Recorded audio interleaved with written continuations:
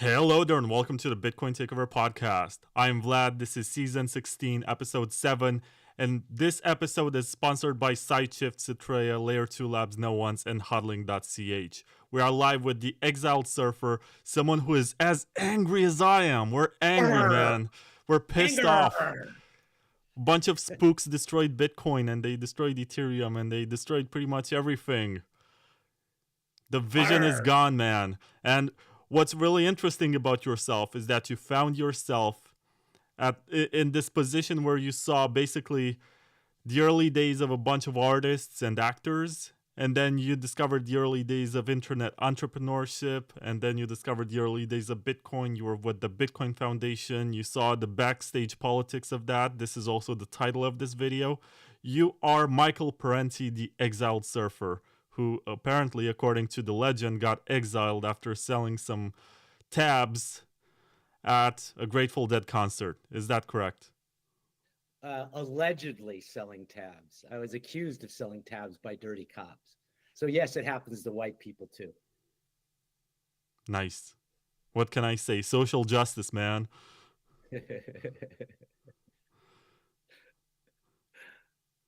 Right. So what should we talk about first? You said you don't want to dive into the Bitcoin Foundation stuff in the beginning. We both agree to a certain degree that this is not going according to expectations. That we're very idealistic about something and it's not really happening. And now we're supposed to cheer and be happy when a bunch of politicians and bankers are talking in our made up lingo. You know, we made our own slang and they're talking in that one too. And they're telling us that we're going to the moon and we're all gonna make it and whatever.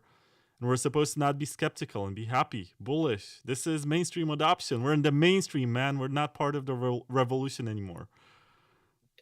Yeah, what is that old Gil Scott Heron rap piece? The revolution will be televised, everything gets co-opted and everything gets burnt down.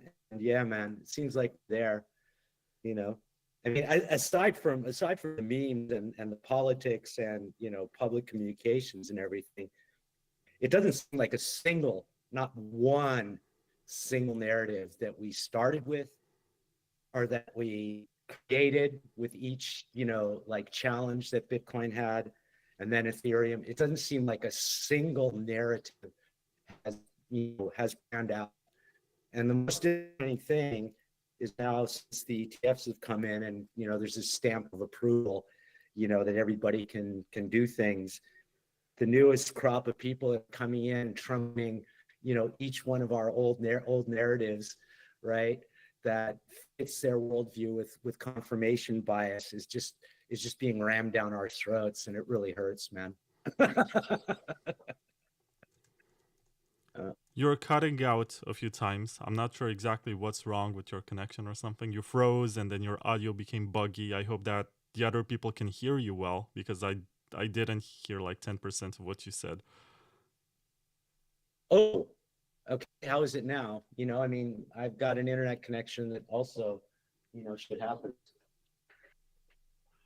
Looks strong. Am I sounding okay now? Am I not cutting out? It's still a bit delayed. So when I look at the video, it's behind what I hear. Yeah. I don't know exactly what's happening. But we're still angry. We're being sabotaged here, We got to go Alex Jones on this shit. We're going to say, yeah, man, it's the deep state. It's the ossifiers who are sabotaging our conversation here because they don't want us to put this out there. They don't want us to talk, right? Yeah, if you only heard 10% of what I said, then no, I heard 90. Again. It's the 10% that I didn't hear. That is actually what they don't want you to hear. Ah, right. Yeah, our own personal spooks are just like, those big black blocks that you see on redacted Freedom of Information documents. Just imagine that across your video screen right now, or at least on your audio. Yeah, we're getting redacted in real time. There's an AI agent bot that's linked to a blockchain and of drones, and it's like in real time, just that second before you can get the real information, the real dope, It's already out there, just like chopping our words so that you get the massaged message that the overlords of BlackRock want you to hear. You better listen to this, Michael Fink, because we ain't saying it twice. Yeah, so I mean, your rants recently are so spot on. I can do without the caps lock, but I get it, you know. But No, but I this mean, is there's so much fun. And for some reason, the algorithm on Twitter, it's really messed up, you know, because you try to say something in a very non-offensive and thoughtful and well-written way, and you get almost no visibility. But when you go all caps and you leave these tiny spaces there to get people confused, it works. I don't know oh, why. It's the really tiny messed up. spaces. The tiny spaces are part of it, okay? Because I was like wondering what was going on with that. Yeah, that really, you know, put me down a rabbit. He's focusing on the cap blocks, and I was like, but why are there extra spaces in the tweets? Now we've got the answer. Yeah, it's really messed up. I really don't know why you need to do this to get a boost from the algorithm, but it works. So let's start at the top, really, where it is that we are right now, and we'll go backwards, if that's cool with you. And at some point, it'll become clear to people that these things have been baked into Bitcoin politics and, you know, different communities since the beginning. But let's start right now with you know, the price basically being out of. I mean, I could care less about price, but I mean, we all are appreciative when we're, you know, having, you know, deflationary asset to purchase, you know, our dirty fiat to do our daily lives and stuff. But, you know, I mean, the price is just totally outside of the hands of the average person that's been involved with Bitcoin with each successive, you know, group of people that came in. You know, I mean, it's really mind-boggling for me right now that we have, you know, 10x the purchasing of the daily Bitcoin emission going into ETFs in America, right? And we have the most pro-crypto American administration ever, right? Like literally a wet dream for anybody that cares about compliance and docking onto the existing system and whatever.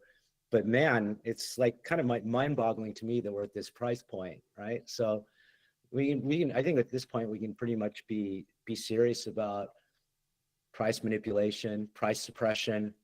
You know, so the big boys are in the room. Wall Street's been doing this for decades and decades, and I would say that, you know, the whole macro narrative and the liquidity, you know, the liquidity of capital and everything, all of these things are contributing to the price being out of the hands of anybody that's talking about it on Twitter or Reddit or any forum or any podcast, right? And nobody knows really what to do about that.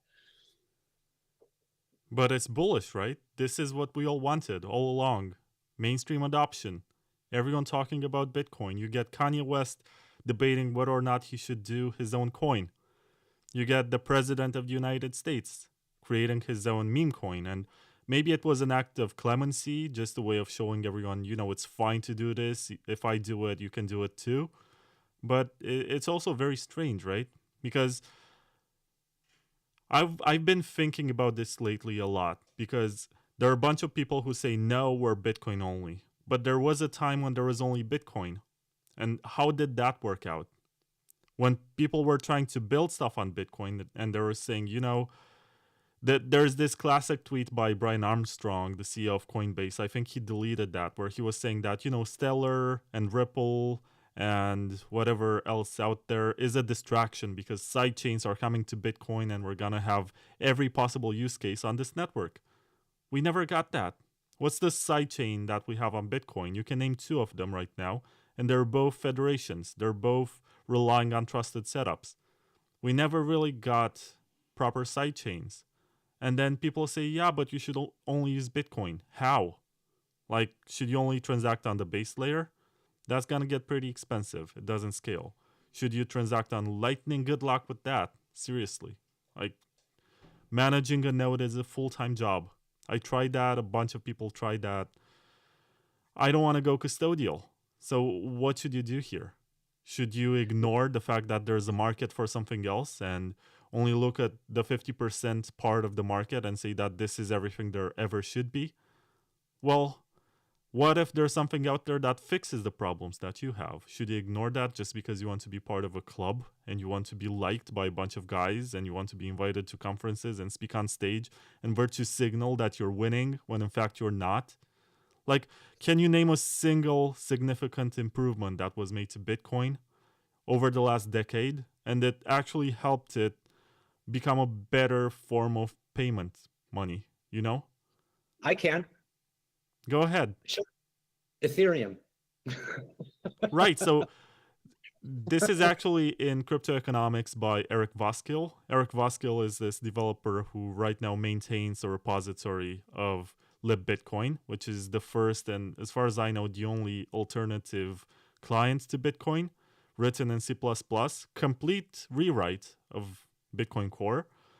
And he believes that every altcoin that uses pretty much the same architecture, but with some changes, some optimizations, is basically a layer for Bitcoin. And in the case, Udi Wertheimer's been making that argument for a long time.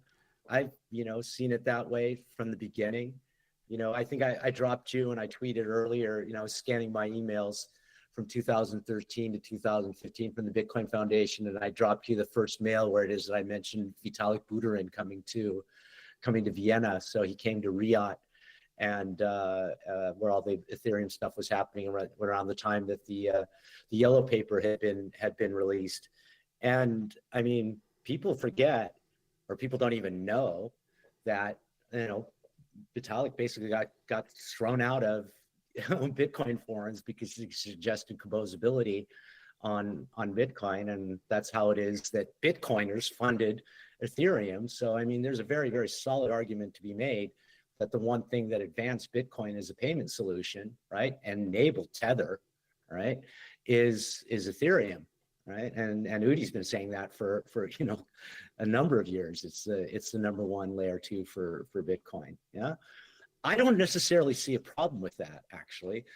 I've always been a fan of move fast and break things. You don't hear that anymore, but that was one of the original Ethereum narratives. Move fast and break things. I was very happy to see that happening on Ethereum, and I was also an earlier believer of the same narrative that all of the Bitcoin layer 2s are making at the moment, is that everything will eventually come back to Bitcoin, right? Which could be true. We could look at Rootstock as a side chain, which took the EVM and ported it. It's been going for 7 or 8 years now, right? But the whole narrative of every L2 at the moment is, expanding the capabilities of Bitcoin, and everybody's talking about, how everything is coming back to Bitcoin. I mean, look at Yago, with what's his Bitcoin OS, right? And look at Build on Bob from Alexei Zamyatin, right? I mean, all of these narratives is we're bringing this stuff back to Bitcoin, and the only thing that I see, is people using Bitcoin capital to be on the other layers and do all of the DeFi things and do their capital movements and gaining more Bitcoin to hodl, and number go up, yoo-hoo, right? But there's not really much you can do on Bitcoin, and to be honest, none of the things that you can do on any of the DeFi platforms or anything that I personally need as an individual. I mean, it's great to play around and have this permissionless casino and to see it all happening in an unregulated sense, in a permissionless sense. I mean, there we've won. Technology is really setting the trend and moving politics. So you can say that that's one of our accomplishments, but there's not really anything that I need. I can't take out a home mortgage. I can't take out a car loan and pay monthly. We have no recurring payments on any platform. I mean, there are a couple things that you can do this with on Ethereum, where you can stream payments by the minute or by the hour or do recurring payments, but everybody's still fucking around with that stuff, but there's not really anything that I need. And I mean, do you remember the websites that were, or no, I guess you came a little bit later, but we had websites where we were listing wherever it is that you could use Bitcoin. It was a big deal, merchant adoption, 2012, 2013, lists of where it is you could pay with Bitcoin. Now we have cards, you have all of your debit cards where you're linked into the fiat system, and you have it with Ethereum, you have it with Bitcoin. But I mean, there we are. We're right at the permissioned thing that everything Bitcoin was supposed to be against, and the KYC and the data and everything. And so that's another one of the early narratives that's turned out to be complete and total bullshit. I mean, people were talking about Bitcoin being secure and private and anonymous, because if you didn't link your public address anywhere, you wouldn't be linked to your account and whatever. And then we went into pseudonymity, right? Because actually things could be unmasked and you can trace IP addresses and whatever. And we had things like Chainalysis pop up and everything. But I mean, that was an early, stupid, naive narrative, right? That we were all going to be safe from the government, because, what were the t-shirts that we had at Polis, right? Tax me if you can, right? And the reality is, right, if you want to come back to my story as exiled surfer, this is an interesting point. So when I was working for the Bitcoin Foundation, I was getting paid in Bitcoin, and it's, working for the Bitcoin Foundation has been both a blessing and a curse in my life. It's enabled me to, up until this time, have a free, self-determined and sovereign life financially, because I hold my capital outside of the existing system. Yeah, but the Bitcoin Foundation was a 501c Delaware corporation that was filing, 1040 and 109 forms for us as they were paying us, right? And so in this whole time period that we'll get to later in the show, where Mt. Gox collapsed and Silk Road happened and Charlie Shrem got arrested and had to resign from the Bitcoin Foundation, both of those in a very, very short period of time, Karpelis and Charlie. And that was the early days of when I was at the foundation amongst all of that chaos. Lost my train of thought. Fuck. Where did I want to go with that? Can you remember what the initial sentence was that I started? Shit. It was a long statement, but you started with your days at the Bitcoin Foundation. Yeah. And you said that, tax me if you can. Right. Now I got it. So there's all this talk about, Gavin going to the CIA and, turning over, everything that Bitcoin was doing to the CIA. That's our first early spook, rumor. And when it was actually quite naive, he just was, explaining to the CIA in a very, in an intended way for them not to be going after people because of what happened with Silk Road and all this whole narrative about it's for black money and terrorist financing and everything like that. So, there was, of course, eyes on the Bitcoin Foundation, and as an employee and as an American, I was one of the people that they obviously looked into. And so when my passport was revoked in 2015, it was revoked technically, from an outstanding arrest warrant in Indiana in 1992 from this arrest during a Grateful Dead concert. And I went in to renew my passport, and they're like, "Oh, you have this outstanding arrest warrant. You can have a passport that's good for 1 week for one-way travel to America to answer the crimes, or you can sign this letter and walk out of the embassy in Vienna," which is that I did. And so at some point I requested my FBI file, which every American has the right to do. You have a right to see what it is that the government knows about you. And I found out in my FBI file, aside from all of the stuff with Anonymous and WikiLeaks and all those things and Occupy Wall Street that I was involved with in the early days, so like my whole online record, all of my chats, all of it, everything about what it is that we were doing online was, exposed in my FBI file.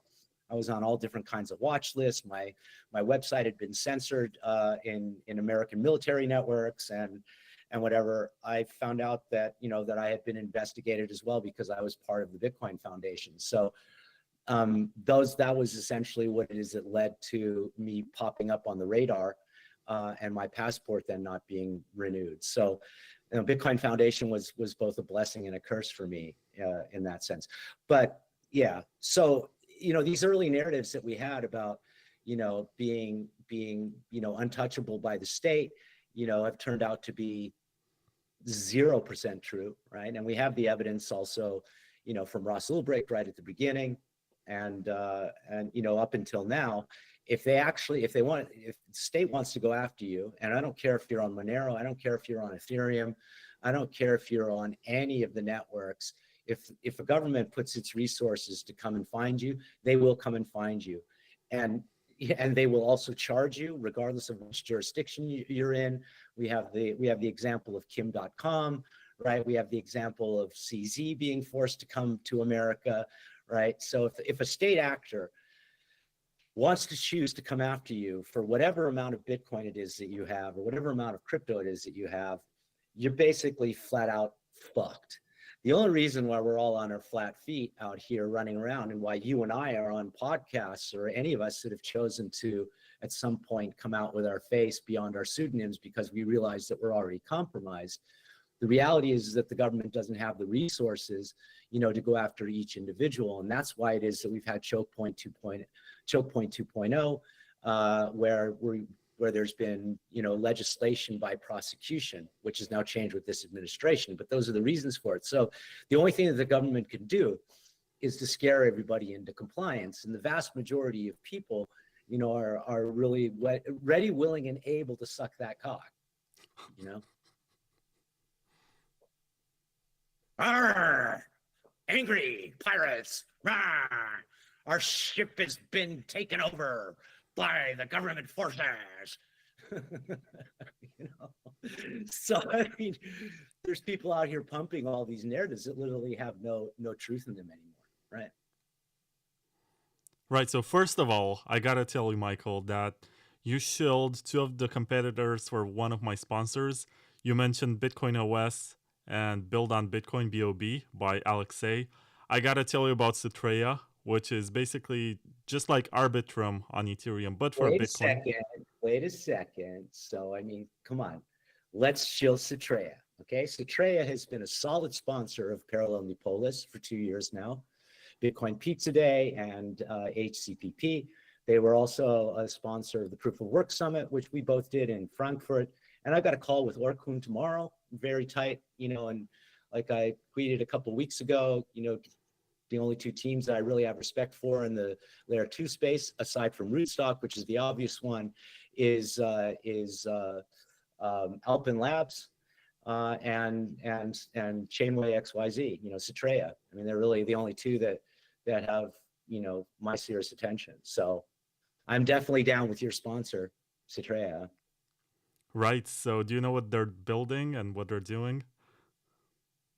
Oh man, it's hard to keep track of all the stuff that they're releasing, but I mean, essentially what we're looking at is, a data availability layer, which, is going to be present there for the time where it is when we get the holy grail of Bitcoin, OpZK, right?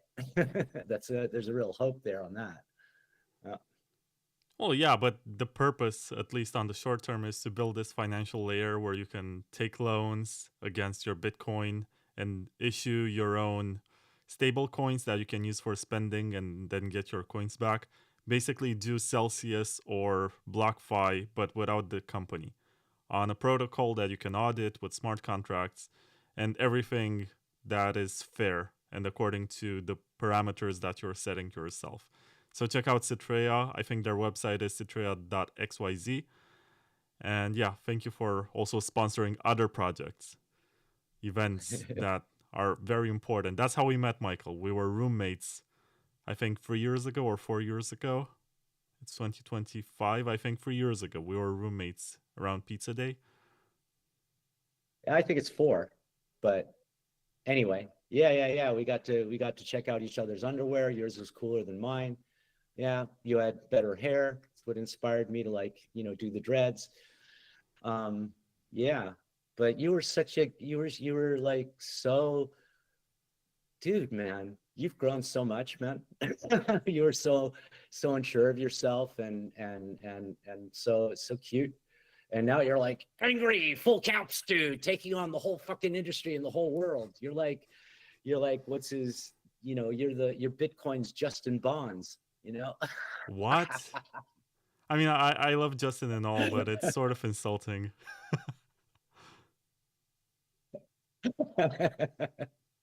Well, we shared a room together, so I can insult you. But yeah, so I mean, I've appreciated your curiosity, and the way it is that you shifted from the early podcast content, over into the developers, and Pizza Day and HCPP were great places for you to get in touch with those people, right? I mean, it brought together a lot of good people back in the day, I found and a bunch really of really them, helped, yes. There are some interviews from seasons 14 and 15 that were recorded in the basement of Paralelni Polis, which I hear nowadays is called Second Culture or something. Yeah, it was a lot of fun to meet all these builders, some of whom I did not even know, because when you spend all day on Twitter, you come across some names, you interact with them, but there are also some people who are too busy writing code to actually have a social media presence. And meeting these people and realizing what they're doing and realizing that they don't want to be fully anonymous and they can do interviews too without covering their faces, except for Callie. I never understood why that guy wants to hide because it's so obvious. Anyway, yeah. No, I mean, it's the same for me. In moderating the conferences, and also doing media for Polis from the basement, I got to meet, all these same people. I mean, there's people that are out there doing shit, right? Like, look at what Kevin Loak has accomplished, right, with Sardine. And I mean, he was an early young guy, and Sirion, and all these young people that showed up just like you at Polis, right? Going, oh, what's this stuff? And like, who are the people and whatever, and being around them got involved with Bitcoin. I mean, Polis, which is now Second Culture, as you mentioned, was one of those great places, and it was also the first place that I got to meet a lot of the early Bitcoiners and a lot of the early Bitcoin core programmers and stuff. And I mean, there was a lot of things that came out of Prague, Trezor and Slush Pool, which is now Brains, right? And those people were core contributors and core supporters of Polis, and that's where it is that we met, and that's where the early Bitcoin core programmers and other people that were involved in this revolution that's been hijacked were coming. So it was a great place. You mentioned something interesting earlier about Ethereum becoming the sidechain for Bitcoin. I can attest to the fact that today, WBTC, which as far as I'm aware has no marketing, nobody's ever bragging about, look at me, I'm using WBTC on Ethereum, I'm so fancy I can join DeFi with my Bitcoin, I can earn yield or whatever. I don't see any of that, but it's orders of magnitude bigger than Lightning and Liquid and all of these. Whenever someone's using them, they have to brag about it. They have to tell everyone. They post on the internet, they post screenshots, they talk about running nodes and stuff like that. I don't see any of these shenanigans with WBTC, but it's much bigger, which makes you wonder. But at the same time, I also believe that Ethereum, after the block size wars, turned out to be the revenge chain. So all of these companies that signed the New York agreement that wanted Bitcoin to do certain stuff, maybe they didn't go to Bitcoin Cash because they realized, okay, it's more of the same. It has some of the same limitations, except that the block space is larger. Let's build this on Ethereum. And it was sort of the place where stuff was happening to spite Bitcoin Core developers and especially Blockstream, because Blockstream has been saying that Ethereum is going to fail for 10 plus years. Maybe not 10 plus, maybe 10 tops, maybe 9. But this is the whole point. No, it would be more like 8. It would be more like 8, actually. Yeah. So, I mean, so 2014, Vitalik was doing the white with the yellow paper, right? And then came the ICO. That was 11 years ago, by the way. Yeah, fuck. Oh, yeah, that's right. Sorry, I can't count. It's an age thing, but at least I got charisma. Yeah, I mean, the whole industry story and industry politics of the block size wars, you know, it's really useful to always revisit that. And when I was scrolling through my emails from those times, you know, so the first crypto conference that I was involved in co-producing was Bitcoin 2014 in Amsterdam. And the year before that was Bitcoin 2013, which was in Los Angeles, right? Bitcoin 2013 was in the States. I think it was in Los Angeles, you know, small, like 600 people. And then Bitcoin 2014, because of the support of the Bitcoin Foundation and all the companies that were established at that time, was the large one. And so the companies that made that possible are the same companies that it is that you see on the, you know, sucking government dick today. And that's Circle, Jeremy Allaire, right? He gave a keynote speech. Blockstream, and BitPay, right? Tony Galippi, you know. Those were, and so the early payment processing for the Bitcoin Foundation was with those, and Coinbase, right? Those are the three. Circle, Coinbase, and BitPay were the earliest ones that we integrated into the payment, into the membership portal of the Bitcoin Foundation. And all those people were at Bitcoin 2014. And I have to say that, I mean, you say, like, if you want to look at it from the classic American entrepreneurial sense, you know, I really fucked up because I had my door into every single one of those companies right at the beginning, because I was right at the center of it. But I'll tell you what, I am not surprised where Circle is at today. I'm not surprised where BitPay is at today. I'm not surprised where Coinbase is at today, because if you met those people and you shook their hands in 2014, you knew exactly where it is that they were going. It was clear. They came from outside of the political and economic libertarianism and anarchism of the early days. They were the first business people that were in at that time, right?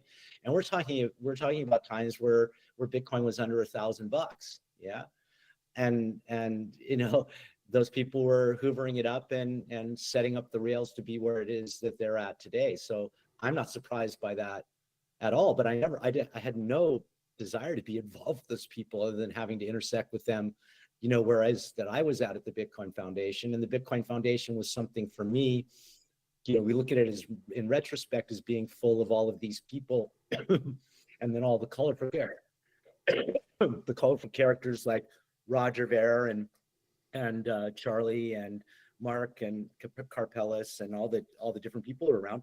It was quite an idealistic thing at the time. I mean, you know, the idea was going to be something like the Linux Foundation, right?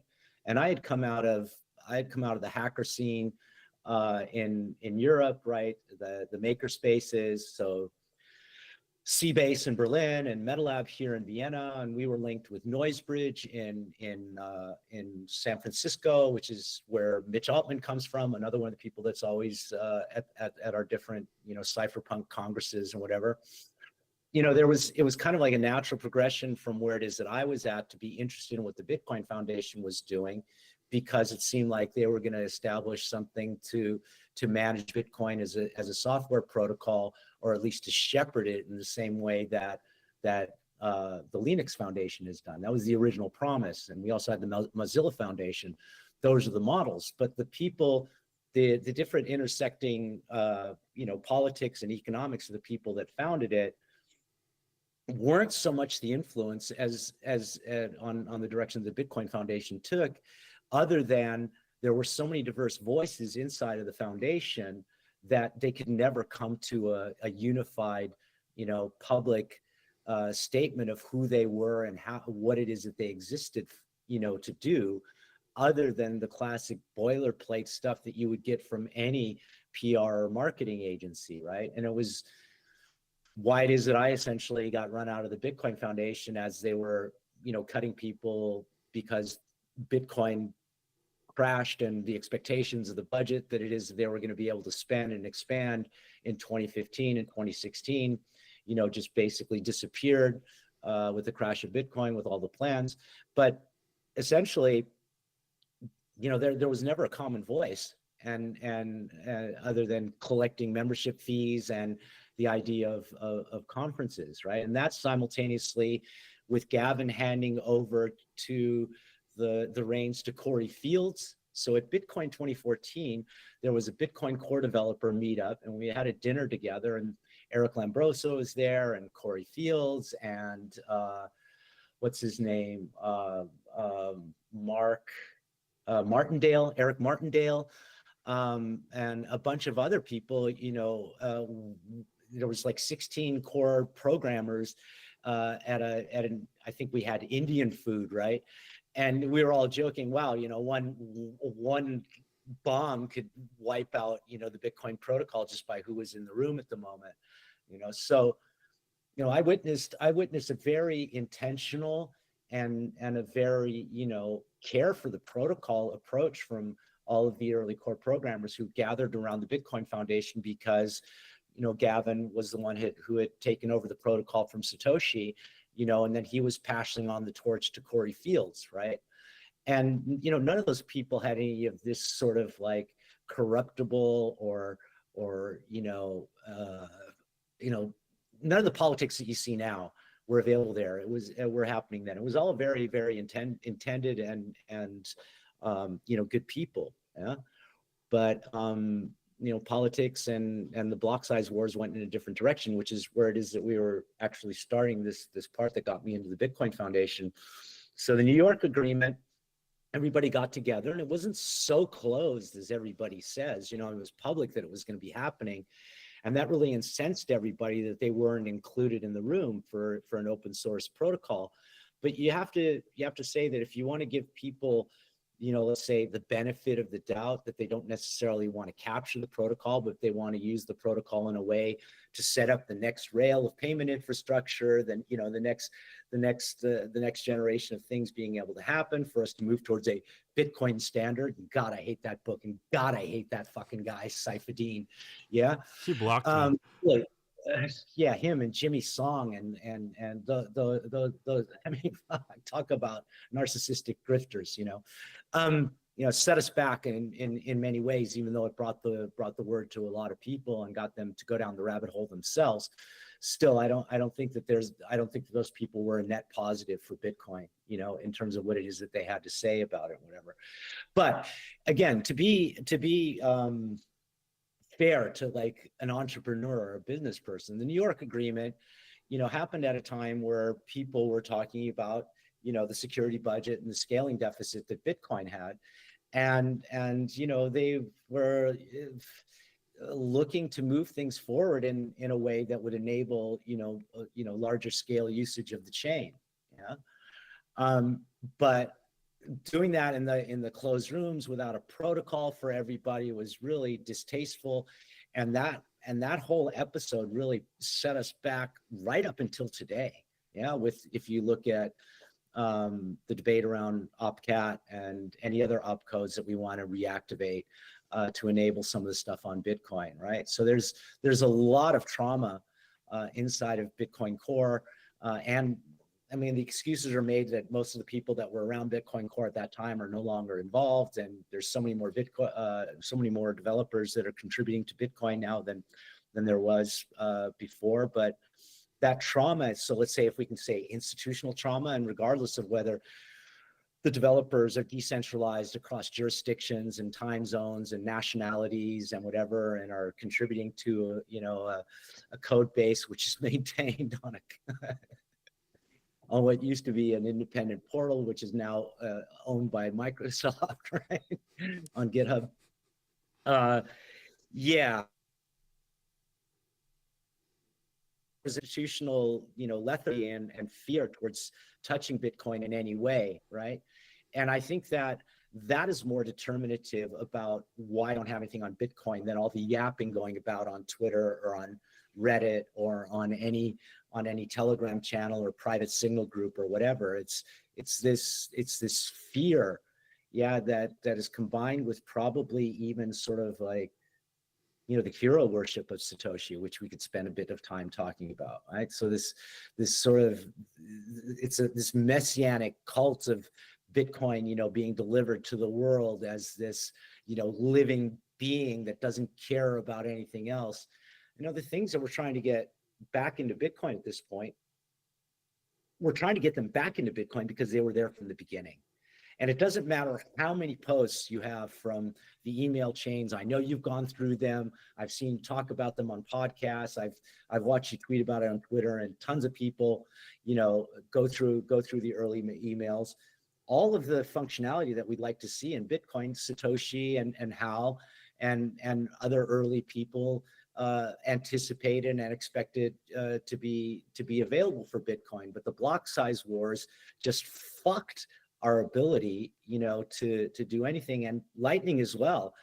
I mean, I remember in 2000, what year did the Lightning white paper come out? Did it come out in 2015? I think so. Or, yeah. Yeah, right. So 2015. we thought at the Bitcoin Foundation, because that was when the fees spiked up, right? So Bitcoin crashed, right? And then the fees went up, and that's why the block size wars and the New York agreement happened.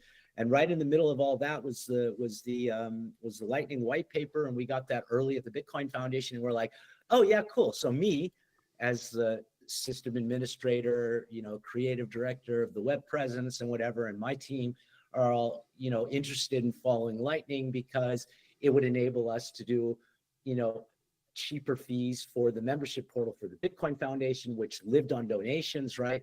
And inside the Bitcoin Foundation and in the forums, not only on the Bitcoin Foundation, but on Bitcoin.org and other places, expected Lightning to be something that was going to be available, in 6 to 18 months. And here we are, 10 years later. And the thing is the biggest clusterfuck you could imagine in terms of payment technology. I literally do not understand how anybody, with any technical sense can support Lightning.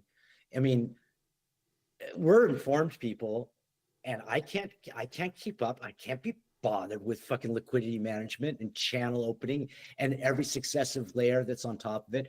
And you mentioned Kale earlier, right? And Fedimint and Cashew.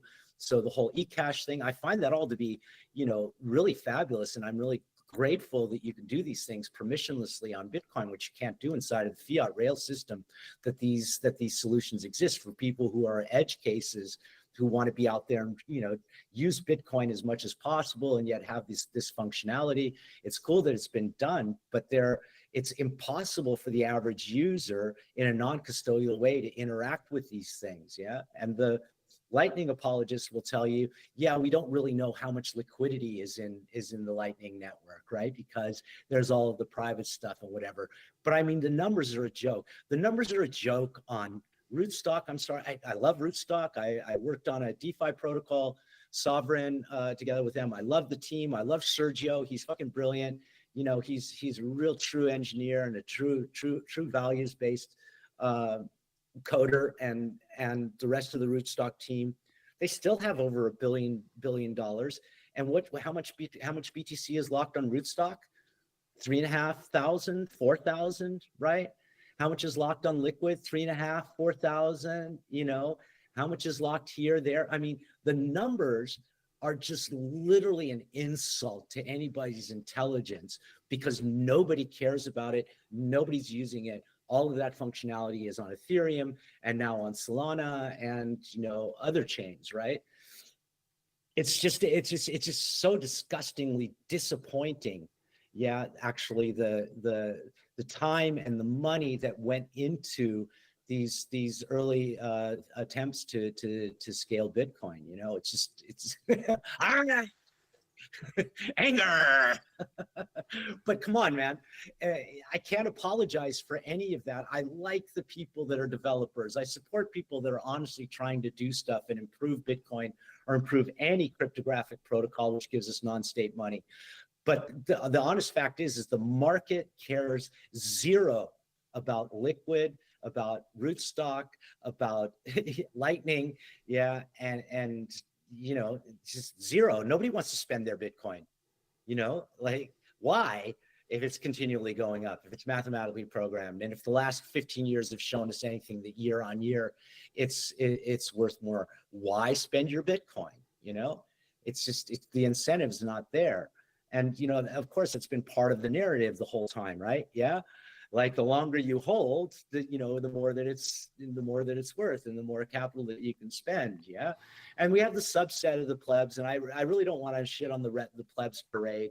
The people that are doing beer taps, and people that are doing Bitcoin Beach, and educators and advocates like Anita Posh and others that are out in countries all over the world showing people how it is that they can have access to to non-state transactions, cross borders without KYC and everything. That exists for them in their countries. It doesn't exist for us in the West.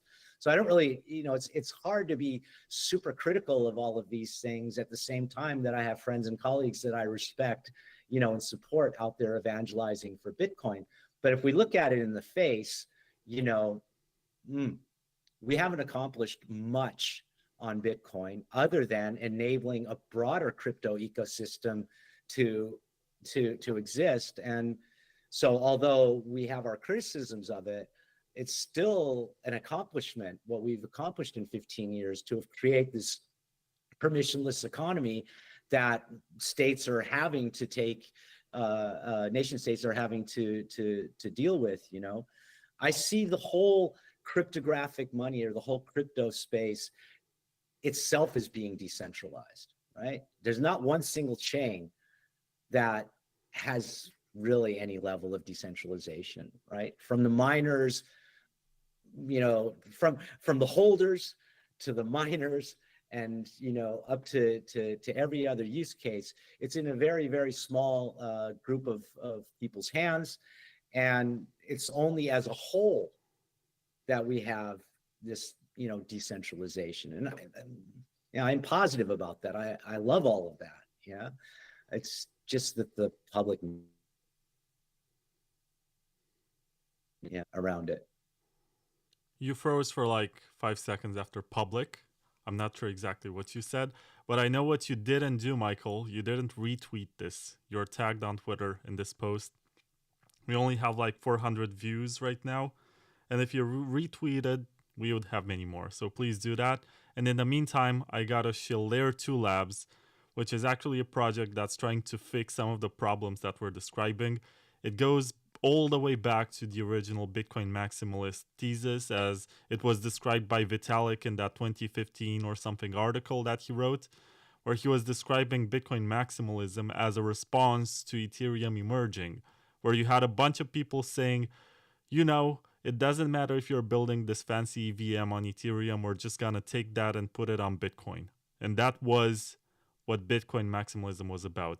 Of course, the idea was naive. Of course, it doesn't scale. But what if it doesn't need you to scale Bitcoin? What if all it takes is a soft fork that enables you to have a myriad sidechains where you can put everything? You can have Ethereum sidechain, you can have Zcash sidechain for privacy, you can have a big block sidechain for whoever wants to validate that for fast payments and scalability. And you can also prune that every 6 months. You don't have to store all the information. And all it takes is one soft fork described by BIP300. These sidechains would be secured by miners. And there's an entire conversation to be had here that miners can potentially steal. You can also argue that, of course, it's like a farmer setting fire to his crops and getting insurance money. It only works once and then nobody wants to work with them ever. And there's also the cautious argument that you shouldn't put all of your savings in one sidechain, expecting that everything's gonna be fine. But it's a reputation game. It matters a lot. And I do believe this alternative should exist because the onboarding is exactly as you would do it on Bitcoin or on Solana or on Ethereum or on Zcash or whatever. Whatever tech was built in the altcoin space, it can come back to Bitcoin. It's just that whenever you present this idea to the conference speakers, and you know who I'm talking about, the guys who are headlining conferences like BTC Prague, like Lugano or whatever, they'll just laugh at it. And they'll say, no, you're just turning Bitcoin into a shitcoin. You're bringing shitcoin tech into Bitcoin. But there's always this argument of 99.9% of altcoins being scams, which leaves us with 0.01% of stuff being legit, and that leaves us with like 20 something coins that are legit.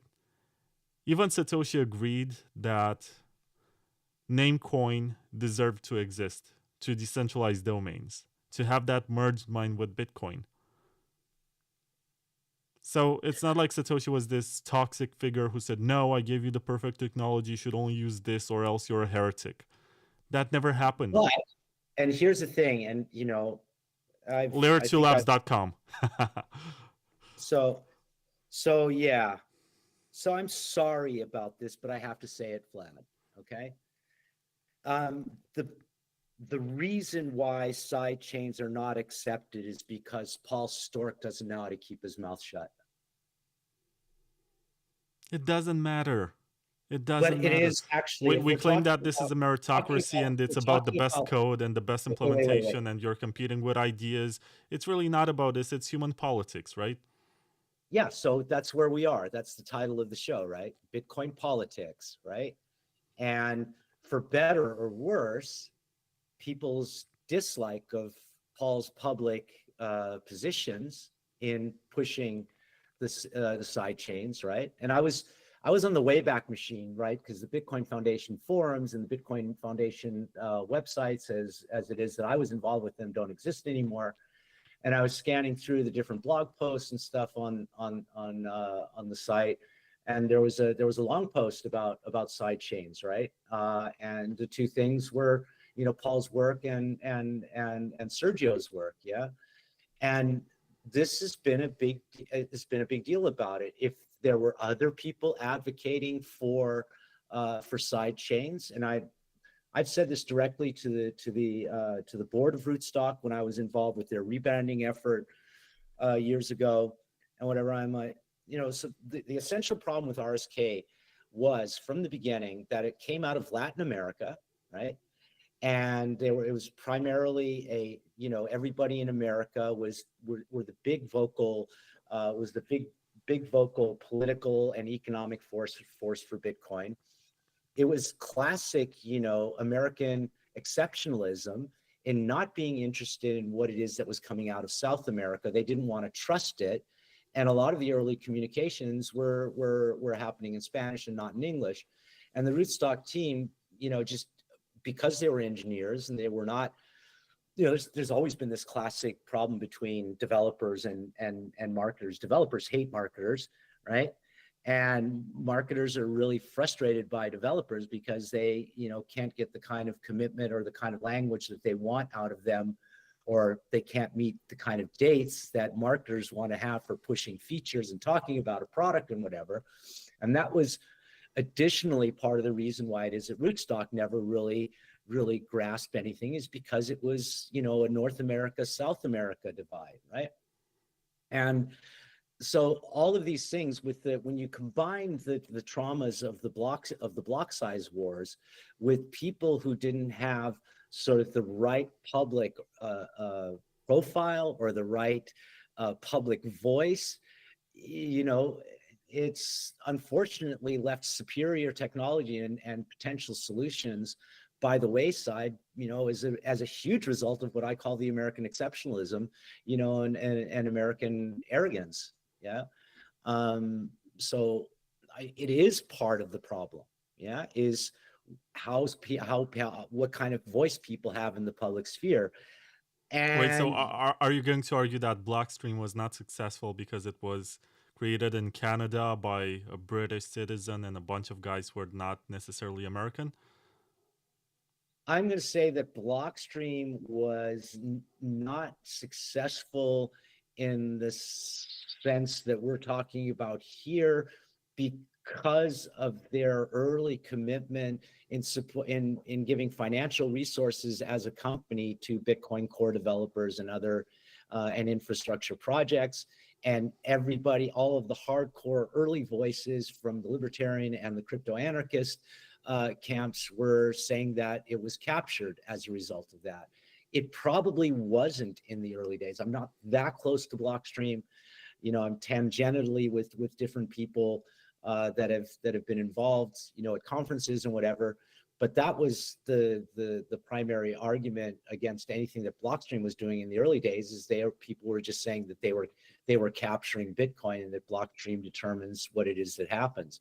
I think now that it's more inertia, so we can come to like, why is it that miners are not running alternative, why is every large mining pool not scrambling to write their own version of Bitcoin, right? Which has the features which would enable them to merge mine side chains and, achieve revenue and bring these things back. Why not? Same fear that Bitcoin Core has. The evangelical, like, this is a holy object that we can't touch, right? And, the largest and most valid proponent for changes to Bitcoin is obviously Jameson Lopp, right? I mean, he's in, in many ways unassailable in his technological knowledge and the arguments that he makes. Yeah. But, there's this fear of touching this holy object, and this holy grail, it's really horrible. And I think that exists both with miners and with Bitcoin Core. I can't figure it out. Do you really have the answer to it? Yeah. I mean, and that's the core of the argument of why it is that side chains and BIPs, that would enable, this additional functionality on Bitcoin is not happening. It's a social issue, not a technical one. We have so many audited and tested solutions that could be added onto Bitcoin, but which can't make it through any sort of social consensus, right? And I don't think that anybody is determining that narrative anymore. Everybody's afraid to do something right now because a change could make number go down right at the point where numbers going up because there's institutional money and governmental support coming in. There's total capture happening. And so I think that both miners and Bitcoin Core developers, again, this is just my own opinion. It's not like I have evidence of this, right? I can't point to the things and say that this is the way it is, but in my, observational experience, it's the fear of killing the golden goose, right at the point where, everybody's expecting a God candle, right? You also have to go back to incentives, right? Because you can argue that side chains, and this was from day one part of the criticism for the concept. There is no incentive. Like, you're going to have the same currency being transacted across multiple chains. What's the incentive for someone to operate this? They're not making any money. It's the same old Bitcoin. But that's also the point, to not create a currency, a token for everything else. Ethereum has been doing the exact opposite, and it seems it worked out pretty well because there are incentives for everyone to get involved. They issue their own token and they want that one to go up. So what did they do? They keep going. They shield their token, they build stuff, and they hope for the best. So there was an ecosystem of developers that got to this point because they had an incentive. In the case of Bitcoin right now, they will say that there's no incentive to improve because the number went up and it kept going up and up and up and up. We're at $100,000 or something. And they will say, why would you change anything when it works just fine? The mempool is empty. You can have actually very inexpensive transactions today. So why would you try to scale?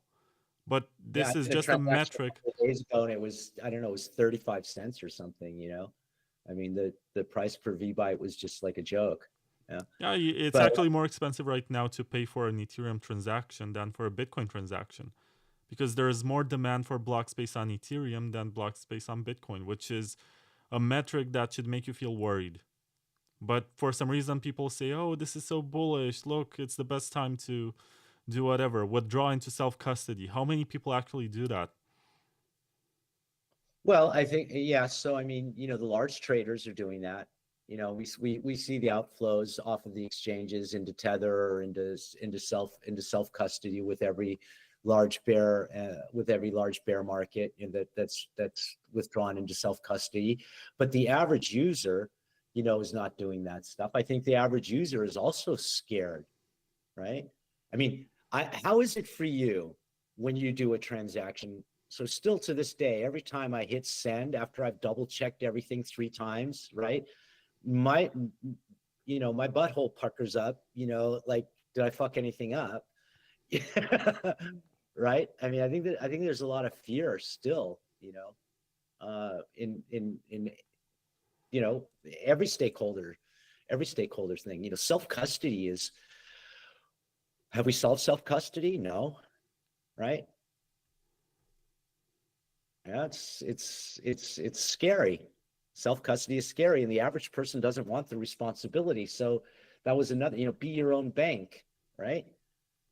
Well, average person doesn't want to be their own bank. And as somebody, but look at these Solana wallets, right? Or whatever they're building with Wallet Connect or social recovery and stuff. They've made self-custody so much easier. It's just that in Bitcoin, we are stuck with the same standards from 10 years ago. And whenever someone came up with a new standard, they just made it more complicated. Like, think of SLIP39 from Satoshi Labs. They created BIP39, and then they also created SLIP39, which is Shamir secret sharing. Or think of Electrum, but that one is actually easy to use if you back up your file. If you back up your wallet on some sort of external storage, you should be fine. At the same time, the UX is horrible. And something that Bitcoin can learn from other chains is user experience, how to onboard people, how to make it look like something exciting. What is the most exciting Bitcoin wallet out there? And you're gonna answer, well, it doesn't have to be exciting because it's digital gold and blah, blah, blah. It does have to make you feel like you're trying something new and it's the future somehow. And yes, if it looks bland and boring, the answer that I'd give to that one would be this. Cake Wallet. Yeah, it's pretty cool. Definitely one of the most interesting, and usable Bitcoin wallets out there, right? And you have Monero, right? And you have access. Once you change the color scheme on Cake Wallet, it's actually pretty cool. But the default purple and pink, I mean, coming from someone who has a pink background, maybe it sounds hypocritical, but for my Bitcoin wallet, I want like bluish and yellow. I don't know. But there are lots of color schemes that you can choose from. And I'm not sponsored by Cake Wallet, so you're not gonna be too much positive to give them too much more. No, they gotta pay for that. But so again, I think that there's a lot of fear. I think there's a lot of fear in all stakeholder groups, whether they're miners, whether they're core programmers, whether they're users, right? I think fear is the biggest reason. Fear of fucking something up. Why it is that we're not moving forward in Bitcoin. And why this is a cool color scheme for Cake Wallet. Orange and black. It's like a dark theme, but with orange on it. It's very nice. But yeah, fear, I agree with that. Are you going to send Seth for privacy? Are you going to send Seth a bill for that extra shill right there for the color? No. I'm going to send him my view key for Monero and my XPub for Bitcoin. Because he has a bunch of nodes that he's running. I think he's collecting some stuff. Maybe I should run my own nodes for Cake Wallet. But that's the beauty of it, right? There's a lot of amazing tech out there, right, to run your own node. Yeah. We have a lot of ways that are getting into more and more people's hands. We also have the whole BitX phenomenon and the Brains personal miner. They're going after the pleb market, right? And the lottery of your energy cost, giving you, potential, block fine. And we've had examples of that happening, right? I think BitX at this point have found more blocks than Luke Datcher's pool, right? What is that? Ocean mining? Yeah, some people running BitXs are also mining with Ocean. But I don't really recommend that because you're better off solo mining with these machines. Yeah, so we have, and then DApp node and there's all these great consumer technology initiatives, that have their small user groups and contribute towards securing the network and contribute toward the decentralization and the permissionlessness of it all, but it's not at any sort of scale. And so I think the big mistake, the big where Satoshi didn't anticipate was GPU mining and ASICs, right? No, he So hasn't. He actually sent out an email to Laszlo telling him, I'm not some sort of socialist or something, but you should turn off those GPUs because I want new users to be able to mine with their processors. And there should not be any difficulty in them to acquire new coins just by keeping their clients running. And Laszlo didn't. He was like, oh, look at this, GPUs go burr. What he did was to... GPUs go burr. I haven't heard that one before. That's great. What he did was to give back some Bitcoins to the community by purchasing that pizza. And I think he did that twice. And he was pretty generous, and I think it was inevitable, Satoshi was very naive. He gets worshipped like a god, but he had some assumptions that are easy to disprove. He also assumed that Bitcoin was going to be private for as long as you offer a new address for every transaction, and that's just good enough.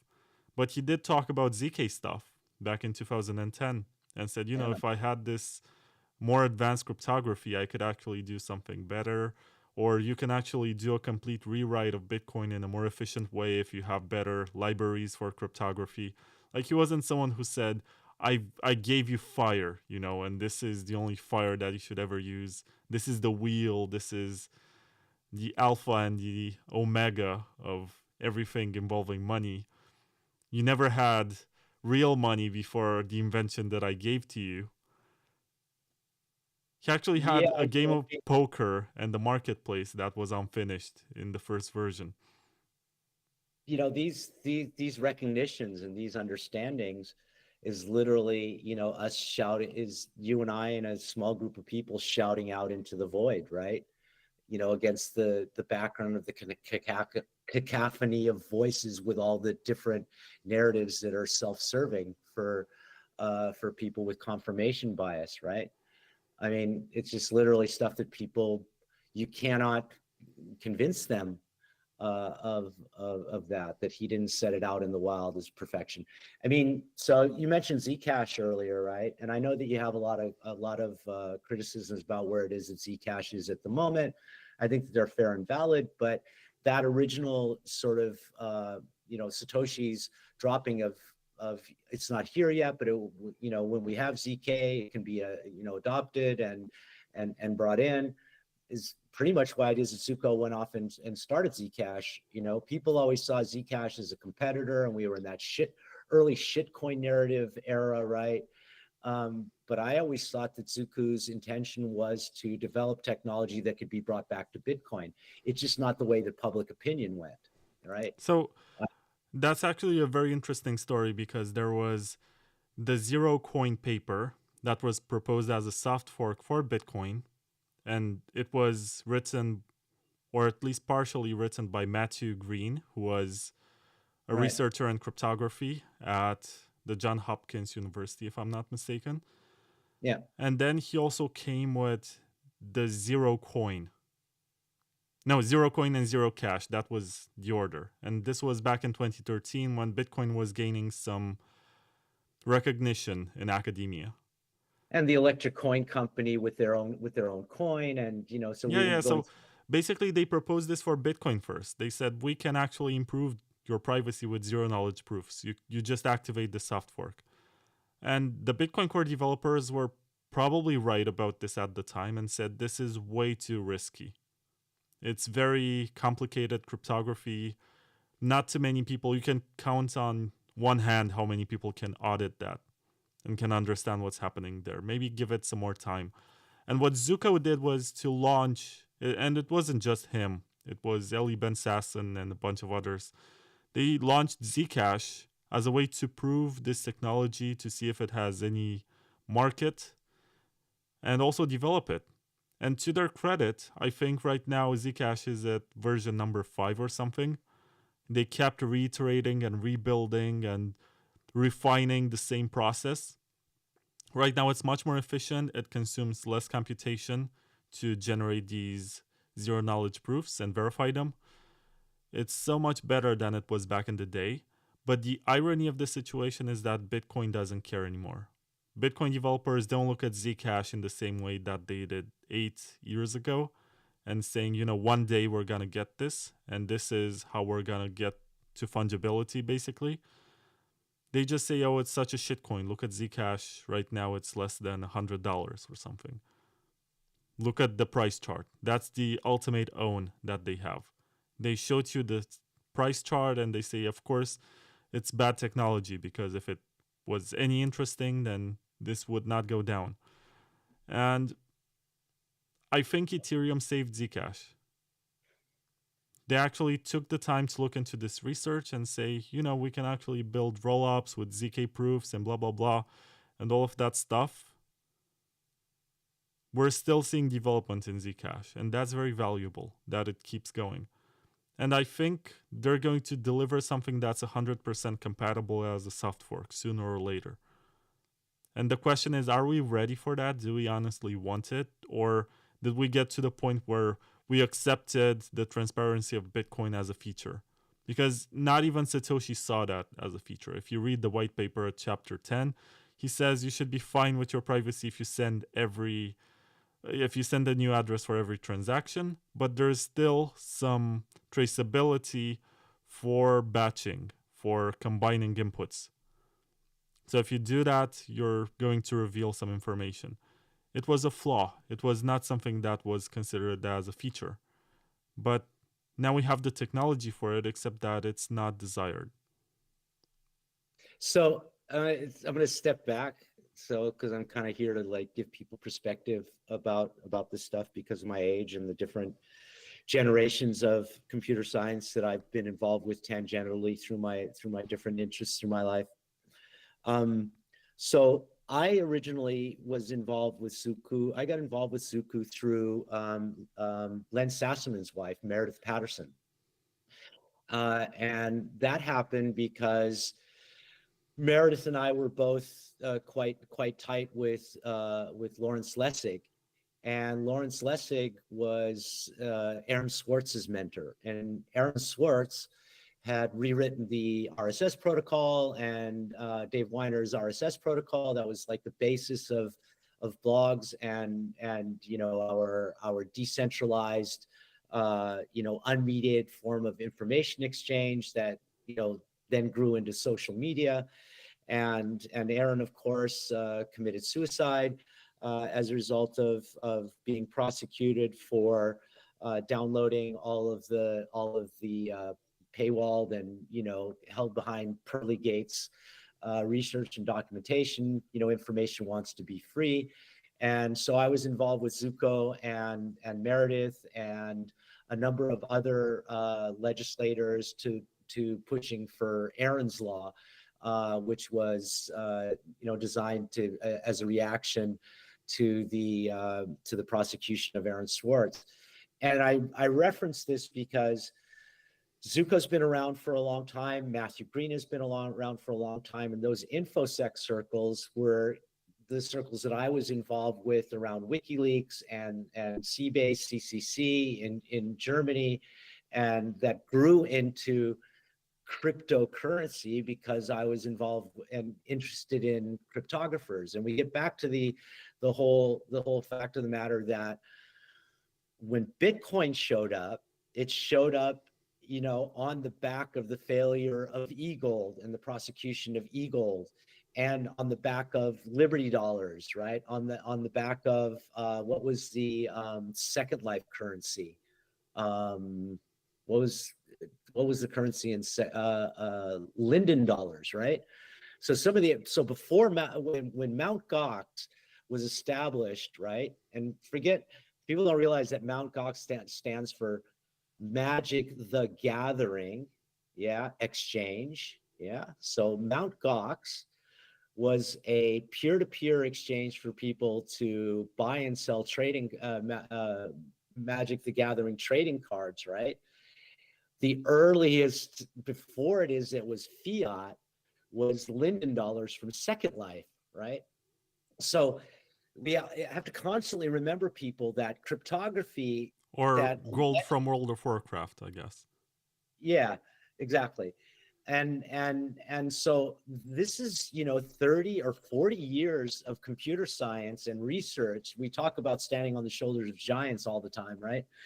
That led to Bitcoin. Bitcoin was a reaction to other systems which had tried and been captured, right? So the idea of decentralized peer-to-peer money, right, came on the back of Ian Griggs' failed Eagled experiment and the prosecution of Liberty Dollars. And it came at a time of putting together the idea of BitTorrents, right? Yeah, so LimeWire, MP3 exchanges with people sharing the folders on their own individual hard drives, a network of people that could not be from a centralized, setting censored. Yeah, these ideas were natural growth that brought us to peer-to-peer money and Bitcoin through this solution of the Byzantine generals problem, right? So the people that have been around from the beginning, including Vitalik, right? I mean, Vitalik was one of the co-founders of Bitcoin Magazine, along with Mihai Ainsley, right? And Mihai even lived in Romania for some time, didn't he? If I wasn't correctly, or somewhere on your side of the world. He is Romanian, and he was. I guess I read something about the first issues of Bitcoin Magazine being printed in Romania. Right. So that's how it is that I discovered Vitalik, yeah, and his blog. And I was following his blog because he was one of the people who was writing for Bitcoin Magazine in the early days, right? And that's how it is that I ended up being the first person that ever tweeted about Ethereum and then minting an NFT of that tweet and selling it for $21,000 to some coked out trader in Dubai. When when the NFT craze was going on, So Vitalik, was a Bitcoiner, right? And he is. Zuko and I can argue that he's a much better Bitcoin maximalist than Jimmy Song. Yeah, nobody wants to hear that argument, though, right? Vitalik doesn't have a cowboy hat and doesn't go on, on cheesy cruises, Doesn't eat only steaks and write books called Thank God for Bitcoin. So anyway, so the people, the early people that were involved with Bitcoin were involved with many other aspects of computer science and cryptography, and Bitcoin was built on all of these various ideas, and Satoshi, plugged and played with concepts and code bases that existed in computer science and it had been, postulated, for decades. Yeah. And so the vast amount of the debate that it is that we're having now about the technical features of Bitcoin is being held by people who have no idea, who are not computer scientists or computer programmers, but are tweeters and Redditors and Telegrammers and Signalers and whatever. And we've lost the core group of people around Bitcoin technology because of this toxic environment, right? And also because of the threat of persecution. Let's also not forget, how toxic fake Toshi has been to all of this process. I mean, Vladimir, pulled out, right? As that, and I was like, and again, I go back to my emails and I saw, on the one that I mentioned where Gavin was talking about turning over to Corey Fields, and that was a thread on internal emails in the Bitcoin Foundation because we had to set up permissions for GitHub and for other repos and different things that people needed to have access to. I remember when Vladimir showed up as well, right? Because he was also not Vanderland, right? Yeah, the former maintainer and probably the longest maintainer of Bitcoin Core. Exactly. Yeah. So I guess he took over after Corey, or was there somebody between Corey and him? I think that Corey had a very, very short tenure as a maintainer. But yeah, so fake Toshi as well, and the prosecution, and also so the unclear legislative status of Bitcoin has also contributed to, traditional computer scientists and cryptographers, staying away from the code base. And then all those people went to Ethereum, right? And there was an incentive and a reward system with capital formation. I mean, that's what it is. Even though capital formation enabling Ethereum to happened on Bitcoin, that was Ethereum's first killer use case, was ICOs and capital formation, right? And that's what a lot of the Bitcoin layer twos are hoping to, to leverage moving forward is capital formation. But we've had such an unclear legislative and jurisdictional, security, that a vast majority of very, very talented and people have just have kept themselves away from Bitcoin. And then when you add the toxicity on top of it, right, and then fake Toshi, going after core, right? That, I mean, to be fair to people, there's a good reason why it is that a lot of computer scientists stay away from the Bitcoin code base. Or would you disagree with that? Or No, I think mostly people get turned away by the excessive conservatism, which has, of course, you're going to argue that a decentralized project has no centralizing concept. But at the same time, there is no plan to improve on existing issues. And every time someone comes up with a solution, it gets stalled and they say, yeah, maybe it's not good enough.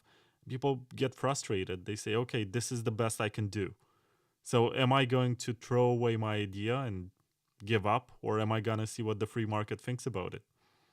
And I guess do it on this happens a Ethereum. lot. I can do it on, Cardano. I can do it Litecoin. on I can do it on Litecoin. Yeah, there's a topic that we haven't touched, right?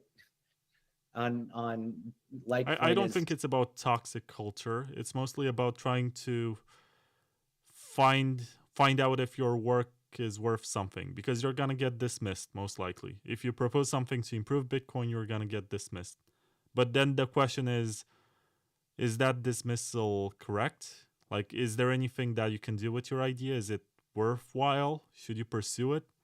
There's only one way to find out, and there's this other side of the spectrum where people throw money at you and they tell you you're smart and they encourage you to keep going. So you got to be masochistic to a degree if you want to push upgrades to Bitcoin.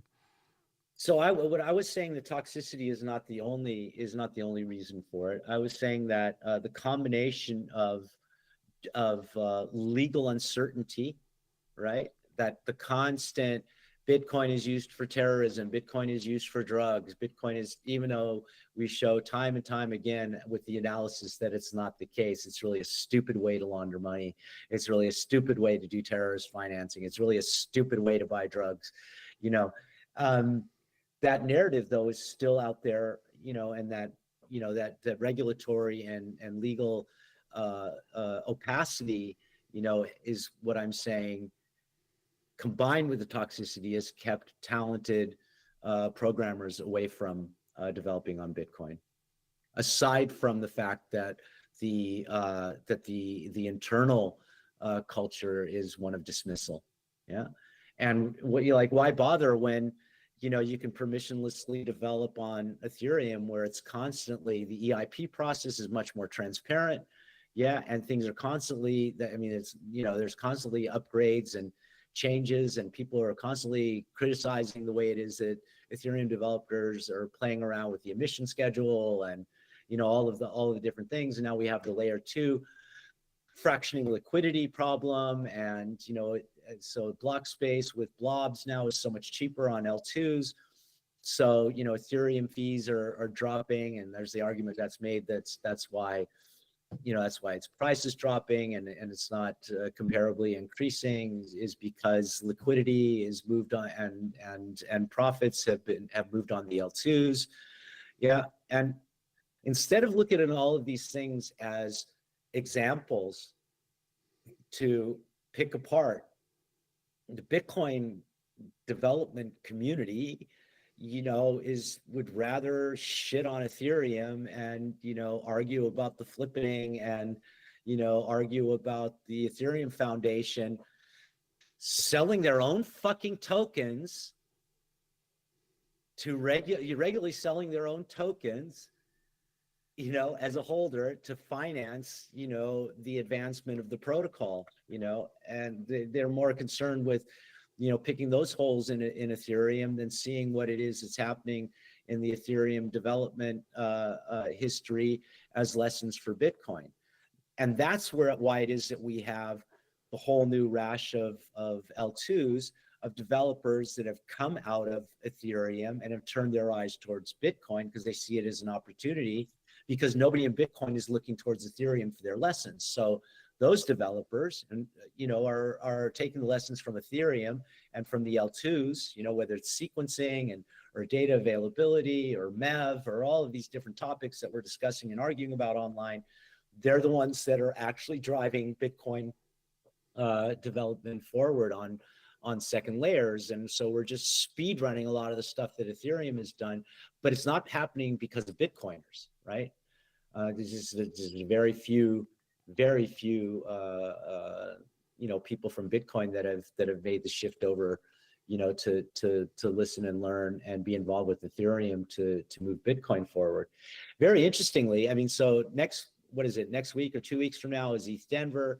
And last year, Bitcoin basically owned ETH Denver. And ETH Denver was the seminal, biggest Ethereum conference in America. Once it is that Consensus was no longer putting their backbone and their money into the network, into the Ethereum network, is ETH Denver. And last year, Bitcoin owned ETH Denver. And it's happening again this year. And, Janusz and Red Velvet from Bitcoin Layers, big shout out to those guys, for bringing some sort of clarity and sanity to the technical discussion around development in Bitcoin. Man, I can't thank them enough for giving us the language and the standards to hold people to.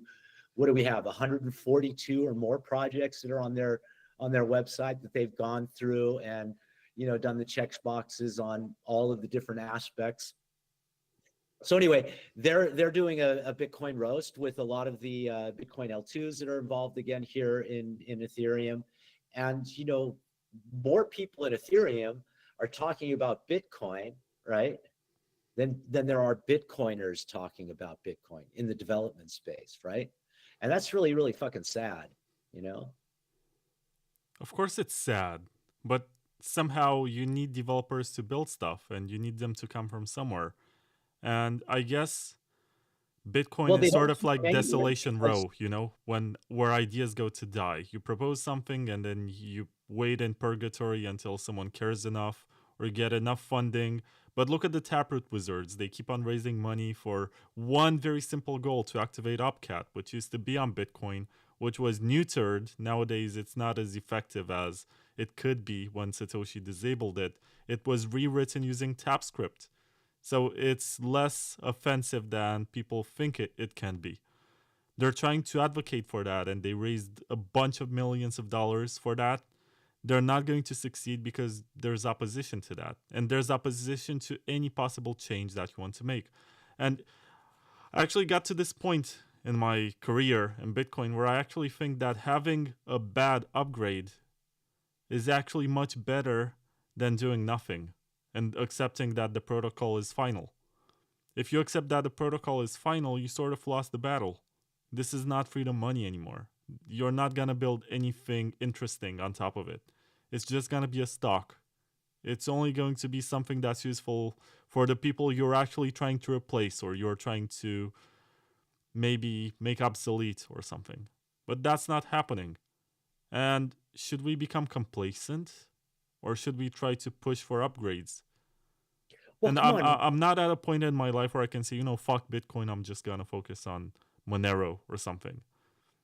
So, I mean, the people that you and I know, the people that you and I are involved with across different ecosystems, whether it's Monero or Ethereum Classic or Ethereum or Dogecoin or Xano or Zcash and all of these things, and the type of developers and conferences that you and I both attend, I would not say that we're complacent. I just think that we're the minority. We are the minority. But the majority of users don't care. The majority of users is actually on exchanges. And that's the painful part. That's the ugly truth that nobody wants to talk about. These guys don't care about decentralization. They don't care about features or protocols. If they want something, they're going to write an email to Binance and ask them, hey, can you please provide this to me? And they might. But they do. Something that I want to plug at this point, because it's been 1 hour 30 minutes into our episode, Sideshift. I'm gonna go to the toilet while you plug, okay? Nice. Sideshift is the kind of business that under a Bitcoin standard that actually worked, where we had scaling, where we had layers, where we had everything working. This would not exist. But you know what's happening? I think last week they had their best week ever. They made so much money. And right now they have a lot of liquidity for swaps. They have a lot of coins that they're listing. So next time someone offers you to get the Trump token or send you some meme coin or whatever, just see if it's listed on Sideshift and then swap that for Bitcoin. Honestly, that's real financial advice. Swap whatever people give to you for free for more Bitcoin and use Sideshift. The fees are low and most likely they're going to support those stupid tokens. Tokens. So check out sideshift.ai for that. Or if someone pays you in stable coins, don't hold on to your stable coins during a bull market. Just swap that for free market money. And there's also No One's. No One's was built by Ray Youssef after he became disillusioned with this whole political stuff that was happening with his former business, Paxful. And what he built now is something which is a peer-to-peer marketplace for the global south that's built on top of technology which he sort of funded to happen. It's using CivKit, which was built on top of Nostr. It's a peer-to-peer technology. You can find it today on noons.com, where you can sell gift cards or you can sell all sorts of digital items or digital assets that can be redeemed to someone in the global south to help support their economy. And you can actually make a business out of it. You can start your own micro marketplace.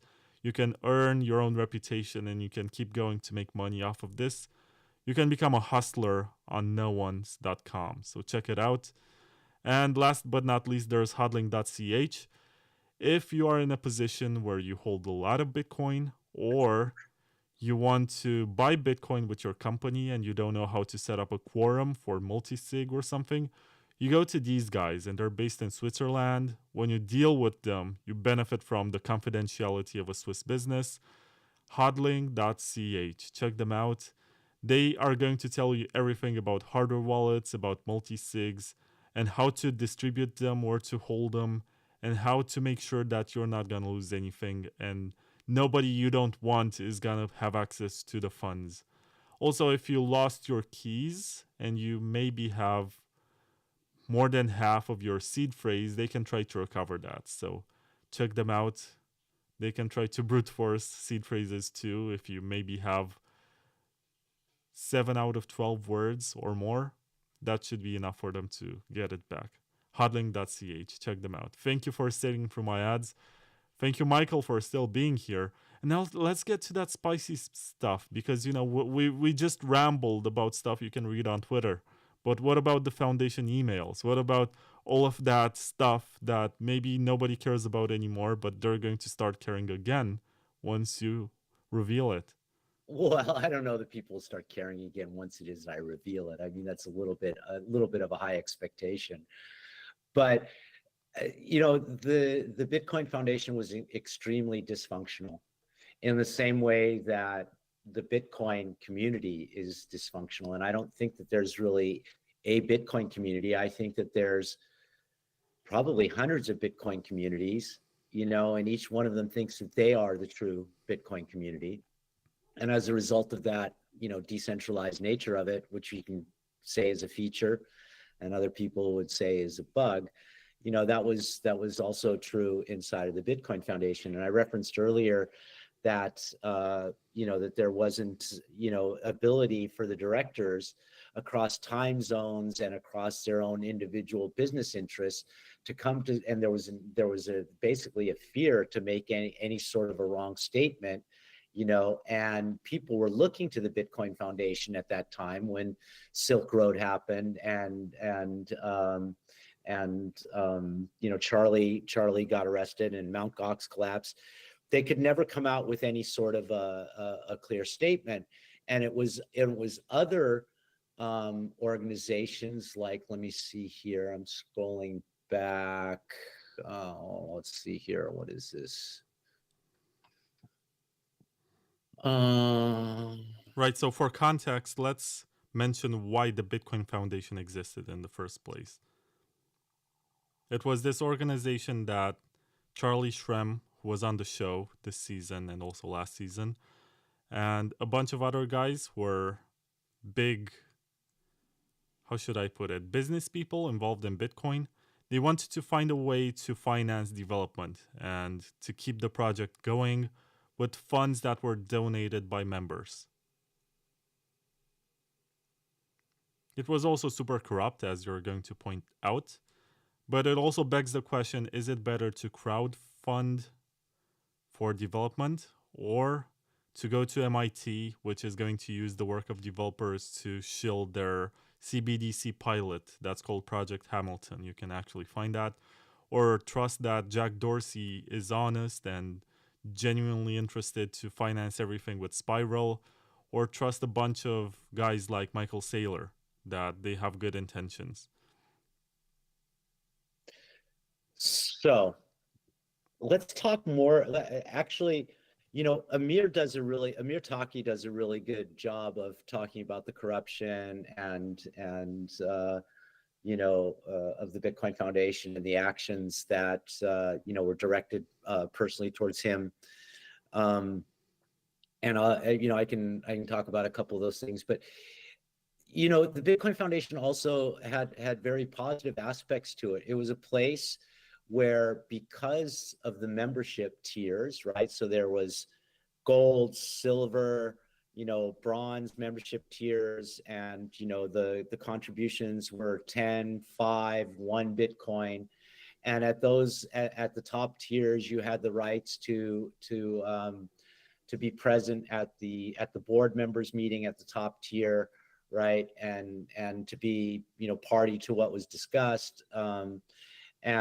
But what it gave was an imprimatur of credibility for businesses that were trying to establish themselves in the space. And I want to make the argument that you do want to have businesses and companies created and established on Bitcoin to serve people. And so with the membership, with the Bitcoin Foundation membership for institutions, it provided a place that companies could point to, as their cred, right? So we're part of an industry group. Yeah, this is how the world works, right? You have sovereign and national business associations which do this type of work, and credibility is. And I'm not talking about like KYC and compliance at all. I'm just talking about the acceptability of a non-state version of peer-to-peer money. All of the fledgling businesses needed to have things to point to towards credibility to get a banking relationship, right? To be taken seriously by potential business partners in the wider ecosystem and in the traditional ecosystem. And so the Bitcoin Foundation was, serving those people, right, and those companies that were attempting to bring Bitcoin forward, and also the early Bitcoin whales, right? So you could be sponsor as an individual, and if you saw this as being a good thing and you believed in the FOSS, free open source software movement, this was a positive thing. So to say that the Bitcoin Foundation was purely corrupt, with people representing only their business interests is a little bit unfair, although that aspect of it existed inside of the Bitcoin Foundation. So the Bitcoin Foundation also provided, a forum where all these things were discussed. And as I was scanning through the emails to talk about some of the dirt, one of the big arguments was, at some point, somebody realized that the Bitcoin Foundation forum was read and write access for anybody, and all of the members had expected that that it was read only for non-members and only read write for paying members. And so a lot of people were very upset about that.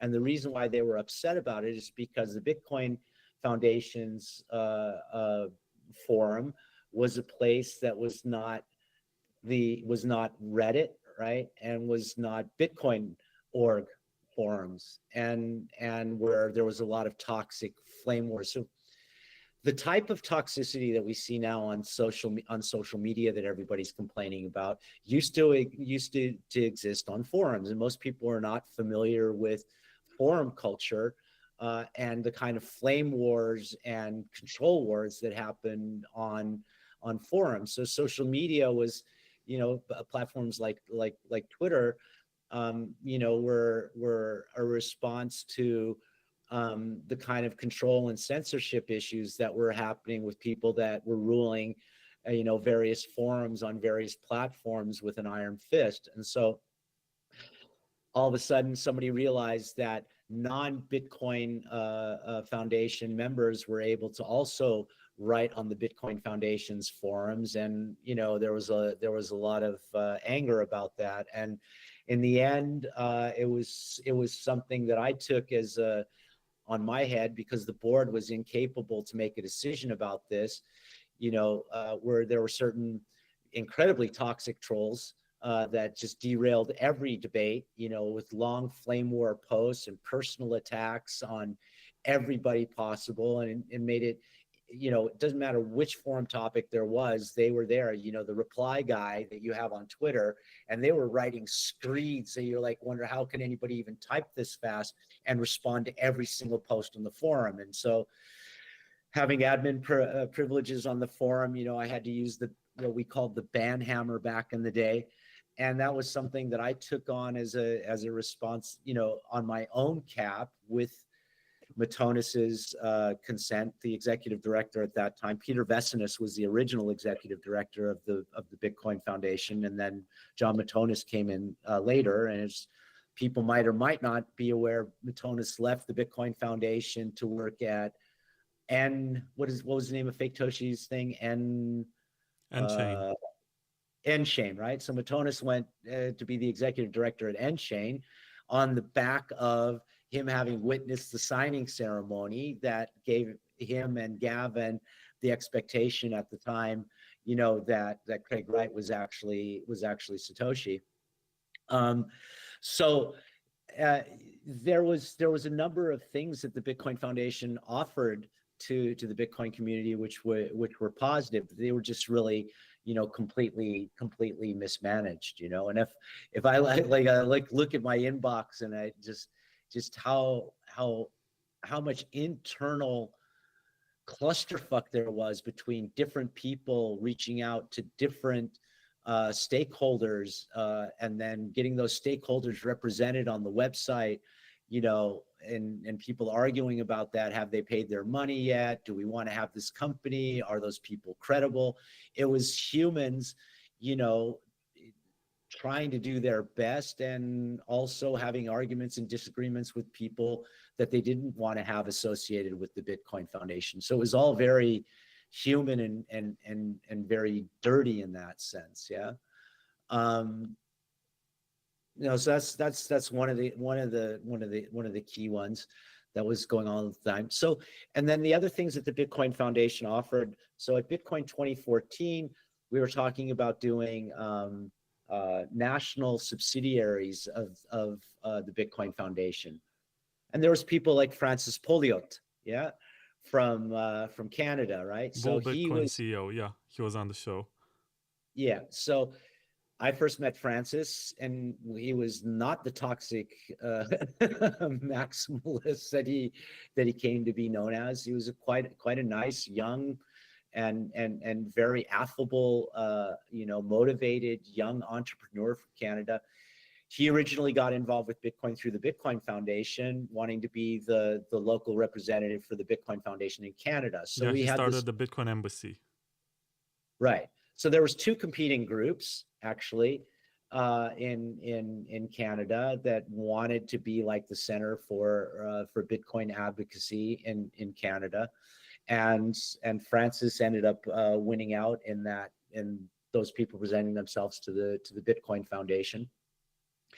And there's a guy named Mark Woods who who I have a huge amount of respect for, who was brought on right prior to Bitcoin 2014 to be head of the affiliate program. And so there was going to be Bitcoin Foundation Mexico, there was going to be Bitcoin Foundation Canada, and then Jörg Platzer, who had Room 77 in Berlin, which is the first place that I ever spent Bitcoin that I had earned from the Bitcoin Foundation. I bought a whiskey for Smari McCarthy, who was the co-founder of the Pirate Party in Iceland. And I had met Smari through WikiLeaks, because Smari was one of the original people in WikiLeaks and the Pirate Party in Austria. So I had all of those like connections, and that's what led me to buy him a whiskey in Room 77. Anyway, so Jörg Platzer was the head of the Bitcoin Verband, which was the group of computer people that grew out of CCC that were advising the German government about Bitcoin. So there was going to be, you know, Bitcoin Foundation Germany, Bitcoin Foundation Mexico. What was the guy's name that was the head of Zappo? Wences Casares? Yeah, Wences Casares. So he was at Bitcoin 2014. And so all of these different young people that wanted to establish and get credibility to advocate for Bitcoin in their local countries.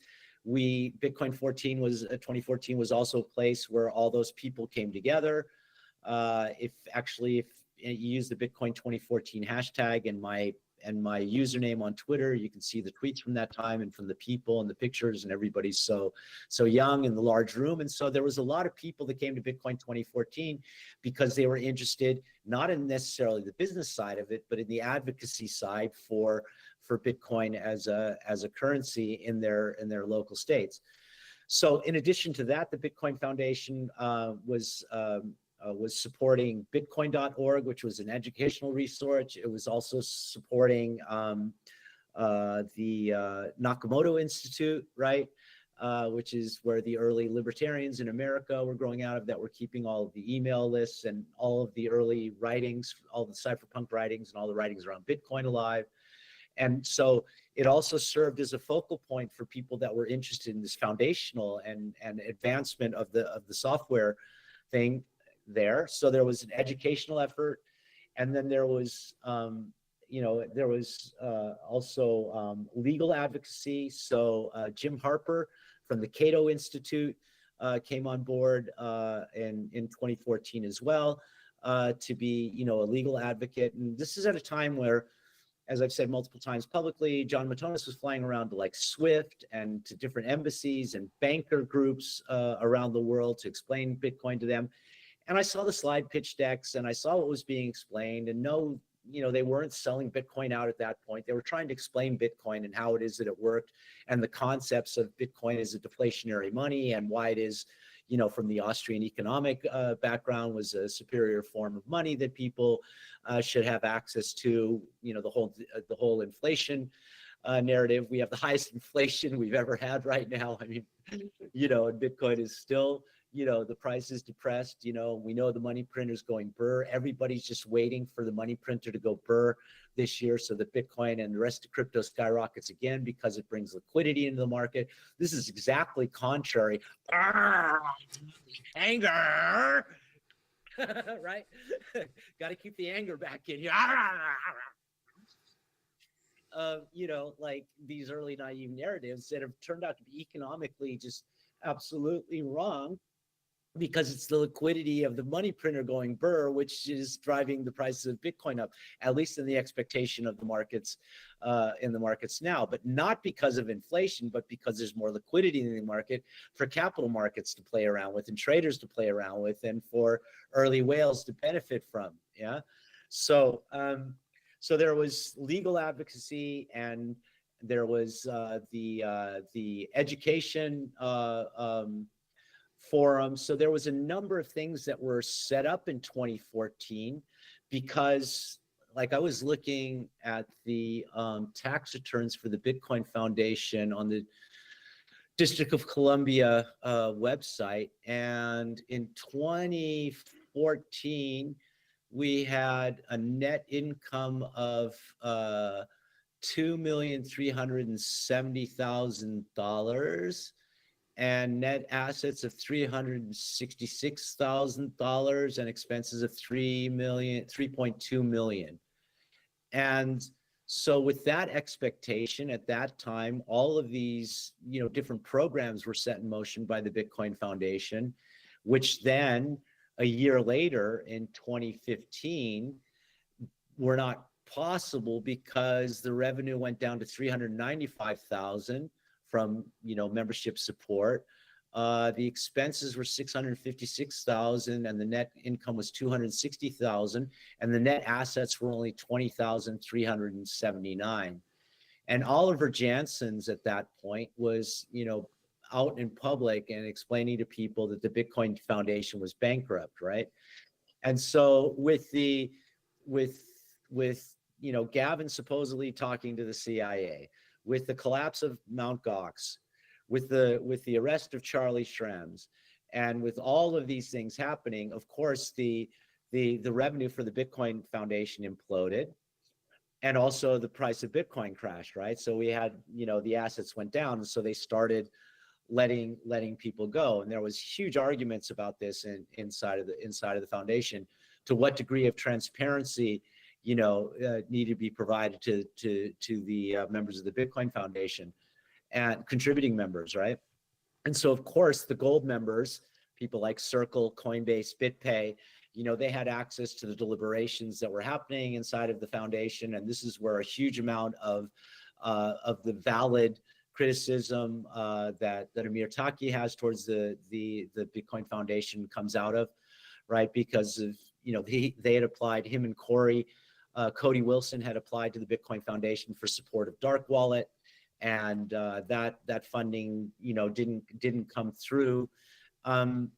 Anyway, so there was all of this stuff that was happening around the Bitcoin Foundation, which they were unable to communicate effectively in a public way.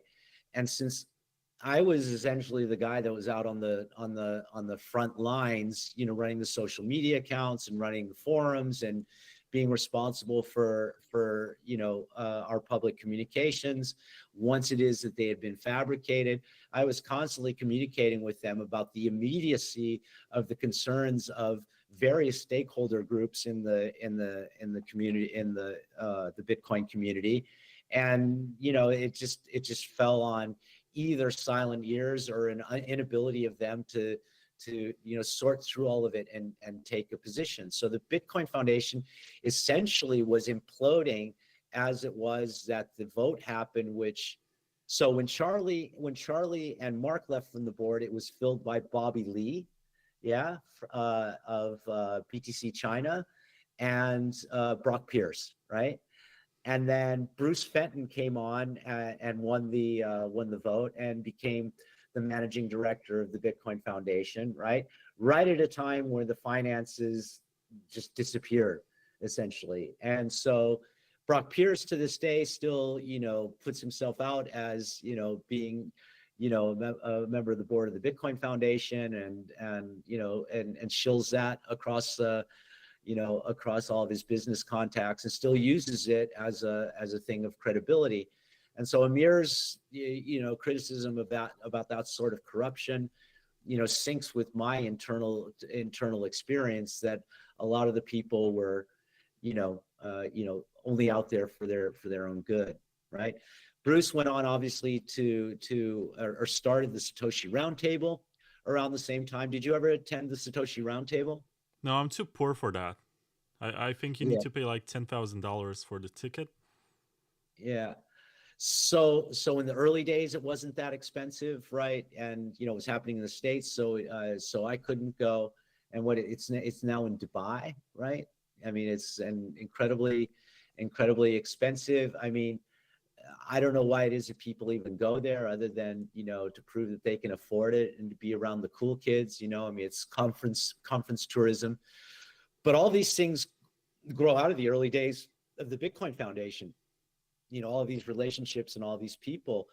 Well, everybody that's at the top of the food chain in the crypto economy at this point were somehow and at some point involved with the Bitcoin Foundation in the early days, and used that association with a public foundation, nonprofit corporation, you know, to get some of their credibility. Yeah. So, you know, I was involved in that very naively, and, you know, thought I was doing good things. It took me a long time to actually come around to Amir's point of view about the Bitcoin Foundation and my role in it. Yeah. I mean, it really took him, you know, tearing me apart, you know, both directly and indirectly in conferences that we both attended, or, you know, in our conversations, to come around to his point of view. Yeah.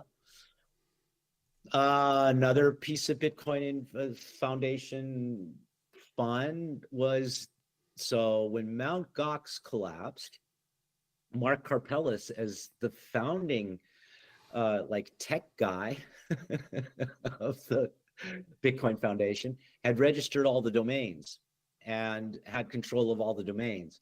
And so when Mt. Gox collapsed, it happened simultaneously with us, you know, planning this whole organizatorial expansion of the Bitcoin Foundation into national chapters, which involved us, you know, needing to have subdomains for email addresses, subdomains for branded and localized content for the Bitcoin Foundation. And the Bitcoin Foundation at that time was running on Google.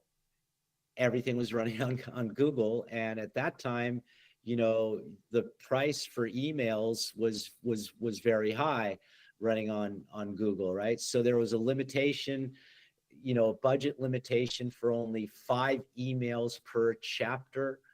And Mark Karpelès had registered everything on Namecheap. So all of the organization's, you know, various properties.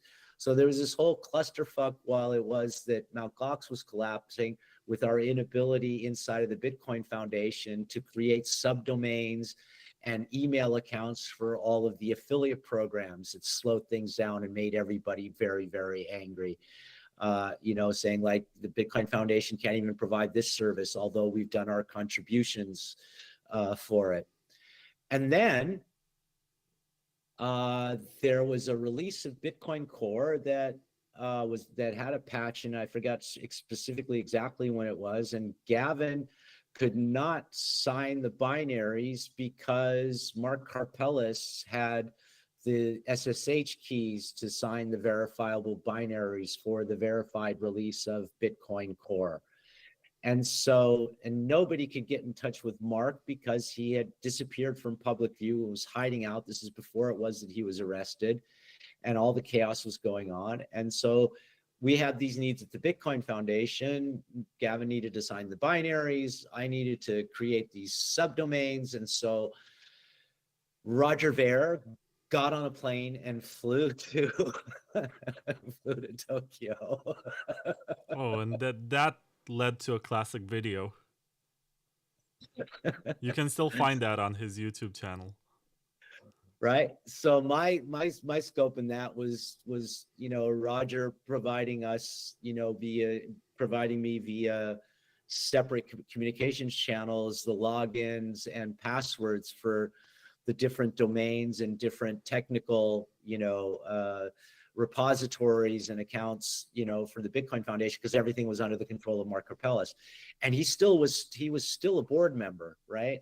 So Roger flew down there and got all of the access information and turned it over to me in a late night action, and the other guy that was working on, a guy named Yasha.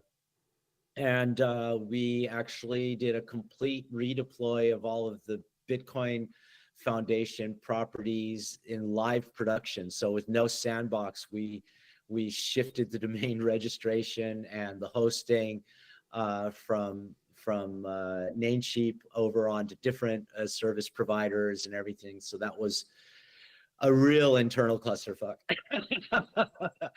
And doing it live in production with everything was totally crazy. So all this stuff going on simultaneously, and the arguments about whether Mark should step down or whether Charlie should step down, you know, and the public going, what's going on, and everybody criticizing the Bitcoin Foundation for their inability to bring out any sort of statement about these activities, you know, that were influencing at the time, obviously, the price of Bitcoin and people's perception of Bitcoin, you know, also contributed toward the reasons why it is that the Bitcoin Foundation essentially failed. Was because of the inability of the board members to come together while consulting with legal, you know, who were very careful. So there was Patrick Merck, who was originally on the board and was head of legal at that time. Marco Santori also was involved but at the time that Jim Harper joined. So there was conflict. There was a lot of inertia for the lawyers to be figuring out what it is that the legal position of the Bitcoin Foundation should be. And as you know, lawyers are very risk averse, and all of the lawyers that it is that were involved with the Bitcoin Foundation were people that were stepping out of traditional finance and traditional roles to be involved with this very, very controversial thing, and obviously had their social relationships, their access to lawmakers, their access to public opinion with those type of stakeholder groups. You know, it was all very, very complicated and took a long time and was very risk adverse, right? And so with how fast social media was moving, so don't forget, you know, Twitter was a pretty new thing at that point, and the power of social media in the early days, you know, around Occupy Wall Street and Anonymous and WikiLeaks and the Arab Spring, everything was interwoven, right? So WikiLeaks was interwoven with and everything that was happening with Assange was interwoven with Bitcoin, because Julian was one of the original advocates, right? He was, you know, he was going to Google and talking with Eric Schmidt, and those guys were writing a book together and talking about the properties of Bitcoin, right? So then WikiLeaks with Cablegate, and WikiLeaks with Chelsea Manning, you know, with the collateral murder video. All of these things were they all intersected with Bitcoin. All of the hacker culture, all of the freedom culture, you know, with disclosure and you know, all the arguments that the libertarians and anarchists and computer nerds were making, they all intersected to make it a very, very difficult time and place, and everything was happening online in this new landscape of social media, where everybody felt like they were very empowered because nothing was censored yet. It was very free and open time. You know, I mean, we didn't have a Signal Messenger. You know, people were talking on Skype, man. You know, and Skype was a known backdoor, right? I mean, and things were happening on IRC. And you knew that there were spooks in the room, right?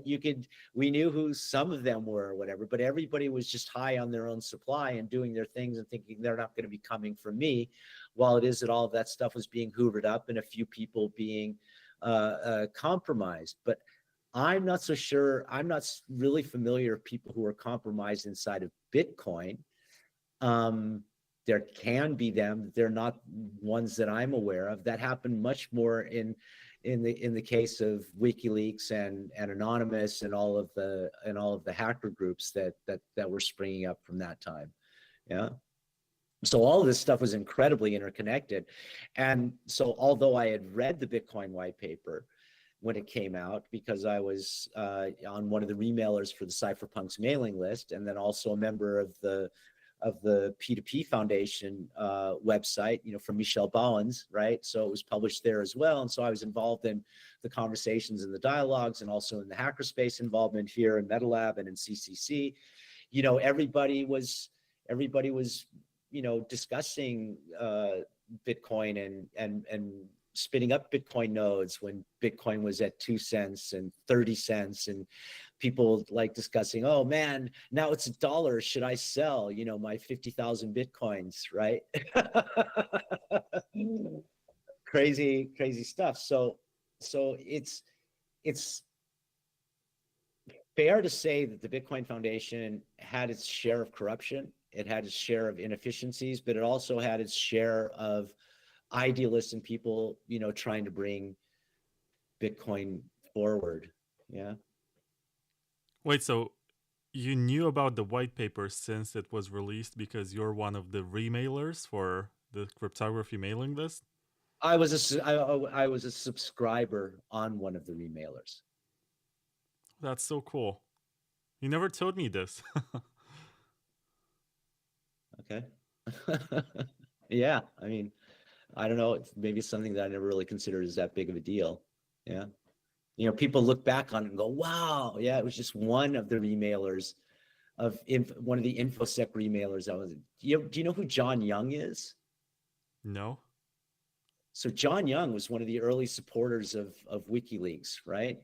And John Young was an ex spy, right? That was publishing all of the leaked documents, right? And so in the InfoSec community prior to Bitcoin, there was a lot of computer activists that were, sharing around, leaked documents, and WikiLeaks built on the top of that. The reason WikiLeaks is called WikiLeaks is because it built on John Young's work, right? Which was to have a wiki, a publicly editable wiki, yeah, which came out of the Wikimedia Foundation, which was a publicly supported software project in New York, which Nick Spanos was involved with. Nick Spanos is at Google, right?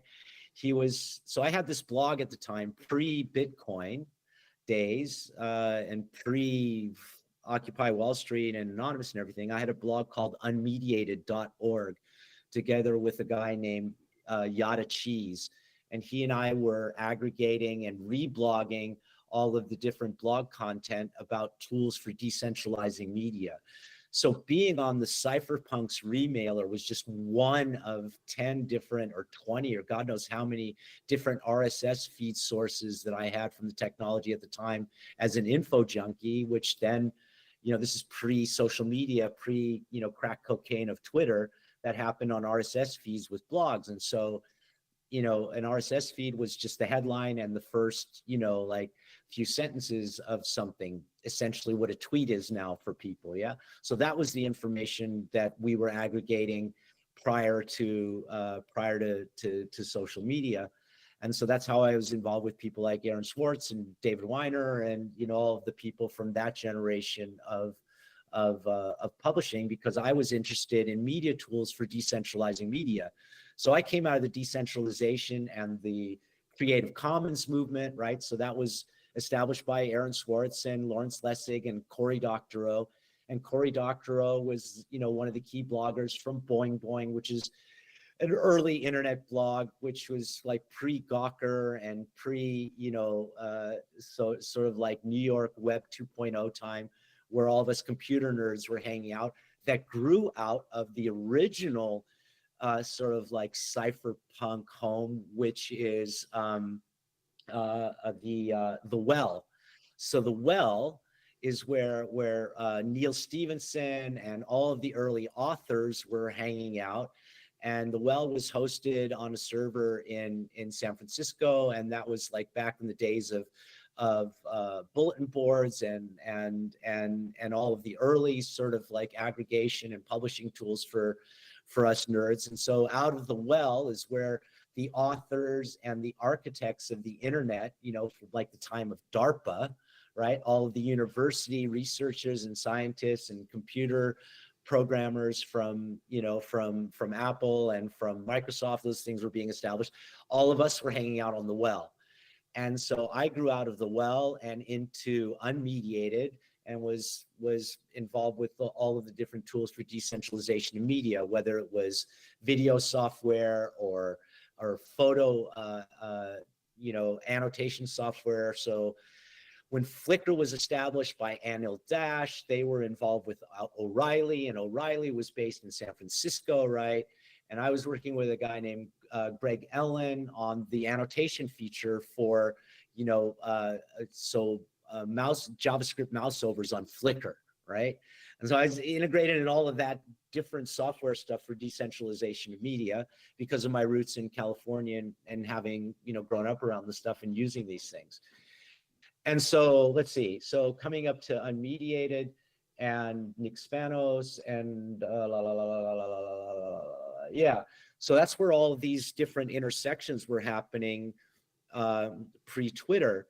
And so, Twitter, Facebook, LinkedIn all showed up at the same time. And I had beta access or alpha access to those different platforms and was interested in them to one degree or another. And the cypherpunks mailing list remailer was just one of my information sources.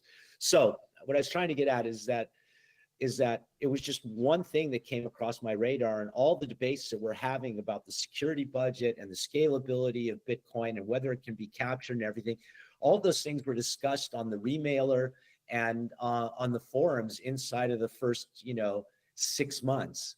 There's nothing new about the criticisms or the strengths of Bitcoin that wasn't being discussed by this very, very small. People like Ian Grigg. You're frozen for like 5 seconds. You said small and you froze like this with your hands up. Okay, so it was a very, very small group of people, right? Like we mentioned some of the names: Matthew Green, Zuko, right? Ian Grigg, Wei Dai, right? They're just names, and that for people now are like gods, and they're worship, but they're just another acronym on the internet for me, right? So Bitcoin didn't really sink for me immediately. Bitcoin became a use case for me when WikiLeaks was blockaded by PayPal, right? Because that's the time that I was involved with the whole group of people from LulzSec, right? So LulzSec was the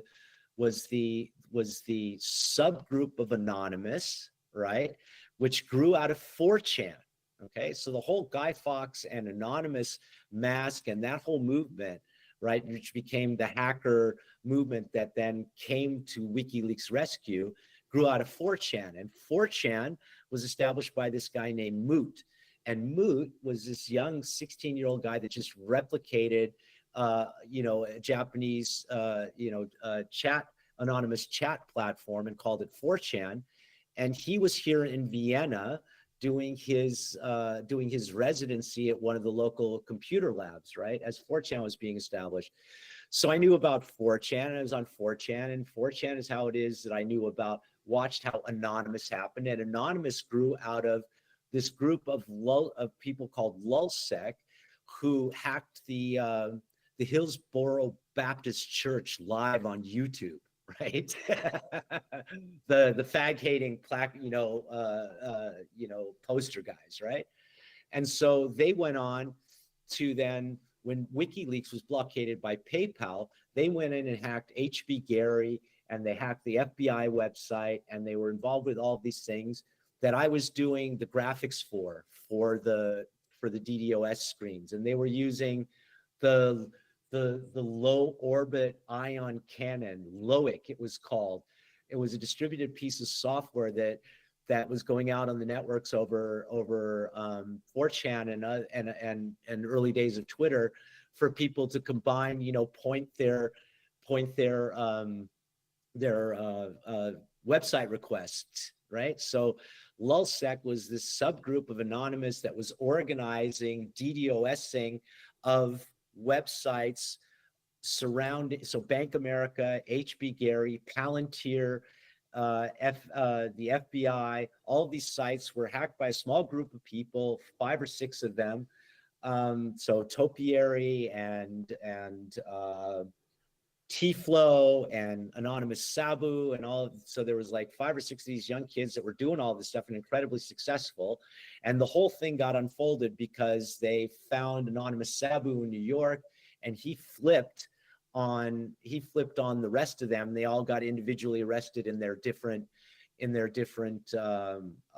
groups. And that's how it is that I got to know Tor Eklund, the lawyer who went on to, represent Samurai, right, and is still a lawyer in this space. All these people are all connected that go back years, right, for the different fights that we've been having for freedom software and for freedom of information on the internet for many years. Yeah. So Bitcoin was one piece of it, and when WikiLeaks was blockaded by PayPal, and I was involved with all these things, that's when it is that I started advocating for Bitcoin as an alternative to fiat, was to support WikiLeaks, right? And it was through, and I was doing at that time what everybody does now, is memeing, and I was doing Photoshop remixes of all of the stuff that was happening in real time with Occupy Wall Street and the Arab Spring and WikiLeaks. And I don't even have archives of that up online anymore. I stopped trying to keep them online. Used to be available, the images, via Google search, but that's how it is that I became known in the Bitcoin community, and how it is that I ended up becoming a system administrator for the Bitcoin Foundation through John Matonis, was because of my artwork and my advocacy for WikiLeaks and Occupy Wall Street and the Arab Spring.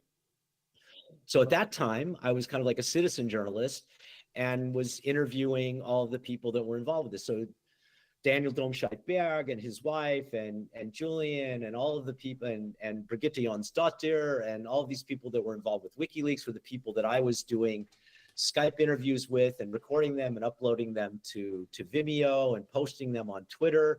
And so I was known as this like citizen journalist, artist guy that was involved with all of these freedom movements. And that shifted over into Bitcoin and ended up, me taking Bitcoin seriously. And because I was taking Bitcoin seriously and advocating for it, I was one of the few voices out there that was known. And that's how it is that I ended up working at the Bitcoin Foundation, right? Ugh. Crazy, huh? It's crazy how it all spirals, right? It comes from the least, the place where you expected the least to happen, and then you end up at the Bitcoin Foundation of all places. Right. And then Amir Taki, Amir was with Vitalik and Cody in a squat in New York, in London, writing Dark Wallet. And I was at the Bitcoin Foundation where they were looking for funding. And I was introduced to Amir Taki by a guy named Mike Gugulski. And Mike Gugulski was one of the early people at Paralelni Polis. And Mike Gugulski is an American guy who was well known for burning his passport and going stateless. And he had a blog about that. And he was the guy who wrote the first Bitcoin laundry, the first coin. It was called bitcoinlaundry.org, right? And it was written in PHP where you could mix your coins, right? You could launder your coins. And so he knew Amir Taki. And that's how it is that I got introduced to Amir Taki. And I knew about Vitalik from Bitcoin stuff, right? And so all these things were happening, simultaneously at the time. And that's why people call us the OG cypherpunks or the OG, crypto anarchists, is because these are the things that we were involved with. But everybody was involved with all of it. And so those of us who are here now are looking at what Bitcoin is now and going, holy fuck, right? You must be rich, right? Yeah, of course. I look rich, don't I? You've seen me travel, we fucking share a dorm in Paralelni Polis, With two other guys. Yeah, right. So, so I mean, I've never traded. I've never been a speculator. I've never been a risk taker. When I think Bitcoin's price should go up, everything that tells me that Bitcoin is worth more, the market goes fucking down. And everything that I think is bad news for Bitcoin, the market goes up. And I don't even trust myself to trade against it, right?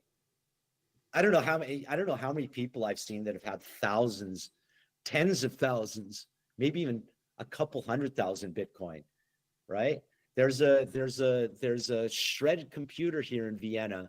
Yeah, a hard drive with the whole computer is shredded as an artwork that has 30,000 Bitcoin on it that they lost the keys for, owned by Matthias Tarsiewicz of Riyadh, yeah, who you met in a couple of times, yeah. I mean, Matthias who? Yeah, Matthias Tarsiewicz, yeah. He was at Proof of Work Summit. I might have met him. Maybe he introduced himself under a different name or something. Yeah, but he's been at a couple of our mutual conferences. Anyway, so Riyadh is a research institute that came out of the economic and the technical universities of Vienna, and they were the ones who were hosting the early Ethereum meetups in Vienna, right? And yeah. And he's also one of the early Monero guys. So he's one of the first guys that shifted over to Monero out of in the privacy concerns about Bitcoin, right? And he also runs the decentralization cluster and the Monero cluster at CCC every year for many, many years. He's deep in the Monero community. Yeah. So at the it's unfair to say level, but in my social and technical circles, of the people that I'm involved with across the differing chains, you know, none of them are tribal in the way it is that, you know, that we see it on crypto Twitter, right? They're all, everybody's got Bitcoin and Monero and Ethereum and Doge to, you know, or whatever in various levels. They hold them, they sell them, they move them. But they've chosen, you know, specifically which area that they're devoting, you know, their resources to in terms of development. You know, and now Amir is spun off and is doing DarkFi, right? And that's something that's been becoming for many, many years and has its roots in Dark Wallet, which is back in, you know, 2013, 2014, right? And so Amir's been around from the beginning, and it's really, we're really weird, like looking at him and talking to him and sharing the stage with him and, you know, sharing projects with him with all of this history. I mean, we both and many of us look at this with complete like holy fuck, how the fuck did we get here? You know, we haven't been doing this stuff, you know, and it's not there. Here's the names I'm giving, but there's many more. You know, there's, let's say, 200 to 400 of us that are working in various different capacities on each one of the chains and the solutions or new possible solutions, right? You know, those people are not so vocal, but they're out there still trying to push the technology forward. And just so very few people, you know, are out there doing public advocacy for it, you know? It's really insane when you think about it. It happens so fast. Like I do believe there are a bunch of guys who are well-intentioned and they believed, you know, this is way too early for Bitcoin. Let's wait a few years. And then they woke up with this situation and said, holy fuck. I expected this to happen in maybe 10 years, not 2 or 3. Yeah. So, I mean, 100K Bitcoin, I thought was something that was 30 years away, to be honest, right? You thought it was 30 years away when? Would you say that last year? 10 years ago. 10 years ago. Mm-hmm. So last year, would you assume that we're going to hit 100,000? Last year, yeah. So it was clear that we were going to hit 100K, yeah. So my expectation for last year was $250,000. Oh, interesting. Just because of the ETFs? Yeah, and other things. I remember there was so much hype surrounding them. They were saying, oh, the supply is so thin and it's going to get dried out so fast, and then we're going to, you know, have these god candles and we're going to get to $500,000 in no time. Of course it was not like that. These people are not stupid. They've been playing this game for decades, as you said. Yeah, so I have mixed feelings about Samson, right? Like Samson's done so much for Bitcoin, right? He's been there every step of the way and has been a very effective public advocate. He's also been, you know, with January 3rd, you know, core with Bitcoin bonds and you know, El Salvador's acceptance. He's been key in Lugano and Switzerland and other jurisdictions in bringing Bitcoin forward, not getting it prosecuted. Yeah, maybe, you know, Switzerland's very, very quiet. People don't really understand or realize like how long Switzerland has been, you know, a safe haven for Bitcoin and Ethereum for the foundations, and has enabled a huge amount of it. You've been able to pay, you know, for public services and, you know, taxes and different stuff using Bitcoin for a long, long time there. And Samson's been at the, you know, at the front end of that. But, you know, and I can understand why he's out there shilling the bags, and I can't really, you know, take it away from him, right? Because like I said, I have mixed feelings about it. But again, then people have these expectations from opinion leaders like him that have credibility. He has credibility with me, still. But, when the market's not performing like that, capital is incredibly liquid. I think what it is that we're seeing really is that Bitcoin truly is the most liquid 24-hour, medium to move capital around and to hedge. And so Bitcoin seems to be, for a good solid 18 to 36 months, on an ever shorter basis, front running what's happening in traditional markets. So people have thought that, people talk about Bitcoin, being a correlated or a non-correlated asset, or risk on, risk off asset. We never talked about those things in the early days. Yeah, but they've become part of the necessary narrative, risk on, risk off, and things, and correlated. But Bitcoin sure seems to front run every other move that's happening in the wider market and the stock markets. And so what does that mean? That means that the day trader, the month trader, the hodler, the sat stacker, all of those stakers in Bitcoin have zero influence on the price. They're along for the ride. Who is influencing the price? The real men in the house, and women in the house that are using it as the most liquid asset class that there is, and it's really hard to say that as a cypherpunk, an asset class or a commodity. But if you look at it in the face, that's what's going on. And I just feel personally, sort of on one side, incredibly lucky, right? Because I can't. So if I go out right now and I want to have a warm meal and a drink, it's 20 euros in Austria, right? For just a plate of something, like a fucking doner kebab, with fries and a cola, costs you $18, right? You can't get a warm meal and a drink for under 20, for anything other than $20 now. That's double the price right after the pandemic. Okay, so inflation right now, we have the highest inflation in Europe, in Austria. It was 3.8% this month, right, on the previous month.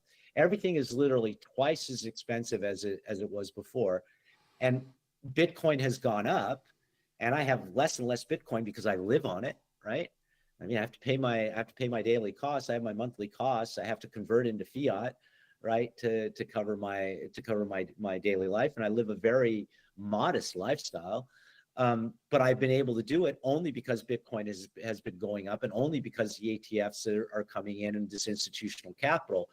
But it comes with the same chain around it, and I think that we're all in that boat from the early days of Bitcoin. It's like, how do you not care about number go up if that's where it is that you've been holding your wealth, whether it's for principled reasons or just because it's economic speculation, right? So all of us are in this place, you included, right? You have a certain amount of Bitcoin, and when the number goes up, it makes it more comfortable for you in your local currency as well, right? And yet you run a podcast where you're talking with developers and freedom technology and whatever that's in direct contravention to it. So it's a really hard place to be in when number go up helps you out, right? But it's been captured. So we're kind of all in this chokehold. It's like some sort of like BDSM relationship. It's like a masochist sadist thing that happens in your own head when you're involved with these things. And it's very hard to keep your head clear and to remain true to your values. I'm really happy that I haven't sold my name or sold my connections out for a get quich coin. I've always been involved, whether it was in Bitcoin or Ethereum or Monero. I've always been in values-based projects that are looking for the freedom technology in some way. But it's not an easy place to be in. And of course, everybody thinks I'm rich, but I'm not. I'm not surviving, but I'm not rich. Yeah. And there's a lot of us like that. Yeah. So there's been a crisis of conscience over the last 2 years, maybe 3, I think 3 years ago was the first time that we really started talking about this, being just dissatisfied with it in Polis. You've left Polis because you're disgusted with what happened there, right? A lot of people have left Polis, and it doesn't have the same standing. Well, It how only, can you leave something that doesn't even exist anymore? well, you left, you stopped coming before it stopped existing as Polis, right?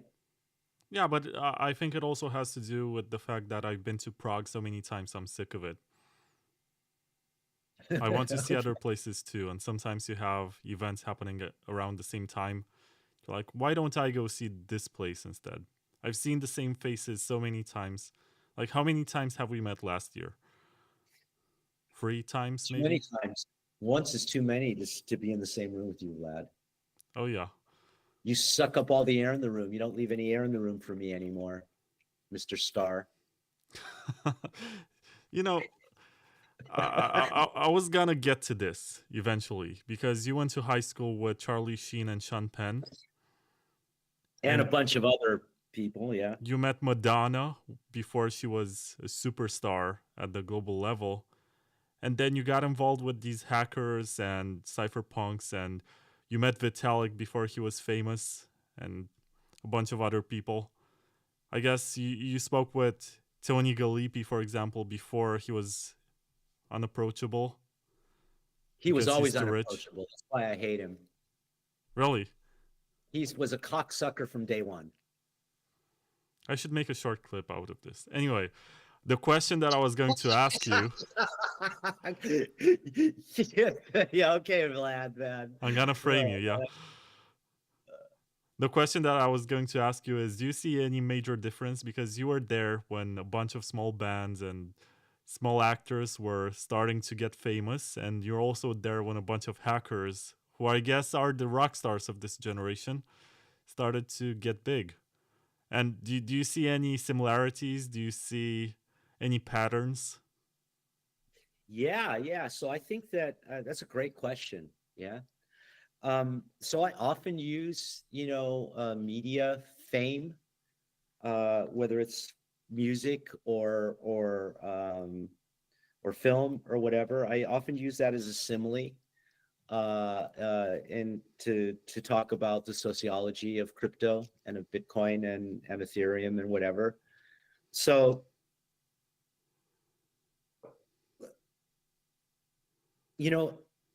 California, Hollywood, Malibu is huge in everybody's consciousness. Yeah. Right. And so I was born in 1963, adopted by two people who were blue collar. My father had a vending machine route in Los Angeles. My mother was his accountant and bookkeeper. And the first 10 years of my life, I lived in Griffith Park, which is right next Los Feliz district, which is right next to Hollywood. And when I was 10, we moved to Malibu. My parents, sold their 6-unit apartment building in the Los Feliz district and carried the papers themselves, financed it themselves to buy a house in Malibu for $65,000 in 1971. Okay. And so that was the price of a 4-bedroom, 4-bathroom fixer-upper on Point Dume in Malibu in 1971. And in 1976, Proposition 13 was passed, which, held the taxes back on property, and all the property values in California, on the California coast, shot up. So my parents' house went from being worth, $65K to $300K, 5 years after it is that they bought it. Working class people. The neighborhood that they moved into was on a street where across the street was Sean Penn and Chris Penn and Michael Penn, the Penns. And they were the first people that I met when I moved in, just kids and their parents. So Leo Penn was the director of Columbo and the Rockford Files, right? And his mother, his wife, Eileen Ryan, was a B-movie actress, right? And so Malibu was full of people like that, the Sheens. Yeah, so Martin Sheen was a young, aspiring actor, and he had his kids, Charlie and Emilio. So Martin Sheen's real name is Emilio Estevez kept the name, and Charlie took the name. Yeah. And so, yeah, as a kid, I was in that neighborhood, and around the corner from the Sheens was Bob Dylan, as we talked about last time, and this is just like normal. They're also just normal people. Yeah. So I grew up around people who had fame and power and wealth in Hollywood as a working class kid, right? And I suffered, that blue collar, background at those kids that we're mentioning. They bullied me. I was an outsider. I was smaller, younger, not from their social circles. They were superior and whatever, and they had their fame and then whatever, and we had our arguments and friendships as kids. And all the rest of the people in Malibu, like I bought a Mustang from the lead singer of the Eagles for $500. He was just a guy around the corner. Glenn Frey, or yeah. You bought a Mustang from Glenn Frey? Yeah, for $500. It was just one of the classic cars, that I drove at that time. Yeah. Different times, dude. See, like every time we talk, shit comes out, because it's just not like so important to me, because it's just, like kid childhood stuff, but they're names that people know. So I grew up in that environment, not being part of it and being, socially attacked as a lower class kid from the inner city in LA in the privileged area of Malibu with people like this. And on my street was Johnny Carson, and around the corner is David Letterman. Yeah. And Pierce Brosnan. And then Barbra Streisand moved in on our street, and one of the Gibb brothers from the Bee Gees lived, on another street, and blah, blah, blah, like it's just, Malibu's full of all that stuff. And I was an outsider in it. But aside from being an outsider, I didn't really want to be part of it, because I saw how the fame and the wealth affected people, right? Like people getting famous and getting money and becoming assholes, right? Or assholes moving into your neighborhood, right? And so that's sort of, I see that as a blessing, right? Like I always had these sort of, I was always, I'm a blue collar kid. My parents worked hard for their money, and they saved their money to, and like invested it so that they could send me to a good school, whatever, the classic American dream stuff. But I was never part of those social circles. And I also, experienced them in a way that, maybe made me, not attracted to them. And that's the same sort of like value system that I had throughout my life as being a punk rocker, right? And then being involved with computers, right? And all of these things. It was always sort of anti-fame, yeah, anti-rich, anti-capitalist, anti-something in some form or another. And there's not a lot of difference between hippies and punks and beatniks and crypto nerds and internet nerds, right? It's like sort of an ongoing tradition that I was just always looking for, where can I be free and where can I be involved with the people who are advocating for freedom or living freedom, right? And so that's why I have friends in the Burning Man community. Yeah, so the people who grew out of the festival culture from the Grateful Dead, based in San Francisco and Los Angeles and California, those are the people that is started doing Burning Man out in the desert. Yeah, and so these are just, they're all kind of like the same people, and that's how it is that I left Bitcoin during the scaling wars. Is because all of the freedom lovers and all the people that were looking to bring technology forward, they all ran to Ethereum. Ethereum was like the environmental, the argument about proof of work, proof of stake. That was an early narrative about Ethereum that people forget. It was going to burn less energy than Bitcoin because it was eventually going to move to proof of stake, right? And we had the arguments about the oligarchy and things like that.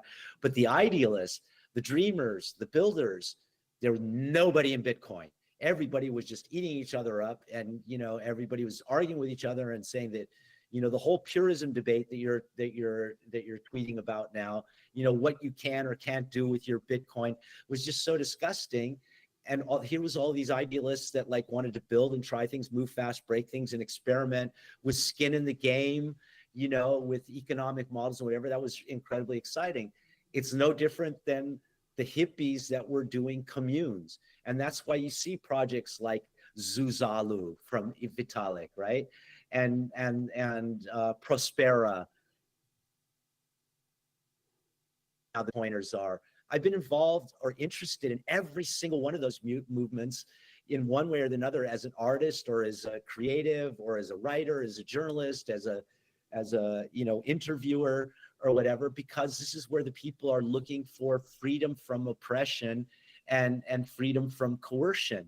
And so it was just a natural progression for me, and was never about money or about getting rich. Yeah. And so it's really hard to shift from that perspective, even though you want to advocate for a better system of, and a more equal system, and recognizing how it is that capital forms into oligarchies and combines with the patriarchies, with old industrial or family-based wealth and bloodlines. Forget all the conspiracy theory stuff, right? I've just been a guy that, I just want to be, please let me be free and, do what it is that I want to do without coercion. And all of these things were where it is that I could be that person. And so I ended up in crypto. I didn't intend crypto. I still don't intend it. I'm sick and fucking tired of it.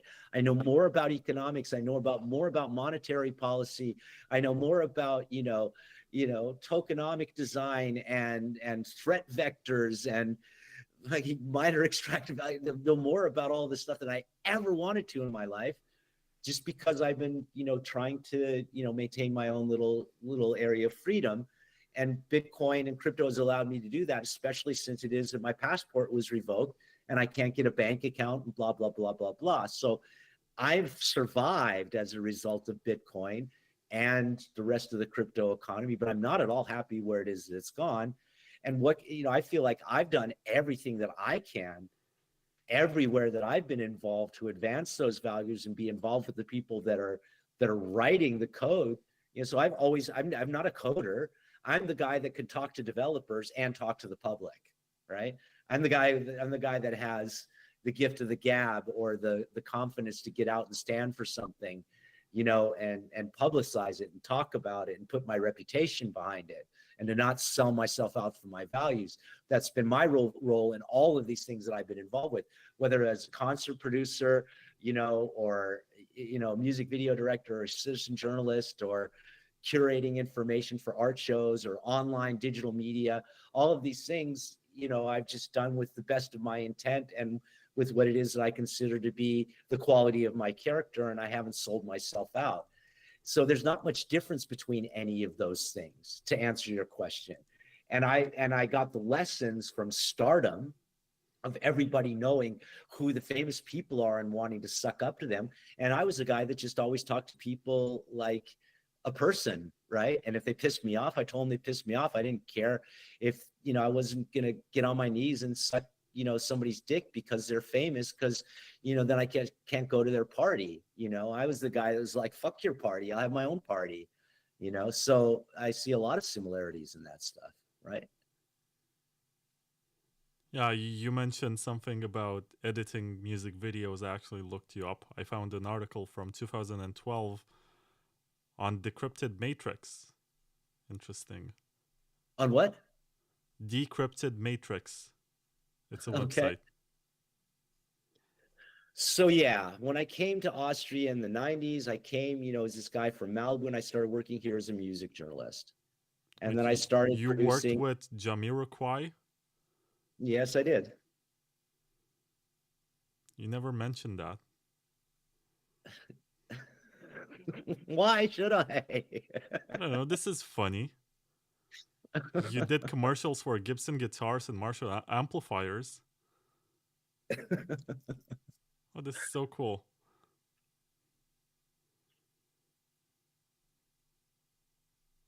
And there's a picture of you looking like Joe Satriani with shades and bald head.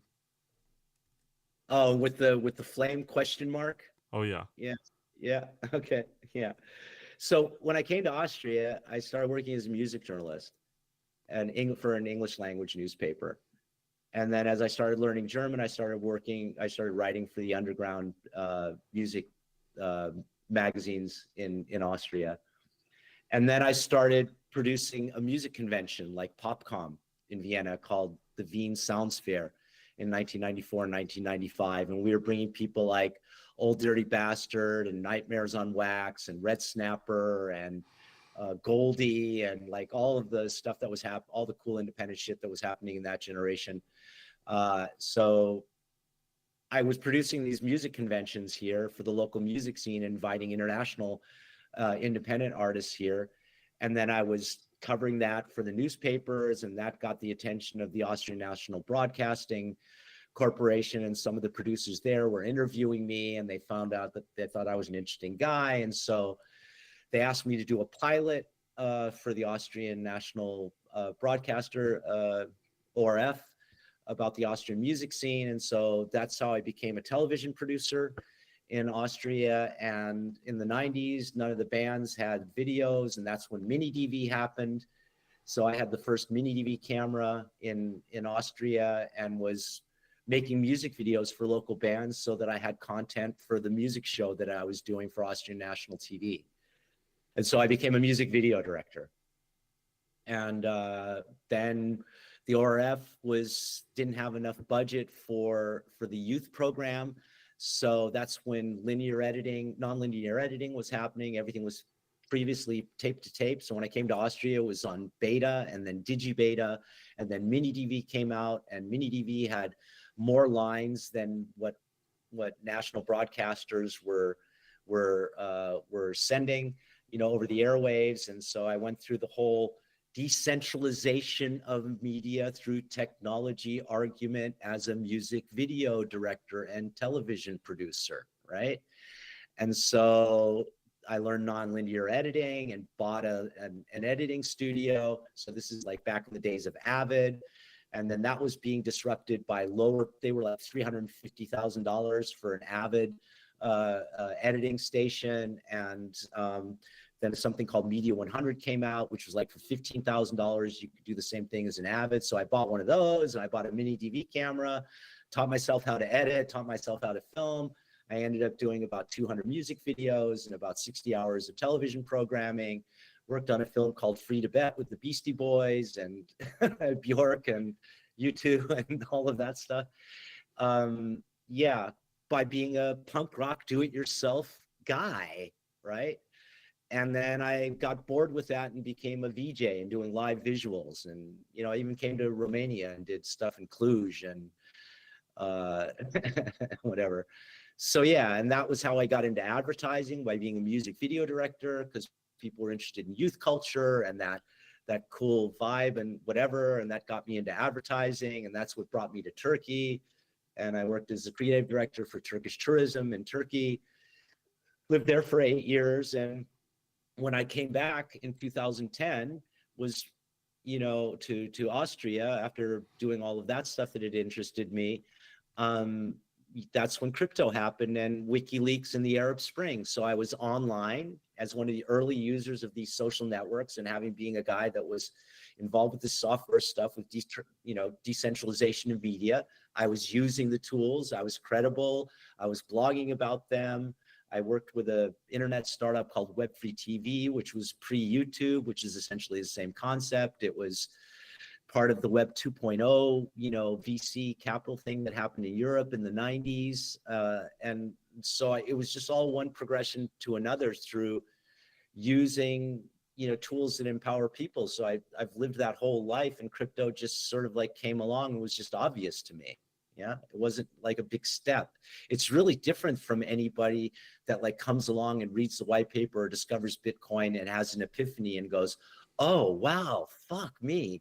It just happened, right? Like step by step. It wasn't anything special, and it happened very critically, so to speak, right? Yeah. So I'm thankful that I've never gone viral. I'm thankful that I'm not one of the opinion leaders, right? because it's an incredibly hard place to be at. And that's what's gone to the heads. I mean, Jocko was not an asshole at the beginning. Who? Yeah. He was a pretty cool dude.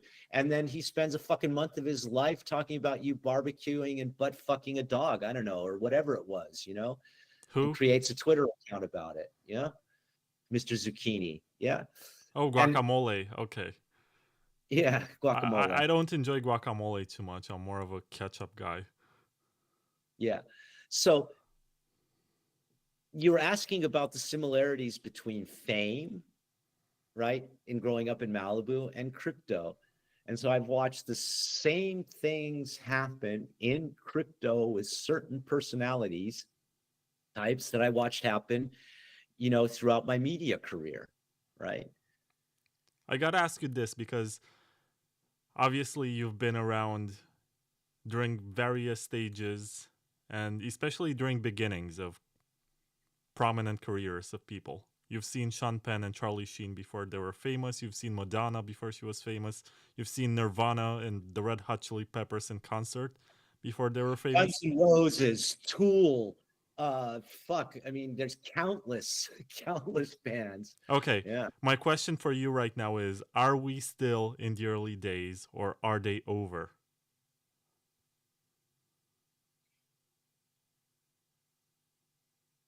Are we mainstream?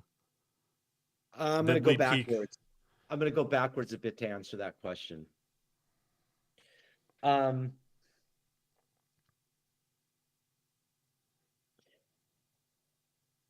It's like any of those bands where you got their cassette or their demo, or you heard their first album, and you're like, oh, fuck, this is good.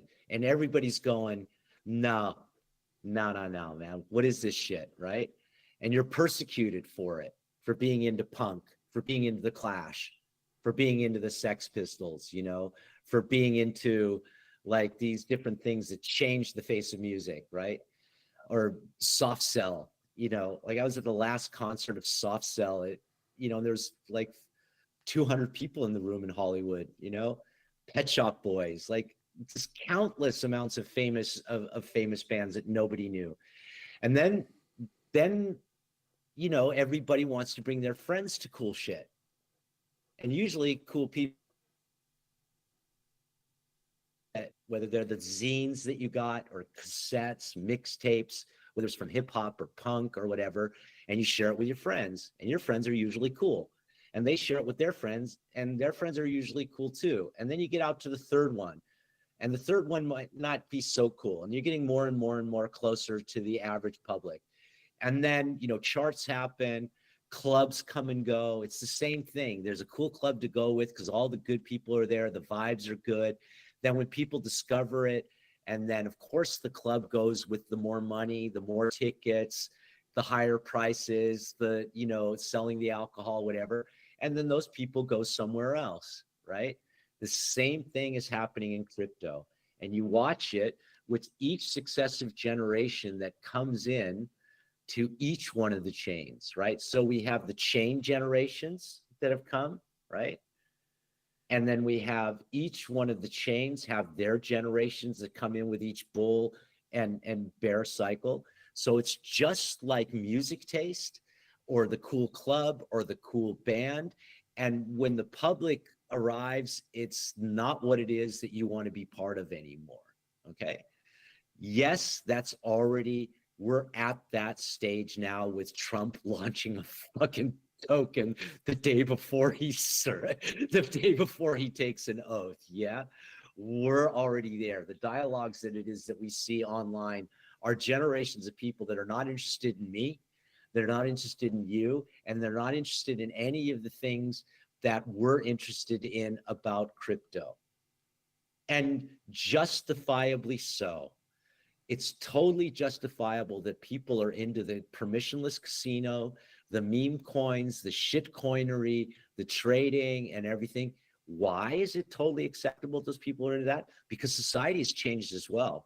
We're also living in exponential times where work is being, you know, where labor is being rationalized away, right? and all of the efficiencies of the advance of industrial and technological society are accruing to the top, and it's accrued to the top of the people that I've watched. I mean, come on, man. Elon Musk founded PayPal, right? PayPal blockaded WikiLeaks, right? And Jeff Bezos and Amazon and all of these things, I watched all of them happen from their first websites and to grow to be these conglomerates. And now the broligarchy owns America, owns it out fucking right. The broligarchy owns the American fucking government and is coming in unofficially and auditing the fucking government. It's totally fucking wild, right? And at the same time, where all of this capital is accruing upwards, and capital is just like, you know, as fluid as they want to be and owning nation states. There's not a nation, there's not a government, there's not a lawmaker on the fucking planet that is not owned. Since the Second World War, everything has been captured. Everything. The Supreme Court of America, fucking bought and paid for. The Congress, bought and fucking paid for. And now the broligarchy is coming and going, we're going to take off all of this corruption and we're going to put in our version of it. And the broligarchy, yeah, is out here. And I don't want to get into any conspiracy theory stuff. You can just like look. You froze Anxiety again. Is the capital has accrued up to the top and chain of how is it we can with each other. It's a fucking war. And that which we thought would be a bulwark against it has been captured by BlackRock. We're along for the ride. All of that being said, okay, we all know that anyone with half a brain knows that's where we're at. We have varying different opinions on it, whether you're right or whether you're left, whether you're extreme right, extreme left, whether you're caught somewhere in the fucking middle. We're all in the same boat. Yeah. Captured. Yeah. With all of that said, I never ever thought Bitcoin was the end game. But is it really? Is the Bitcoin? No, this is not an end game. We don't know where it's going. And I mean, look, people that are working on the people working on Monero, a lot of people that are in Ethereum, you know, there's hundreds and thousands and hundreds of thousands of people that are part of this $3 trillion economy. Yeah. We've captured $3 trillion worth of fiat into crypto. It's out there in this distributed, decentralized, you know, multi-currency state, right? It's where it is as it is at the moment, and it is a competitor. It has forced governments to bend the knee and to accommodate. And the companies are geopolitical actors. Tether, regardless of whether they're audited or not, whether it is that they're, you know, whatever the possible shadiness of Tether, is all been strategy to not be captured by the state. And Circle, right, from Alaire, USDC, is the exact opposite, right? Why is Tether in El Salvador? Because El Salvador, why did they move there? Because El Salvador is a quasi bulwark at the moment, right? It is like, so Tether is now like the BRICS of crypto, right? The vast majority of capital is moving across Tether. The governments know that they can't stop it. All they can do is adapt to it. And on top of that, there's more volume of, I mean, the highest volume of Tether is on Tron, right? Of all chains. Right?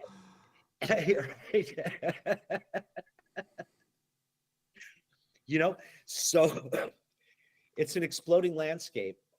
And so decentralized money and all of these different, I think that all of these different options are fabulous. I don't get why people are so tribal about it. What I'm concerned about is being able to permissionlessly, as frictionlessly as possible, to move my vote with my capital between differing consensus rule sets. Luckily, I'm educated enough in the university education, educated in life with my experiences, my own personal story, and with the groups of people that I've been associated with to understand the power it is that I have as an individual that is pretty unique for this time and place. And still hope that there's not enough government focus on me because I'm just a little fish with a few Bitcoin. I'm not really relevant for anything, and I'm not really somebody that's, on the stages and getting people behind me. Thankfully, my voice is not so relevant to the space. So I've always thought that should Bitcoin and crypto be mainstream?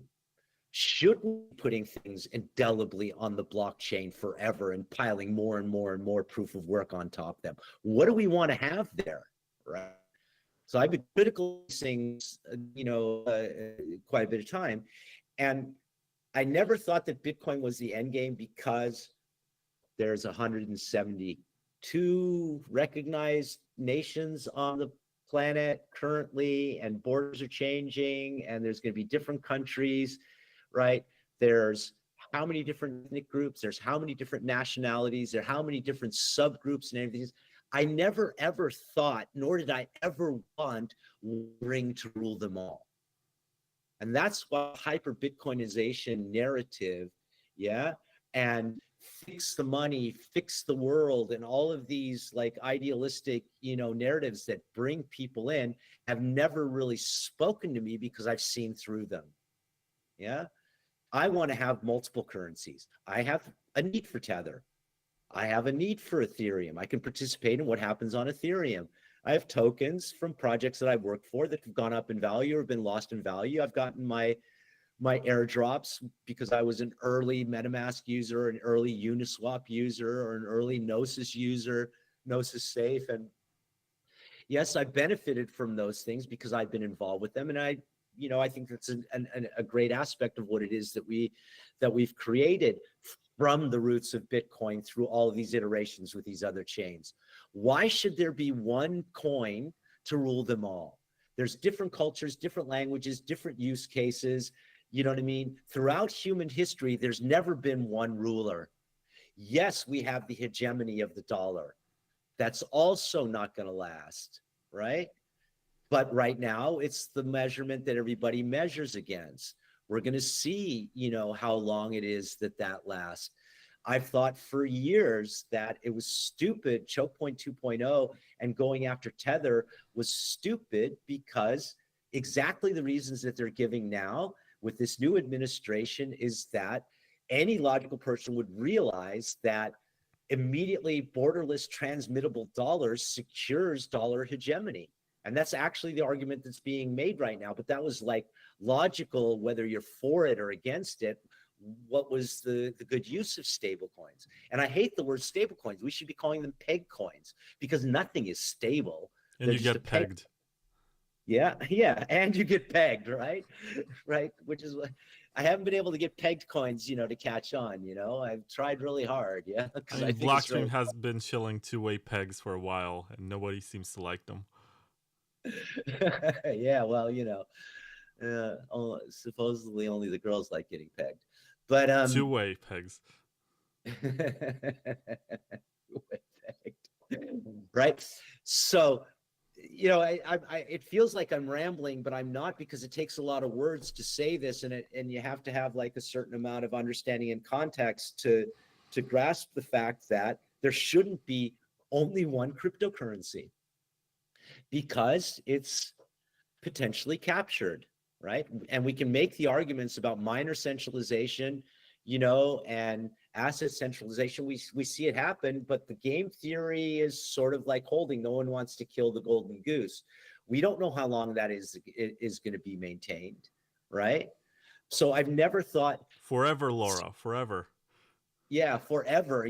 People are like, I mean, I'm sorry, but y'all out there are like, I ain't never selling. I'm holding till death do me part. How dumb do you got? I'm gonna die with my bitcoins. I'm never selling my Bitcoin. I mean, what kind of fucking idiot are you, man? Like, what are you holding it for? Well, the purist says, I'm going to my grave with it. And that means that I'm contributing to the scarcity argument of this. And in 2040, my great grandson is going to have $240 million Bitcoin because the world's capital is going to be sucked into this black hole. I mean, how fucking stupid you got to be to believe that this Bitcoin's going to be the standard in 2040? 2140. You know?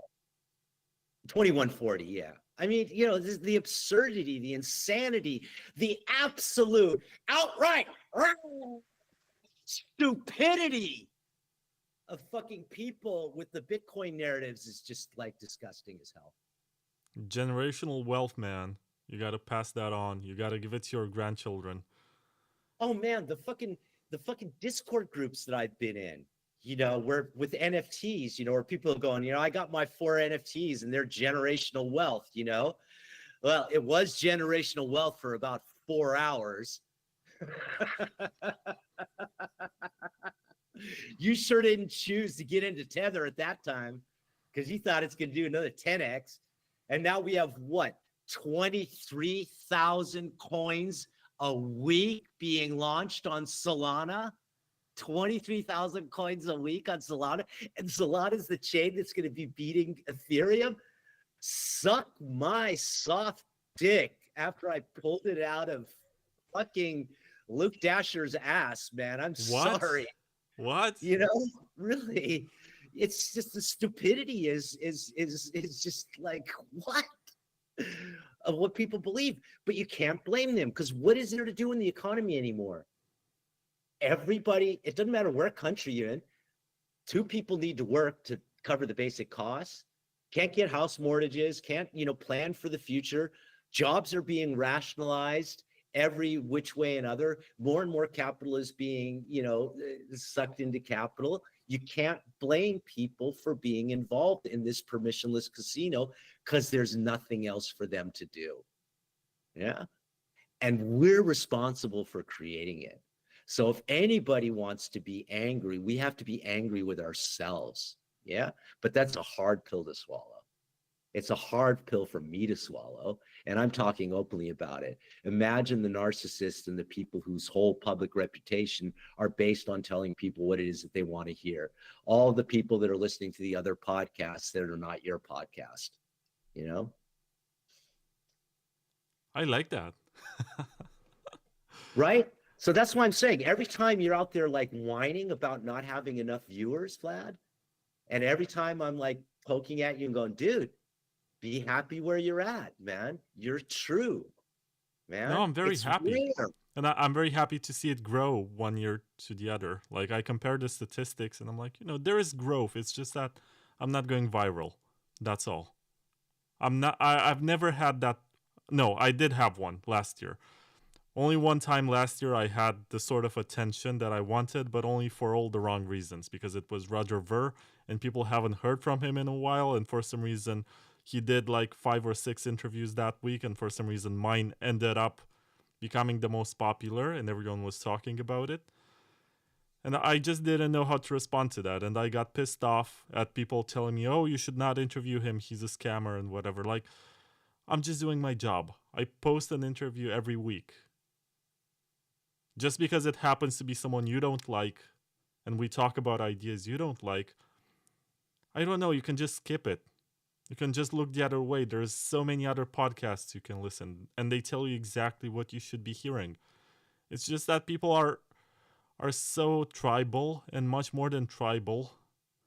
I think, so I've developed this theory over the years. So the most Puritan of Bitcoiners are looking for some sort of currency that they give to each other for not shitcoining. So for the fact that they were so virtuous that they never touched Ethereum and they never claimed airdrops and they never tried NFTs and they never minted ordinals, they have this social system where they give each other points and they have rankings, like not real rankings. Nobody's gonna So give them points or something.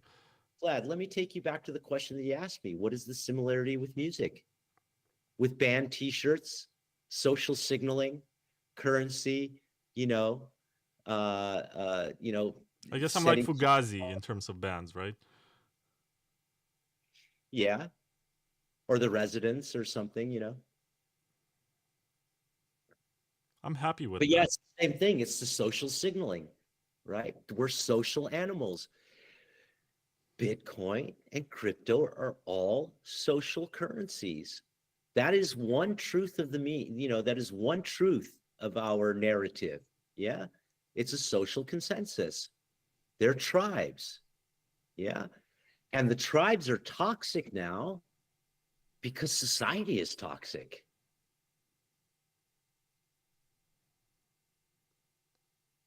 I'm not sure if you stopped or if you are frozen again. I said,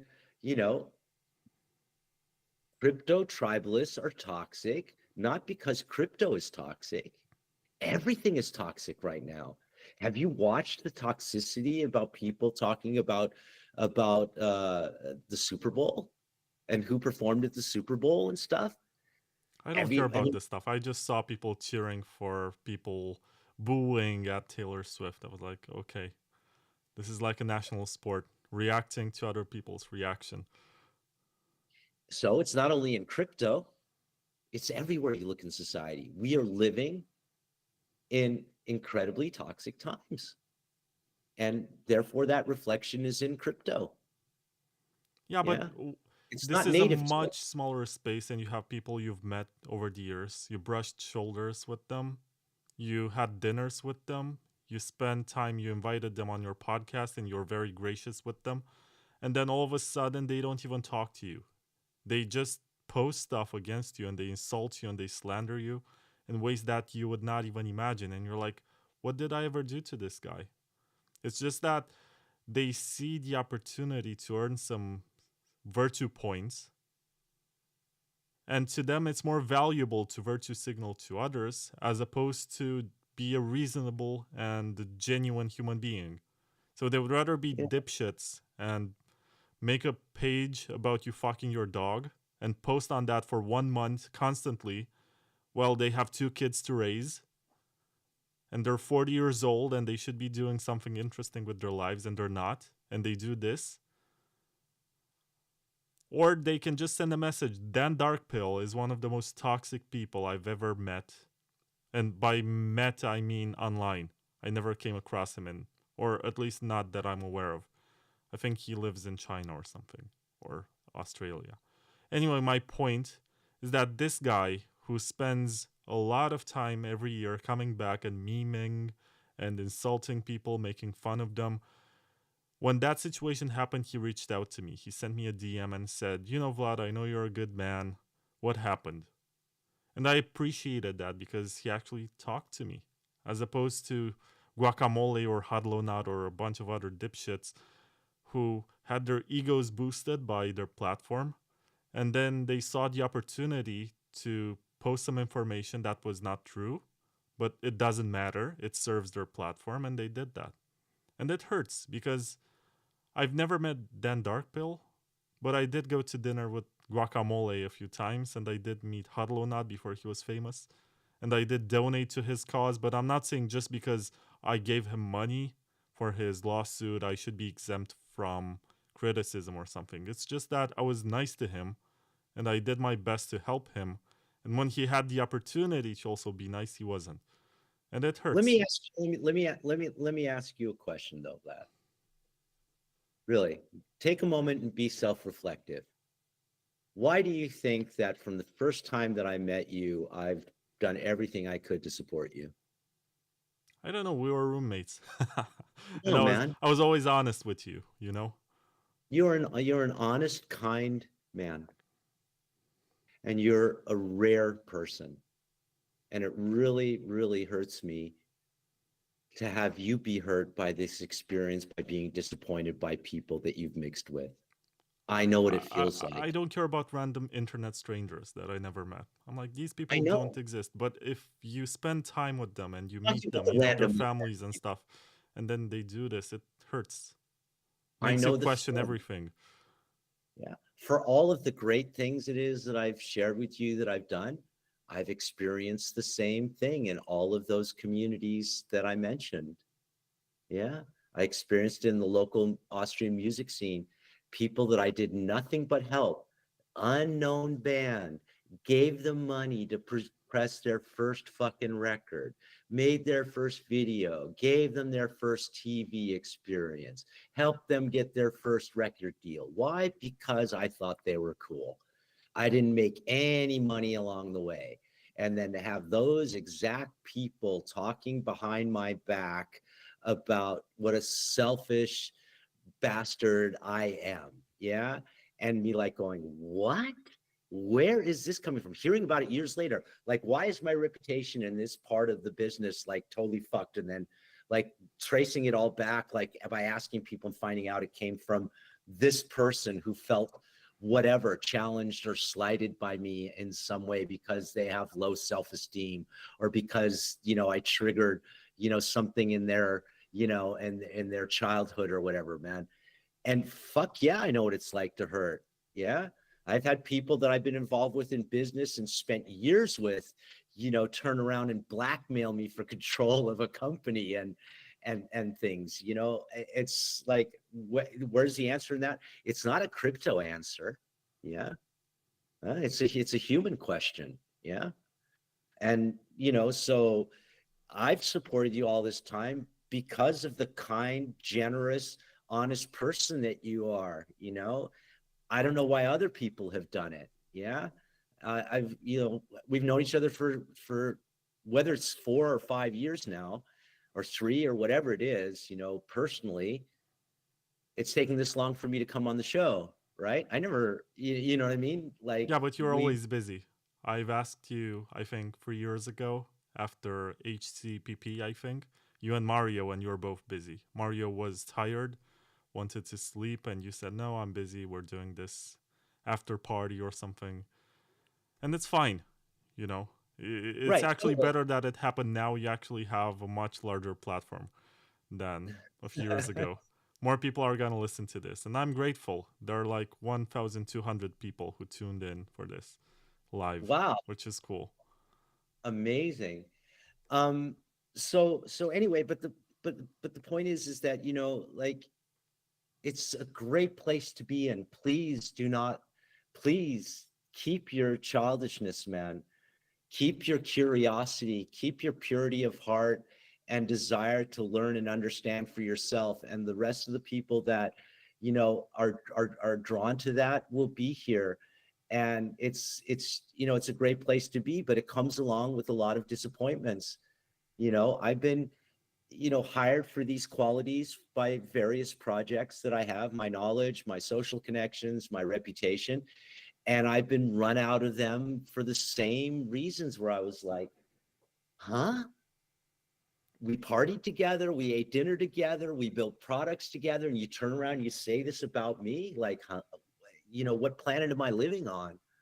You know, it's just that I don't have, you know, I prefer not to share those sort of things publicly. Yeah. It just happens to be, you know, I just rather just go, okay, not my thing. I'm not going to, you know, I'm offended by watching other people shit on other people. Yeah. This is the first time that I've been so aggressively disgusted about, you know, crypto Oh, ever. also, Alex Berg, fuck that guy. I just wanted to put this here in this episode.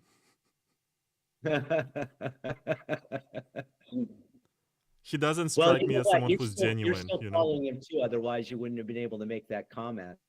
You know, I make fun of him all the time because last summer I remember very well he was being pragmatic, or that's what he thought he was being, explaining why all of these eCash mints are the only way to scale and it's pragmatic, and why try to build anything else when you have this? And I was like, dude, you sold out for a paycheck. And so many others, right? So many others. You know, every single one of us has sat and thought, why don't I launch a token? Why don't I cash in? Yeah. I guess, I tried pump.fun one time. I went there and I was like, this is stupid. But what am I going to do anyway? Just spend the rest of my days shilling this and telling people buy, buy, buy, start a Telegram channel and whatever. It's it's not what I want to spend my time on, even if it was legit, even if it had actual utility. It's not what I want to manage. I don't want to spend my time managing a stupid token. I want to Same with create me. stuff. It's why I don't even bother collateralizing a Bitcoin loan, right? For my cash, I just sell my Bitcoin.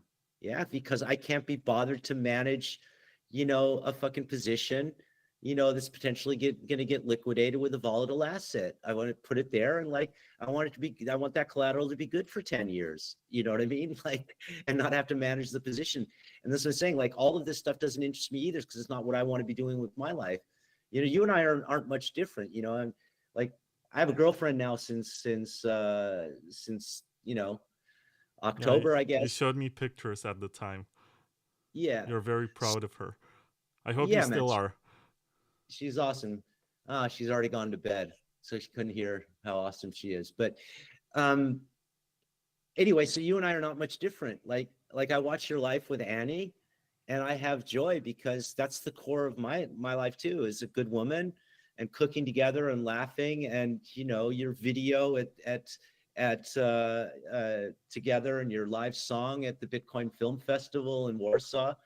Those things are worth so much more to me than any token price. Like, watch you and empathize with you, and to to vicariously live through you because I see you doing the same things that are more important to me, yeah, is worth far more to me than any of the numbers going up. Yeah, just built differently, right? And other people are built in other ways.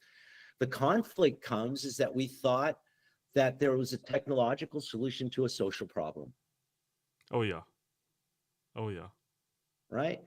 When And when I so, first came to Bitcoin, so let me tell you this. I was in the field of politics, which is very dirty.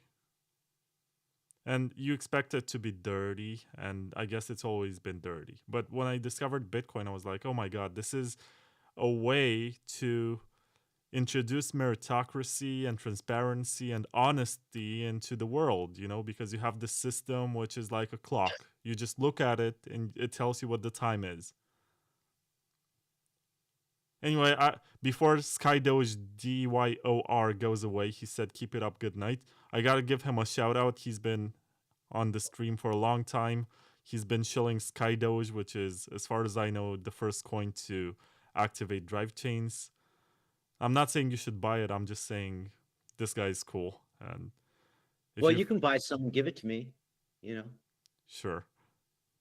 But what I was saying before this is that I was hoping that Bitcoin is gonna be a solution to some social issues that I encountered, which is human politics. You're gonna be able to use this technology to eliminate some of the trust. Like, I was reading Nick Szabo, he was talking about social scalability and being able to use these tools to make interactions more efficient and blah blah blah, and it sounded so nice. And to a degree I still believe that it can be done on a small scale, but the world is fucked. And the more you put out there, and maybe that I've become more vulnerable by sharing some of this information, but the more information you put out there, the more exposed you become. And people are, I believe in that human nature is overall positive and nice, but then you also have a bunch of assholes who destroy everything. And if you can't build assuming that everyone's an angel, but you can't also build assuming that everyone's a devil. So everything in between is gonna make people unhappy and looking for solutions and building stuff. And I just realized that this technology is not it. Maybe something else will be. I don't know. So it comes back to me saying that I never thought that Bitcoin was going to be the end result. I thought it's one step along the way. And what step is it, right? We've shown that you can operate a secure global network with financial incentives, and you can establish a monetary policy that you can market to people and communicate to people that they can anticipate, you know, with some sort of security what is going to happen in the future, right? What is the paradigm shift that needs to happen? I mean, there's a lot of paradigm shifts that need to happen in society and on the planet and with humanity. And this is where you get really heavily into, you know, into hippie stuff, you know, and you get into competing worldviews, right? And right now we have a very, very dominant one.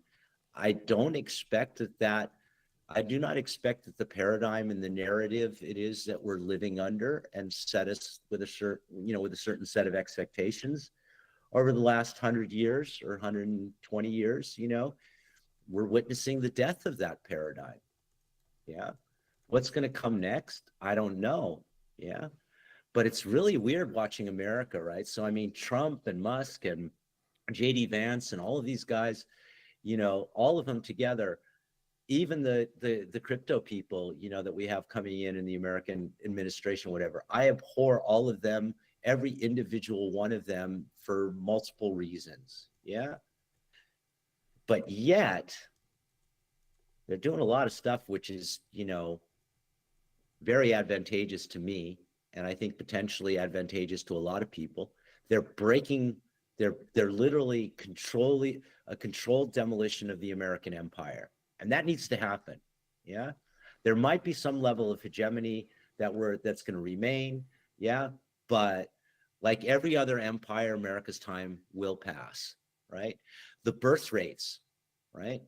White people's supremacy on the planet. The reason why white men are freaking the fuck out and screaming we're being persecuted and you know and we're the victims here and all of this stuff, yeah, it's true.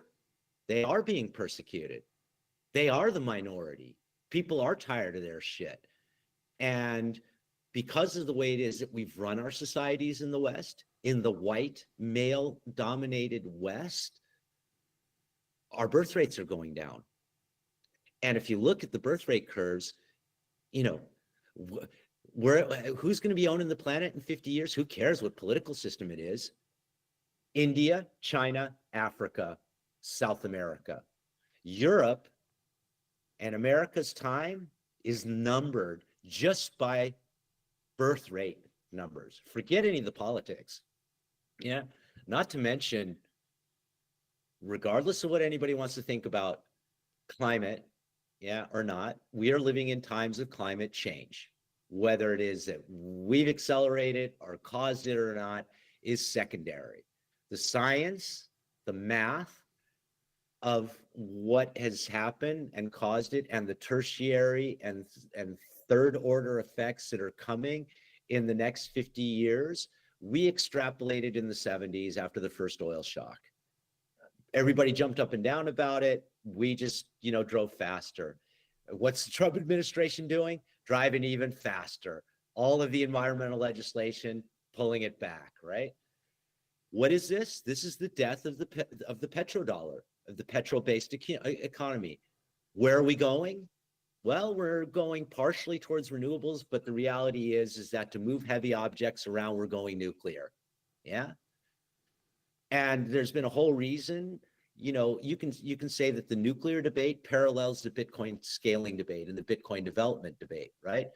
Nuclear was just totally cut off at the hips, and no development happened because everybody was scared because of 3 Mile Island and Chernobyl. But the technology has gone way further. You know, America has been operating nuclear submarines, yeah, that have not had a need to be refueled since the 50s. Why is it that it's safe to have sailors, you know, in a submarine year on year with nuclear fuel, but it's not okay to have a neighborhood nuclear reactor, right? This is politics and existing, you know, investment and amortization schedules and disruptive technologies and whatever. But 20, 30 years from now, the world's going to be vastly different. And you know what? The white peoples ain't going to be their planet. It's going to be Middle East, India, China, Africa in the coming in the coming generations. Our time is over, and America's time as an empire is over, and you're watching the controlled demolition of it. Yeah. And it needs to happen. It's just really, really odd watching it happen from people, being done by people that I absolutely abhor in every way, shape, and form. Yeah.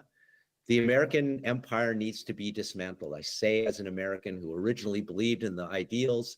Yeah. But watching the dirt of what it is that we've done all over the planet, how many countries we've attacked and disrupted, you know, and how it is that all the dirty money flows, and the intersecting corruption between how it is that drugs are made illegal so that the Secret Services, come on, man, you're from Romania. You know exactly what it is that I'm talking about.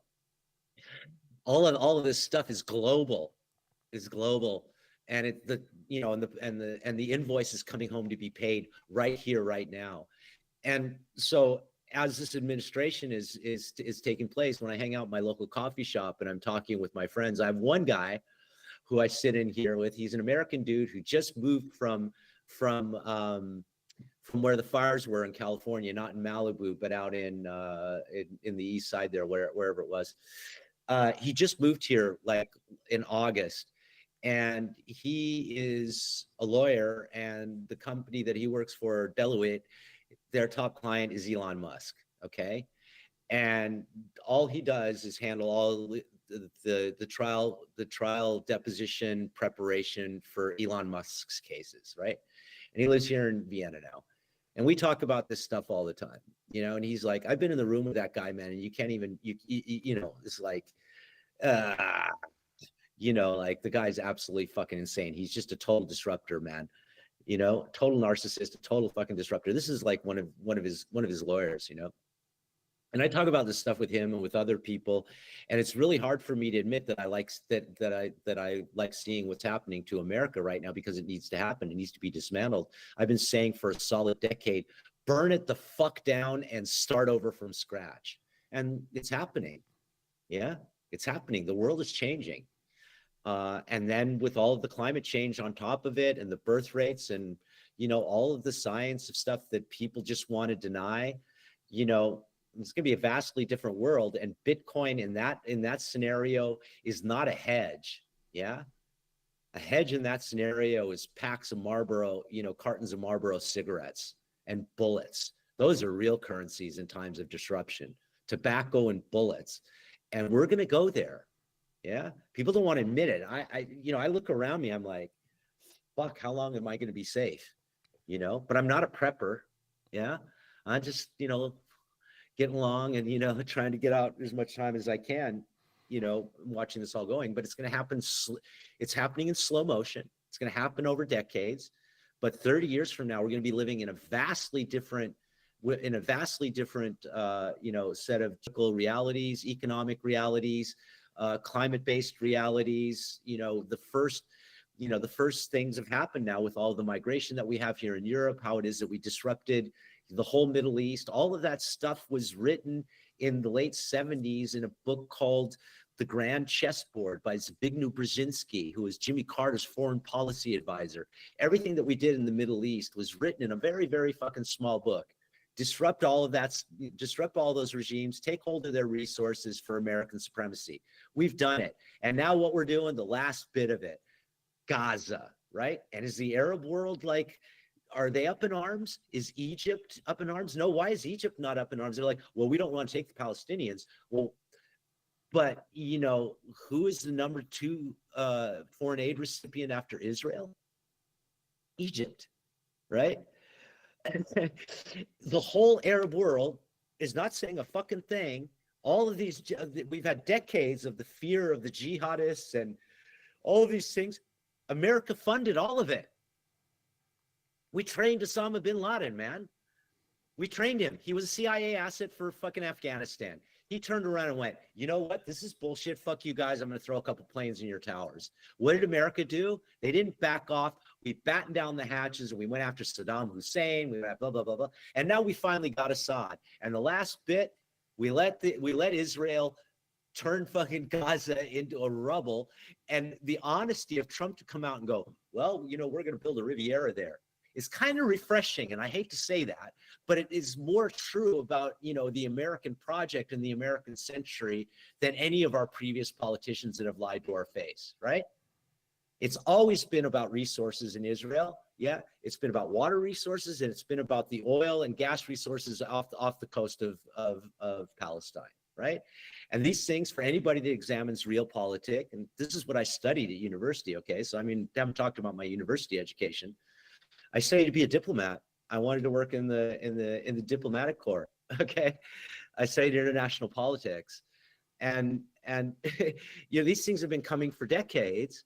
And I've spent my life talking about them, screaming about them. People like Julian Assange has risked their fucking life and spent years and locked up in the embassy and is now at home and finally, got out and went, okay, I'm going to take the guilty plea so I can go and see my wife and my kids.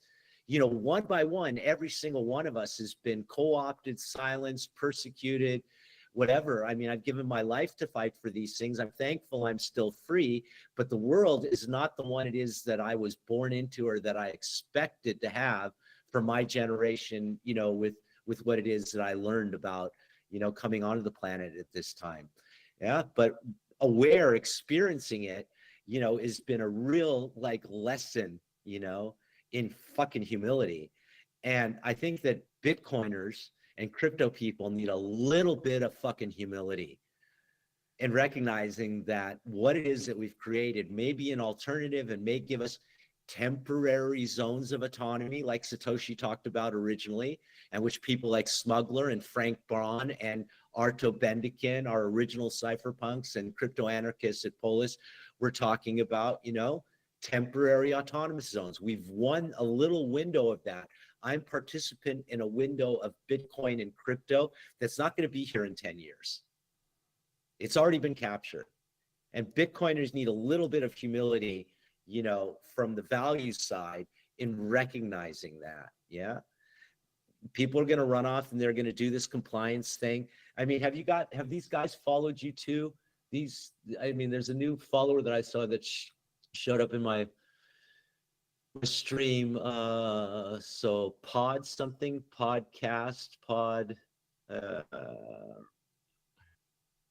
PodConf.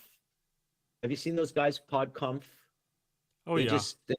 Are they right? really doing a conference, or are they just making fun of podcasts? So I don't know, but I don't know, it doesn't look like a satire to me. Did you look at their website? I did a few months ago. Okay, so these guys started their account April 2024. They showed up Washington, D.C. They showed up in yesterday in my feed, and their manifesto about compliance. I mean, proof of compliance, where allegiance meets rewards. Submit proof of compliance now to receive the compliance token. You do understand This is satire, right? Oh, it is? Yeah. Compliance is defiance. NGO at all costs. I think these guys are fucking serious. No, they're not. They even made a real plebs category. All right. Anyway, thank God they're satire. So shout out to PodConf. Thank you for enlightening me, Vlad. They're basically saying everything that I'm saying, but making fun out of it. Like, they're selling Peter Todd t-shirts. You mean Satoshi? Sure. Anyway, compliance, KYC, Bitcoin coming to a wallet near you. Will we be able to maintain little islands of this? Yes. Will there potentially be a fork of a non-government, a governmental and a non-governmental fork of Bitcoin? Probably. Can't rule it out. Where's the capital going to go? I don't know. Do you? Right? Well, it's very obvious where it's going to go, but the question is about the users. Because if you're going to have a chain with a lot of money thrown at it but no users, it will be pretty obvious in a short amount of time that it's not Bitcoin.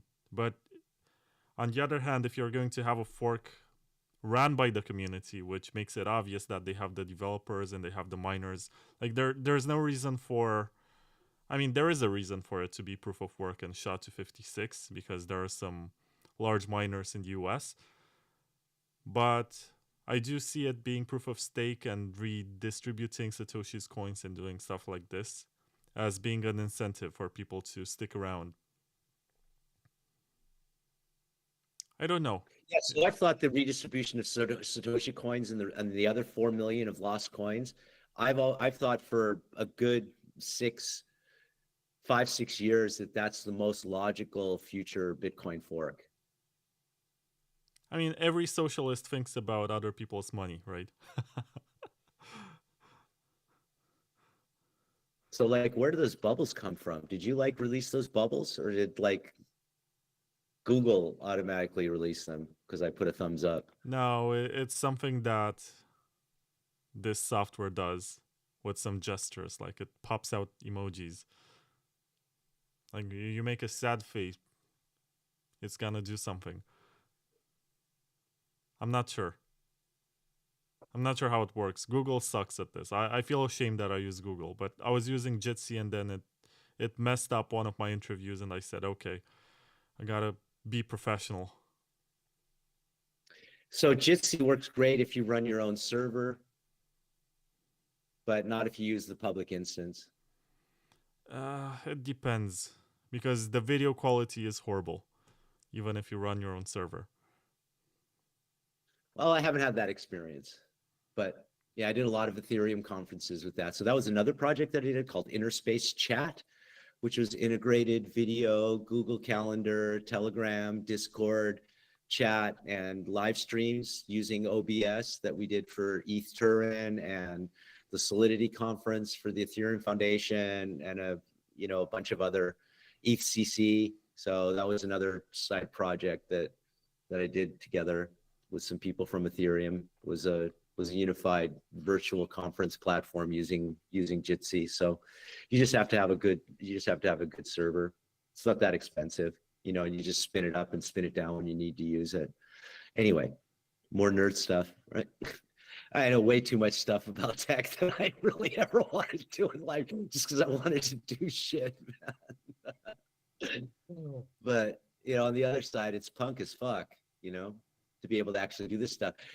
For all the ranting, here we are. Pretty amazing, right?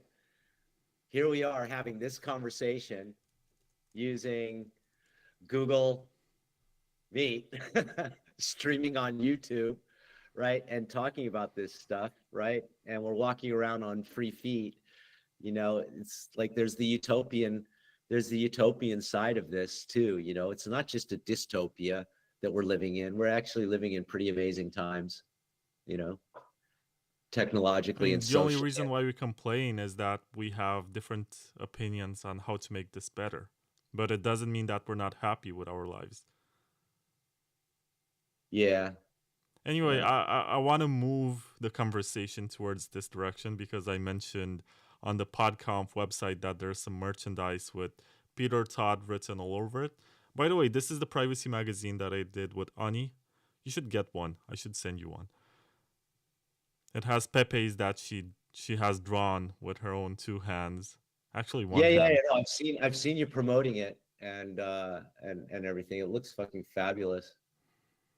If I was still in good terms with the Polis people, Second Culture or whatever, I would send some copies there too, but I don't think I'm gonna do it. Anyway, I want to stir the conversation towards this direction. Like, you mentioned that Peter Todd is Satoshi.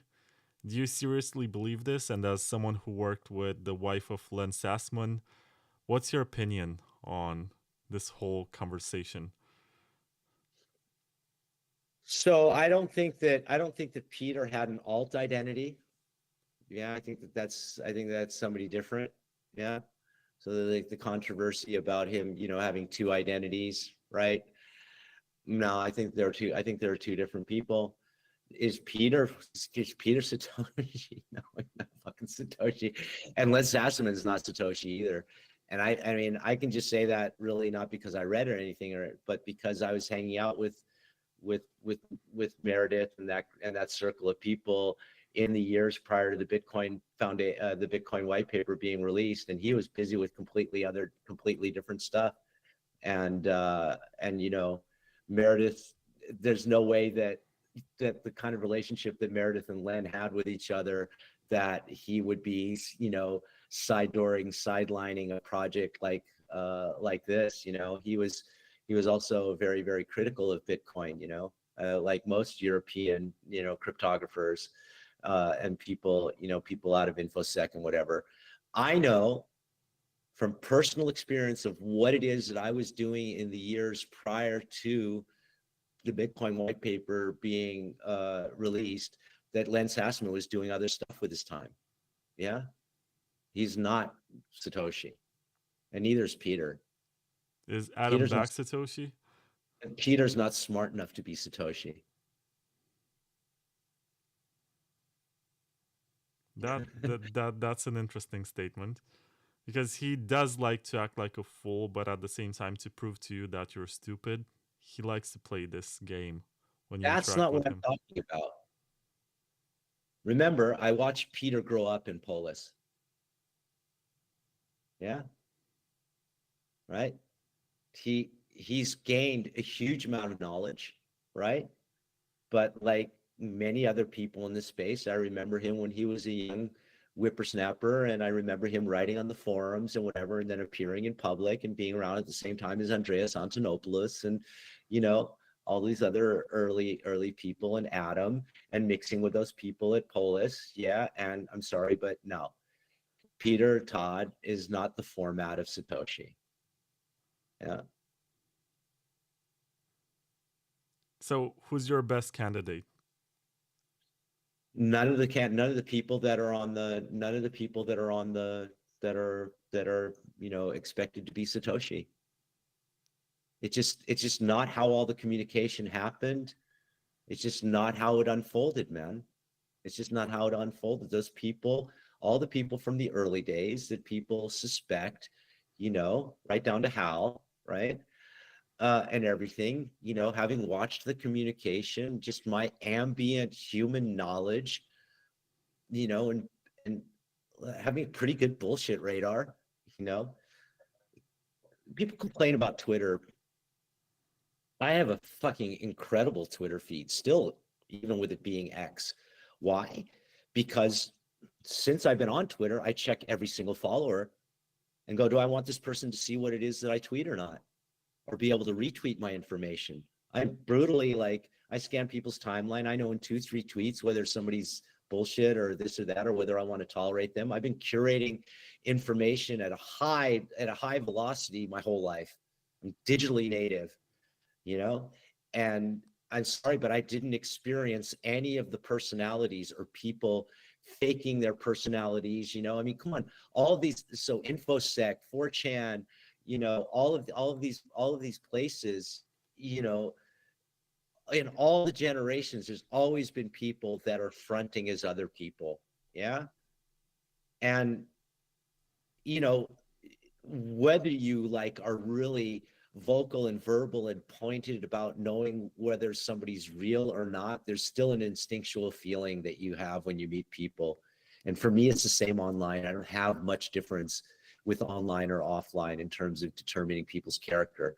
I used to always tweet all the time, and ye shall know him by what he tweets, you know, is like you shall know him by his acts, you know, kind of like a Bible reference, right? I rely on my instinct, and having lived through these things and been not a participant always in writing in the forums where the people were, but having read them from the time that they appeared and whatever, I'm sorry, but my ambient curatorial bullshit meter is that it's somebody that we don't know. That's a very refreshing answer, you know. And Adam Back might know. And I can understand why it is that Adam Back would never let on to that. Yeah. But if Adam Back does know, He doesn't know a place, a nationality, you know what I mean, or whatever, but has pretty good reason to know through either communication that he's had and not made public or doesn't have a record of anymore, that there is a personality which he was in communication with that just does not fit the profile of of anybody else that's on the chessboard. Yeah. And in addition to that, I think that Adam Back, for all of his strengths and weaknesses, right? He's also just a human being. He's not perfect. Adam Back, for all of his strengths and weaknesses, is being part of this technological and social story from before it was what it is and all the way through it being what it is now with his companies and interests. Adam Back and a lot of other people, yeah, of my generation, of generations before me and generations after me, with a certain sense of value, would never, ever say it if they knew it. It's this myth of a founder that is unidentifiable is incredibly powerful. Yeah. And I don't like the God level messianic qualities of it, right? And again, we come back to the technological thing about whether we should change Bitcoin or not.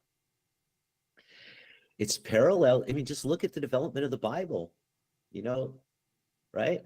So the Bible, also the King James Version, and the whole history of which Bible it is that people read, and the Protestant Bible, all of this stuff in crypto parallels the same sort of trajectory of the debates about what made it into the Bible or not. There's all the books of the Apocrypha that are not in there, but are, just were chosen in Constantinople to not be part of, the church's approved version of what it is that the rest of the people get to hear. Bitcoin's code is no different than that in its way. So anyway, to come back to it, I think that there's a whole generation of us, right? I think it's pretty clear we come from a values first perspective. I guess if I knew somebody with my personality could probably get it out of me with bodily torture. I'm not trained to, resist that and, whatever. But if I had that sort of knowledge and I was being waterboarded and electrocuted on my nuts and tits and, having my significant partner or my daughter dragged in front of me or threatened or whatever, I'd give up Satoshi. I'd say that openly. Yeah. But in a social setting, like it is that we're in, no, man. If Adam Back knows, he would never say it. Why would he? It would be stupid as fuck, yeah, to discover who Satoshi is. Yeah. I guess he was the first person to receive an email from Satoshi. And maybe Wei Dai was also involved because Satoshi was interested on the people who are going to get quoted in his white paper. And it seems like Satoshi was not aware of Nick Szabo and BitGold. And apparently this leads some people to believe that it was Nick Szabo. God. Man, all you got to do is have a conversation with Nick Szabo to know how opinionated and how, how singularly egoistic and narcissistic Nick Szabo is about who Nick Szabo is. He is not at all, his personality is not at all capable of LARPing another character. Yeah, he does have a cult of personality, but once again, when you develop an alter ego, wouldn't you be the exact opposite of who you are? Jekyll and Hyde, God. Yeah, man. I'll tell you what, the security chops of having done it and then disappearing, unmatched. And I'm sure that there's enough people of power, real power, like state power, economic power, that have had a conversation with Nick Szabo. Yeah. I should get him on the show someday. Yeah. Maybe you can introduce me to some of the people that you mentioned if they still do podcasts. That would be fun to hear their takes on the Bitcoin Foundation a decade later. So Nick wants 15 or 25K to appear at a conference. Like, we wanted to have him both in Prague and in Frankfurt. And we just said, no, he doesn't really have anything interesting to say. Actually, he's actually quite a boring speaker, um, but yeah, so I don't, just my ambient meter, my experiential meter, it's all that stuff of who responded when and which time zones. Are you familiar with Cory Doctorow's novel, Eastern Standard Tribe? No. So it's one of Cory Doctorow's first novels about internet culture, which talks about, how it is that the only relevant nations are time zones, right? And so for those of us who are internet native and have grown up with this and have been online with this since I mean, look, I went to university to get an email because my university was connected to ARPANET. All right. So really, I've been online since there's been an online. Okay. It just doesn't, with all of the kind of like filters of, is somebody fucking with you? Is somebody lying? Is somebody LARPing? Is somebody bullshitting? Is somebody playing something or saying something that they're not? There's so many like ambient indicators that you can't take out of your neurons, right? It's the whole thing about intuition and, knowledge or whatever it is that is not measurable or not, and I was never autistic enough to document everything because I had no incentive to be wanting to prove people right or prove people wrong. It just doesn't exist in my personality. I'm not one of those obsessive characters, you know what I mean, that looks for the hole in everything, like BitMEX research or what's his name?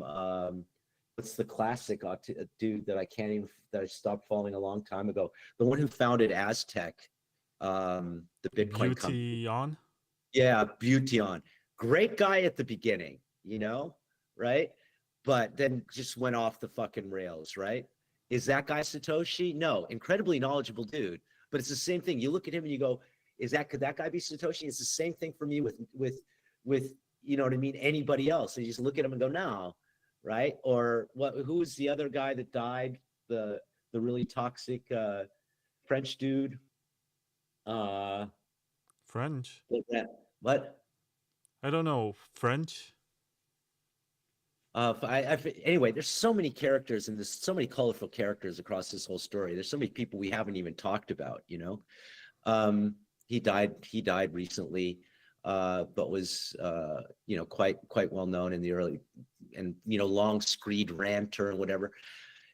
Anyway, my point is that growing up natively with electronic communication, curating it, being a guy that's involved with events, being a guy that's like involved with socially, what is my currency, Vlad? Why can I stand on stage, at Polis or any other conference, and introduce people? Is because I have a social, you know what I mean? I have social capital, right? What is my social capital built on?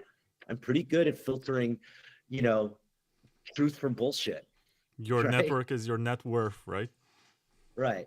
And I don't get paid for it. I mean, look at all the work that I've done in our community is all completely unpaid.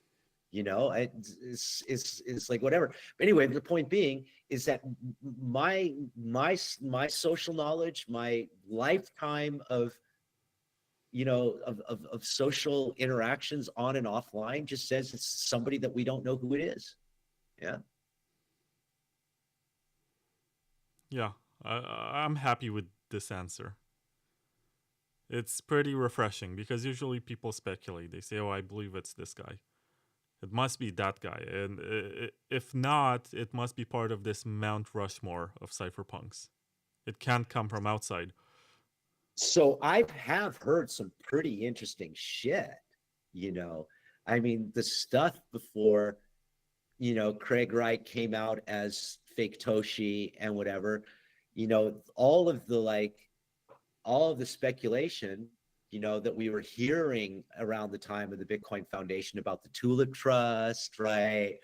And all of these things. And then there was like supposedly, I don't know if this is what it is that fake Toshi actually came out and was stating as part of his thing, there was a 9-member multi-sig supposedly for the Satoshi coins.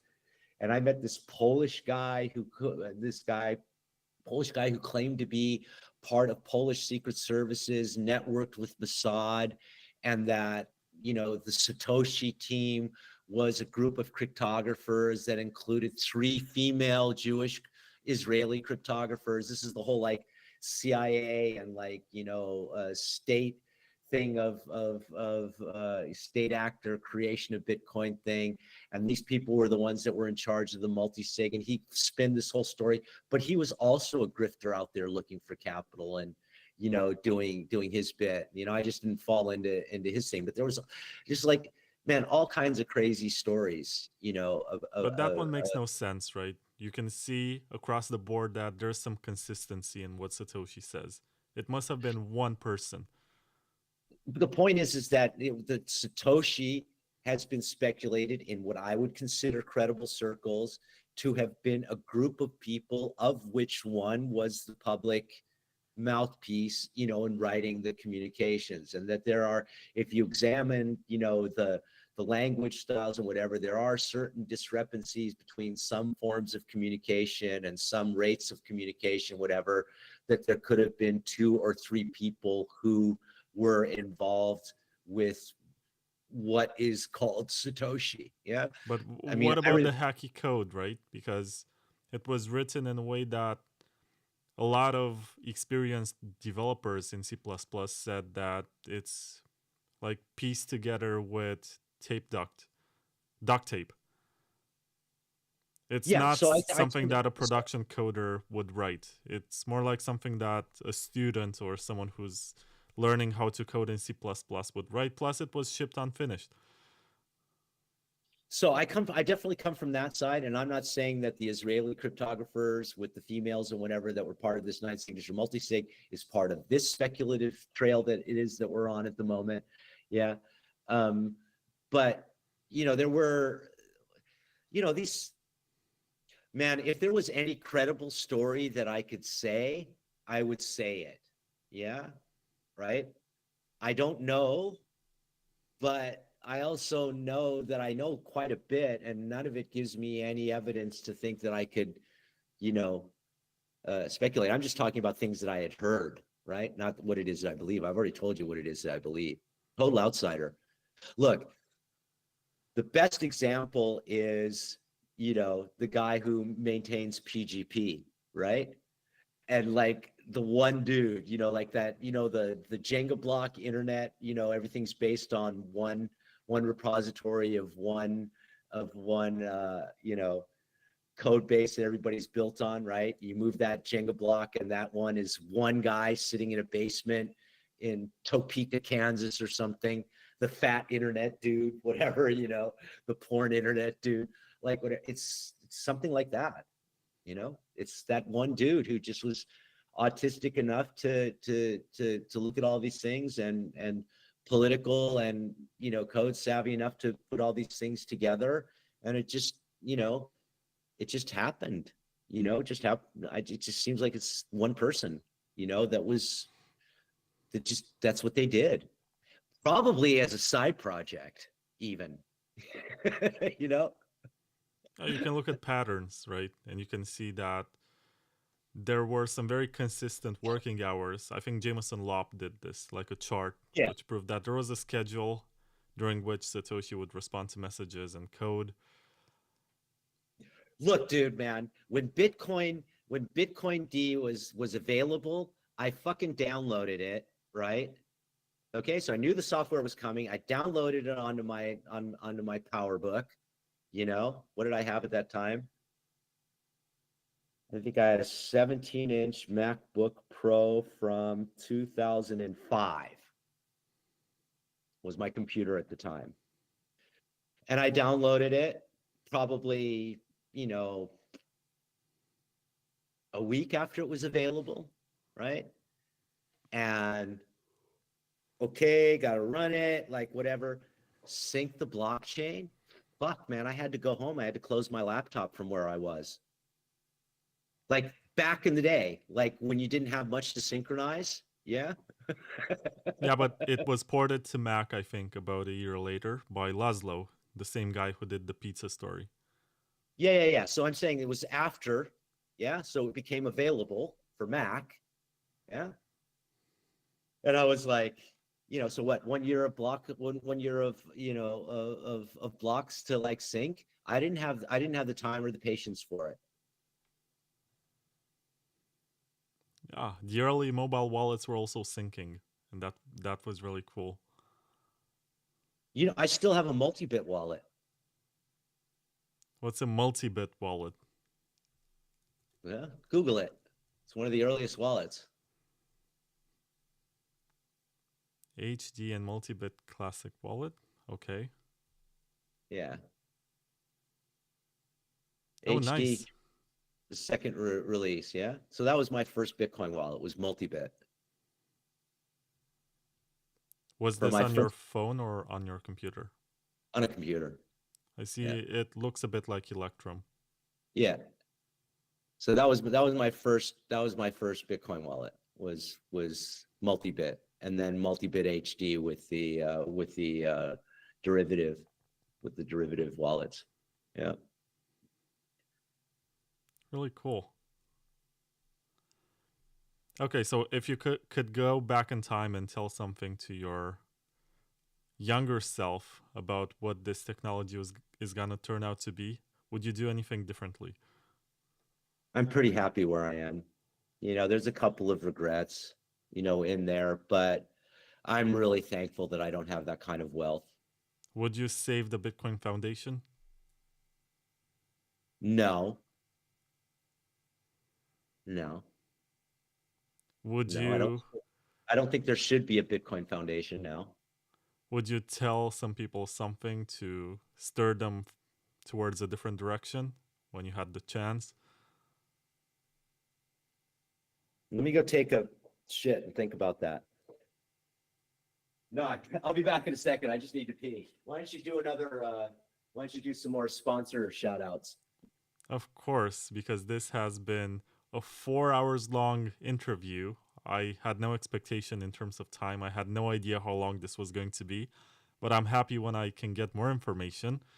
And this episode has been sponsored by Sideshift.ai, Citrea, Layer 2 Labs, No Ones, and Huddling.ch. Check them out. It's really cool to have long format content out there. It's not like TV, where you have to go to commercial break and then you have to air the next sitcom or movie or whatever comes next in the schedule. It can go on for as long as you want. And I think it would be very nice to have a special word just in case people listen up to this point and they find it interesting. Like, write a special word in the comments. And the special word should be supercalifragilisticexpialidocious. I did watch Mary Poppins, yes. I'm a softie. So if you did watch this episode up until this point, go to the comment section. Or if you're on Spotify or Apple Podcasts, go to the review section, give it 5 stars or give it 1 star. I don't care. I'm gonna keep going regardless. And write this word, supercalifragilisticexpialidocious. Maybe it sounds precocious, but you have to. I love that movie. I love the song, man. Mary Poppins. Fucking amazing. So what are you giving away? You giving away something for this supercalifragilisticexpialidocious? I should give away something, right? Why don't you give away a CDOR code or, one of your other, fabulous I don't deal sponsors? with CDOR. I deal with CryptoSteel, which is the OG metal backup. Fucking with you. Made in Europe, unlike CDOR, which I think is made in China. I'm not joking. These people are just outsourcing labor and they brand the products, but they're all the same, made in the same factory.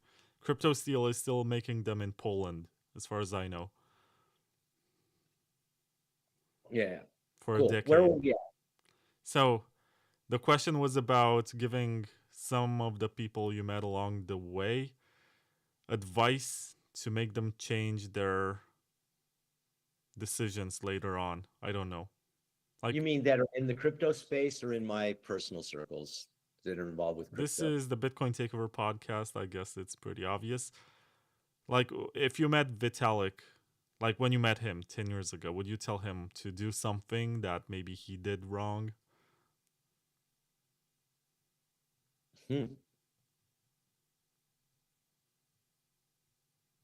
Who would I? Yeah, man. So like I was looking, we talked a couple of times about, we've mentioned Roger. So, Roger was known as Bitcoin Jesus. Yeah. And I have to say that, I'm thankful to Roger because, he provided a lot of the initial Bitcoin to the Bitcoin Foundation. And I guess you could say, like what it is that I got paid from the Bitcoin Foundation partially came from Roger. Roger's a great dude, man. He's really the first dude that was out there with a positive attitude, evangelizing and giving people free Bitcoin and out there doing it. Yeah, I tell Roger to have not done Bitcoin Cash. But he hasn't done it. He just switched teams. Someone else created that's that. What I mean, not going the Bitcoin Cash direction. Yeah. Yeah. So I mean, I think that all forms of Bitcoin are just are everything that it is that we have at the moment is just not.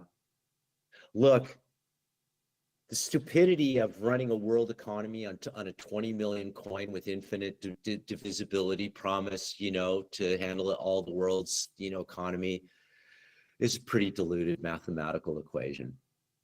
And that's what I was saying, that like I never thought that Bitcoin was the end game. And I was saying that also earlier that what we've shown is that you can establish a peer-to-peer network with computer security, with economic incentives, and with game theory that works.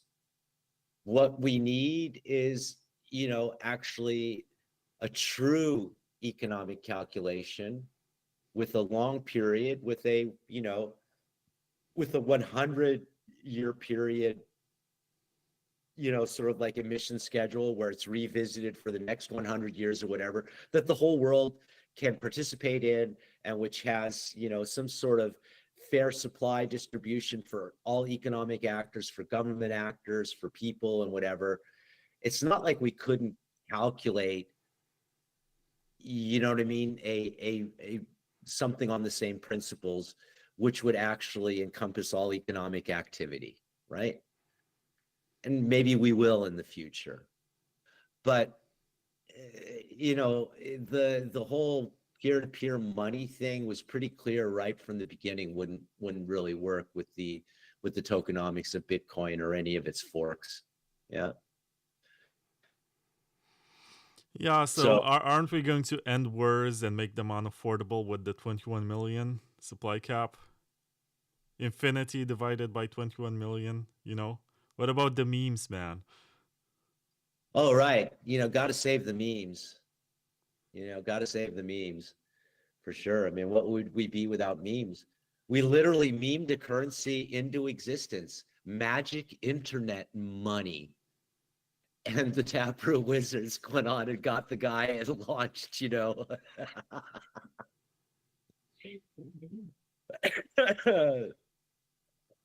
I have huge admiration for both Udi and Eric. Yeah. They're probably more responsible for than anybody for some semblance of, rational debate around potential changes, updates to Bitcoin. Yeah. I'm thankful for their humor.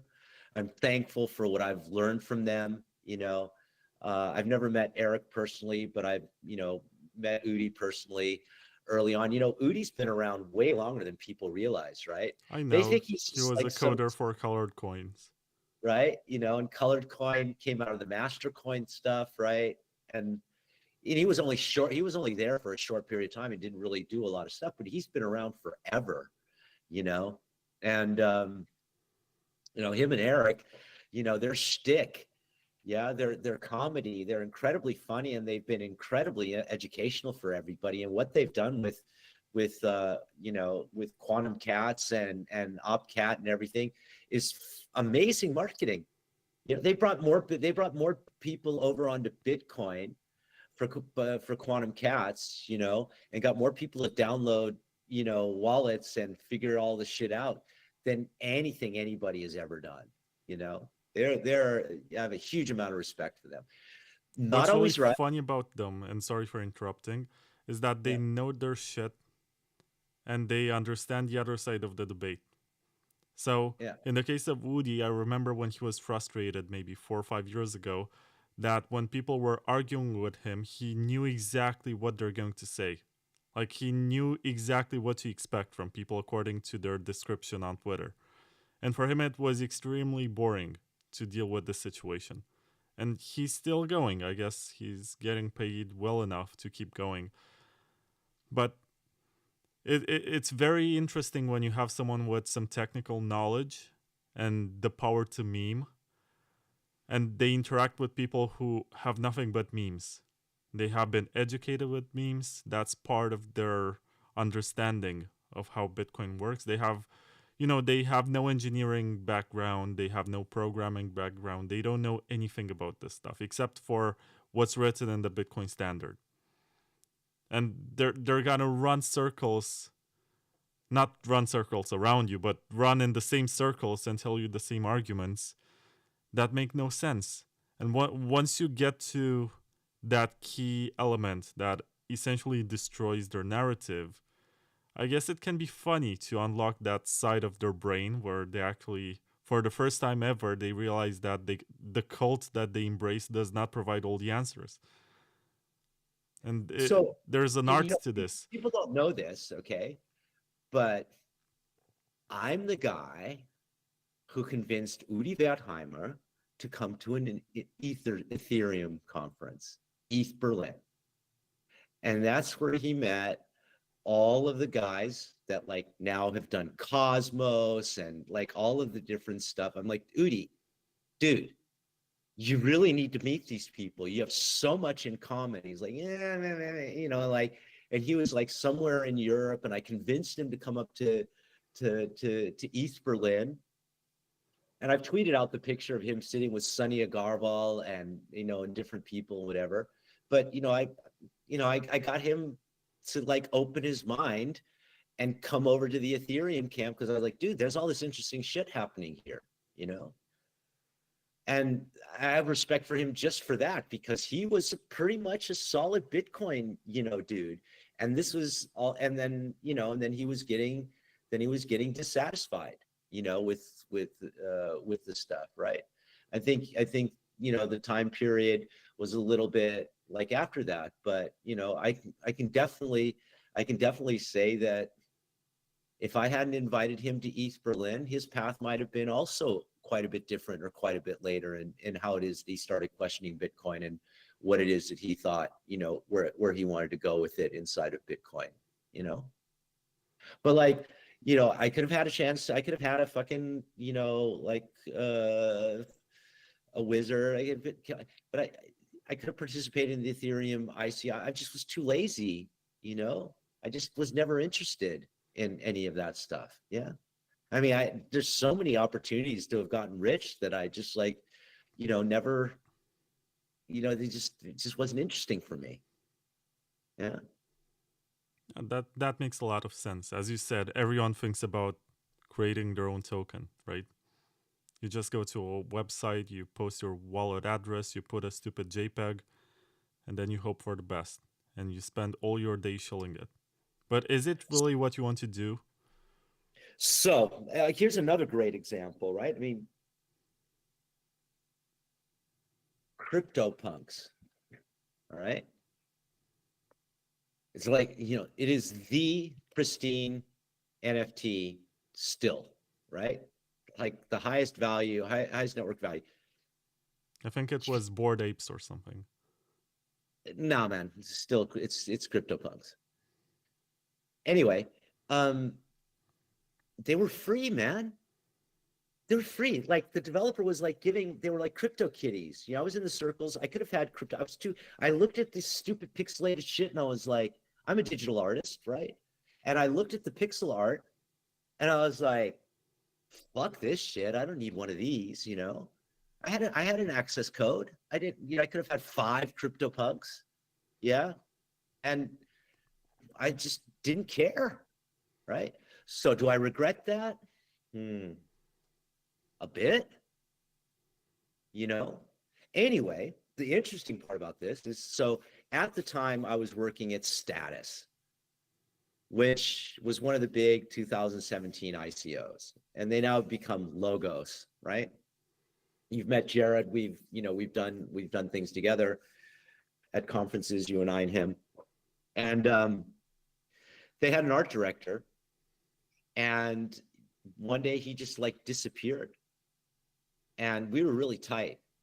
And when they decided to spin up Logos out of the ETH Status war chest to be doing Codex and Waku and all of these other things, you know, the whole initiative that Jared's pushing out there for network crypto anarchist states and whatever, is all basic things that I was working on with Jared in the Status days. So I was brought onto Status to like help them navigate turning their ICO funding into a DAO back in the early days of the DAO. And so a lot of the things that Logos has become were early concepts that I worked on with Jared and with other people, with Corey Petty from Corey as well, one of the few good podcasts out there that matches the technical standards that is you have and the open-mindedness.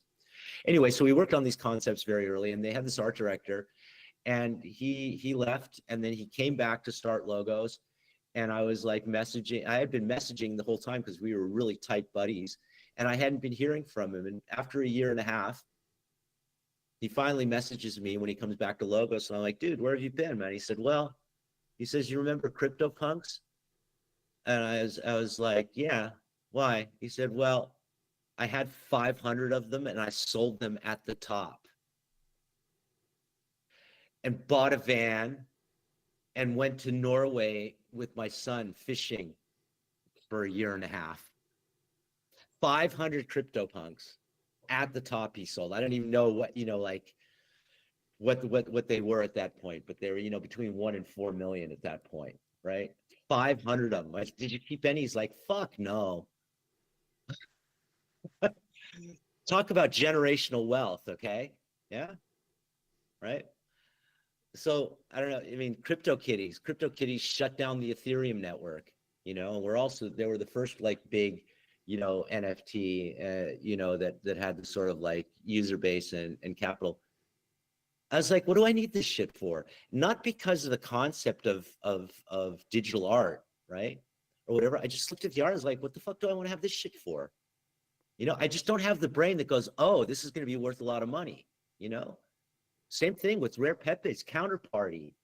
This, like Brian Macron, he's incredibly wealthy from Rare Pepe, like all the Counterparty XRP, it was all too fucking complicated, man. And like,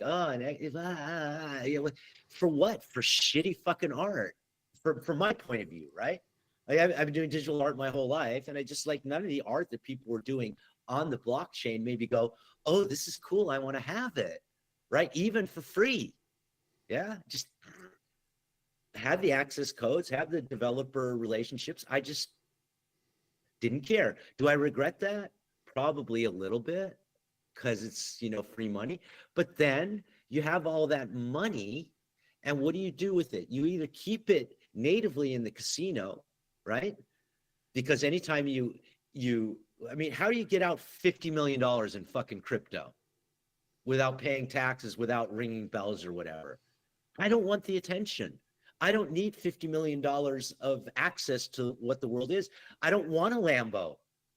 I don't want a fucking mansion in Malibu. I grew up there. What about a Supra, though? What? What about the Supra? Do you want a Supra? It's made in Austria. So I guess I regret not having had and sold CryptoPunks because I couldn't buy you a Supra. Oh, you don't have to do that. It's just a silly quest.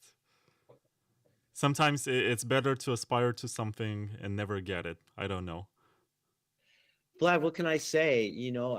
I've been around. So like, okay, look, here's some other examples about why this doesn't matter to me. And I think it's important for people to hear this, because just some of us are just ticked this way. So when I grew up, there was a lot of kids around Los Angeles that we called the Trustafundi. And who are the Trustafundi? Trustafundi is a name for trust fund kids. Okay. Right? So Italian trust fund. Like the Getty family. The Getty Museum in Los Angeles, the Getty Mansion that almost just burnt down in LA, like on the edge of Pacific Palisades. And then above Pacific Palisades, above the 405 freeway, the Getty Museum is like the Guggenheim of the West Coast, okay? J. Paul Getty, the founder of Chevron Oil, okay? His kids in Los Angeles. Otis Chandler, the Chandler family, owner of the LA Times, right? Like all of the California wealth and royalty in fucking Malibu, dude. Right? Just like the stars that also the wealthy people. They were around, okay? So I grew up and was around kids and teenagers. So J. Paul Getty's son was kidnapped. There's a movie about it, right? And held for ransom. Right? And he wouldn't pay the ransom. The mother was going crazy and everything. These are all things that I experienced in my social environment growing up. At university, I was the director of student activities and programming the concerts and dances for my university, Pepperdine, right? And it's in Malibu. And one of the kids, so this was in the 80s. So after the Shah collapsed, after the Shah was deposed, right, and Khomeini came in and everything, all the Iranian exiles with all the money came to America prior to and during the fall of the Shah, right? And so all that money is in Los Angeles. So there were successive waves of money and immigrants that came to America, and a lot of them came to California. And if they came to California, they came to Malibu or Santa Barbara or San Diego or San Francisco, Montecito. Like the whole coast is like just full of people that came from other places for the amazing thing that California is, and pay a lot of money for huge, like just dream fucking mansions, like things that like the stuff that you see in all of the videos. You walk through those things, you go to parties there, you meet people that are friends, they take you to a party, and they're the son of somebody. It's just how it is there, right? It never impressed me. I never wanted to have it. At Pepperdine, two of the kids that went there were the sons of Adnan Khashoggi. Do you know who Adnan Khashoggi is? Adnan Khashoggi was the Saudi arms dealer, right? Who was the richest arms dealer in the world, at that time, right? And he had a yacht called the Nabila. The Nabila is the yacht that he sold to Donald Trump, okay? The Khashoggi kids went to school at my university, and they parked the fucking Nabila next to the Queen Mary in Long Beach to have a party on it on the university. And I was the DJ on the Nabila yacht from Adnan Khashoggi because his kids went to my school. The biggest yacht on the planet at the time, parked next to the Queen Mary, party, people driving fast cars or whatever. And these are crazy stories, right? It's just like, and so one of his sons had a white Countach. They lived in Beverly Hills, and he got a speeding ticket every fuss to Pepperdine. And he just like they'd stop him, he'd get the ticket, right, and he just throw it away, and it would get paid. Anyway, he had a white Lamborghini Countach with fucking gull-wing doors. I was driving a 1938 Packard at the time to school because all the rich kids had Mercedes and Lamborghinis and fucking Ferrari. 1938? Yeah, 1938 Packard. Yeah. You're driving? My dad was into classic cars. So I drove all kinds of classic cars. So I drove a 4-door Packard with a straight 8 motor. It's like the old Chicago gangster. I think that one is cars. More expensive right now than any of the Lamborghinis. Yeah. So that's the car that my my grandfather was Al Capone's driver. He was his chauffeur. And so my father grew up in a 38 Packard because his dad drove around Al Capone. And so my dad grew up in the back of his car. So he got one and he restored it. And that's what I drove to university. And all the rest of the kids had, all these fast, whatevers. I think the worst car that people had there were like Porsche 911s or whatever at my school. Horrible. Anyway, yeah, horrible. So that's why I totally back you getting a Supra, dude. So, I come from a different school. Anyway, so he had a white Countach, and one day he drives up and the Countach is red. I'm like, oh, you got your car painted? And he's like, nah, I wrapped the white one around a lamppost in Hollywood last night. I'm like, all right, where's the white one from? He says, I picked it up on the way to school. I just went over to the dealership and got it. And I was like, how much did it cost? He's like, I don't know. I just signed my dad's name. Okay. So these were all, I just never wanted to be part of that world. Yeah. And so, right. It was way cooler to drive a car that my dad restored that had a story to it. Yeah. That he restored with his own hands. Like my dad was a total nerd. He even went and found the brand of mothballs.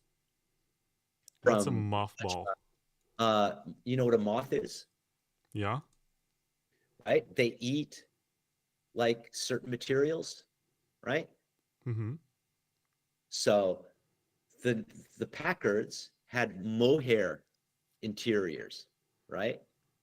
So very fine wool interiors. So my father restored this car, and he went to get the mothballs that his father used to hang from the mirror of the car, which are camphor. Yeah.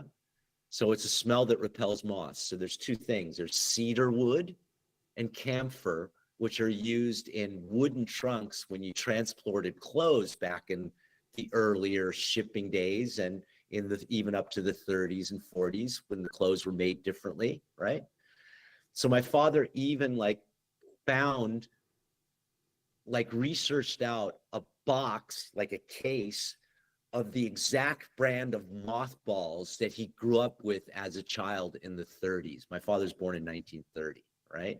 So before he was 10, he was riding around in these cars with his father, sleeping in the back and whatever. So my father restored this car, yeah, and down to the point of getting the mothballs that he remembered as a child to smell. And he used to then sit in the car when the car was ready and turn on the radio and play like Glenn Miller and the bands that that he grew up with from the swing era. And he would fall asleep listening to a classic radio and have memories as a child, right? So for me, it was way cooler to drive something that my father restored with his own hands that had a history to it than to compete with. I got way more pussy in that car than the Khashoggi kids got with their Countaches, right? Well, I believe you. Look at the interior, especially the back seat. Like, it looks like a couch. Yeah, man. Straight A. Man, when you stepped on the gas of that thing, the front end of the car went up, man. It was like a fucking rocket. It was like driving a fucking tank. Big steering wheel, man. Like in this, and the back doors are what they call suicide doors, right? They open opposite direction. And they're called suicide doors because if you get into a head-on crash, the doors, can't open because the hinges are on the back side of the car, right? On the trunk side of the car. So if you find a picture of it with the back doors open, you see that they open in the opposite direction of classic doors, right? Right, so you're supposed to jump out of the car in the event of an accident or something? Anyway. Well, the reason why the gangsters drove the Packards, if you see they have the sideboards, right? The what are called running boards under the doors between the fenders of the front and the back wheels. And the gunmen would stand on the running boards, right? With their machine guns. Yeah, so that was the classic gangster car. Michael Parenti, Italian, My dad, Italian. My grandfather from Chicago, mafia dude from Sicily. Yeah. I'm just looking at pictures of this car. It's gorgeous. Yeah, man. So when my parents died, my father had 12 cars, and that was one of them. But I was here in Europe, and you know, I didn't want to store them and whatever, so I sold them along with the house. Um, yeah, That was a few Bitcoin. yeah, could have been a few Bitcoin, but yeah, I sold the house to Chris Carter. I don't even know who that is. I know Vince Carter, Chris Chris Carter. Carter is the director of the X-Files. Oh, cool. Yeah, neighbors. He was our next door neighbor, and on one side, and he just didn't want to have any neighbors move in, so he bought the house as a guest house for his house. And on the other side was Mick Fleetwood of Fleetwood Mac, if you've ever heard of them. I've heard rumors. Yeah. He was very tall, right? Or still is. Yeah, very tall. Yeah. What is that movie? What is it? Daisy and the Eight? Have you watched Daisy and the Eight yet? I don't think so. It's the fictional retelling of Fleetwood Mac. It's very good. It's very well done. Yeah, so we're way off topic here. Yeah, way off topic. Yes, we are. It's just that you have so many crazy stories. It's I've led a surreal. blessed life, right? I have So great your stories. life is sort of like Forrest Gump, except that you're not like Forrest Gump. You're not dumb, but you found yourself in the middle of so many interesting events of your time. Mm-hmm. I'm a whore for experience, right? Like I'm interested in interesting things and interesting people, and I was born in a lucky time in a lucky place, and it just never stopped. So I gotta ask you, since you found yourself at the beginning of so many movements, you see something new emerging, maybe AI, that's just as interesting, or do you see that as being dull and not maybe punk rock enough? AI doesn't interest me at all because it's not intelligence, it's not consciousness. What I'm interested in at the moment, as my interest in crypto is waning, and it's been doing for quite some time. Every year I'm like, I'm done with this shit. Yeah. And then Polis or Pizza Day rolls around, and who's going to speak, and like what's going on right now. And last year was all the L2 stuff. And you know what I mean? It's like hard to leave behind when you're so embedded in it. Right. But year on year, many of us have gotten disappointed with it. A lot of people have gone into AI from who were involved in crypto early. I mean, some of the names that I've mentioned. So Arto Bendikin, who was our original sort of like philosopher, anarchist philosopher at Polis, has Hatia, Haitia, Hatia AI, which is a private AI assistant. He's based in Dubai. And he works with a number of people. So a lot of people have gone over into AI. Jared's messing around with AI. Uri's messing around with AI. I'm not really so interested in all of that, because it's just machine learning on steroids, right? I'm a little bit more so from sort of the consciousness and maybe Buddhist and Eastern side of things. My fascination is physics. If I had one regret for myself, it would be that I didn't study physics at university. So right now I'm much more interested in quantum physics and things. I'm sort of consulting with a couple startups at the moment in this area. These are the things that I'm more interested in: is quantum computing, quantum teleportation, and this sort of stuff, and the applications in the area of secure communications. So I'm still very much, proactive and supportive of all the projects in the privacy space. I mean, I've like laid a bridge for you to the Web3 privacy people. The work that Miklo is doing is fabulous on the Ethereum side. And I made the argument last year that, that there's a number of people and projects in both the Bitcoin and the Monero space that can expand the footprint of privacy technology. I'm a big supporter of Nim and Harry Halpin, who I've known also from back in the early days of, pre-Bitcoin. So that's been my primary focus over the last year, has been pushing privacy tech forward. It's really great to see all of the ZK knowledge stuff that's happening. Like I said, we're both talking about Citrea and also about Alpin Labs, and there's a lot of interesting stuff happening there. I'm more interested in that side of technology than I am in AI. I also don't buy all of the AI is going to consume all of the network resources and all of the compute resources and achieve consciousness and turn itself on us science fiction trope. I think that a lot of that is being marketed to the people to get basically monopoly based monopoly status over compute.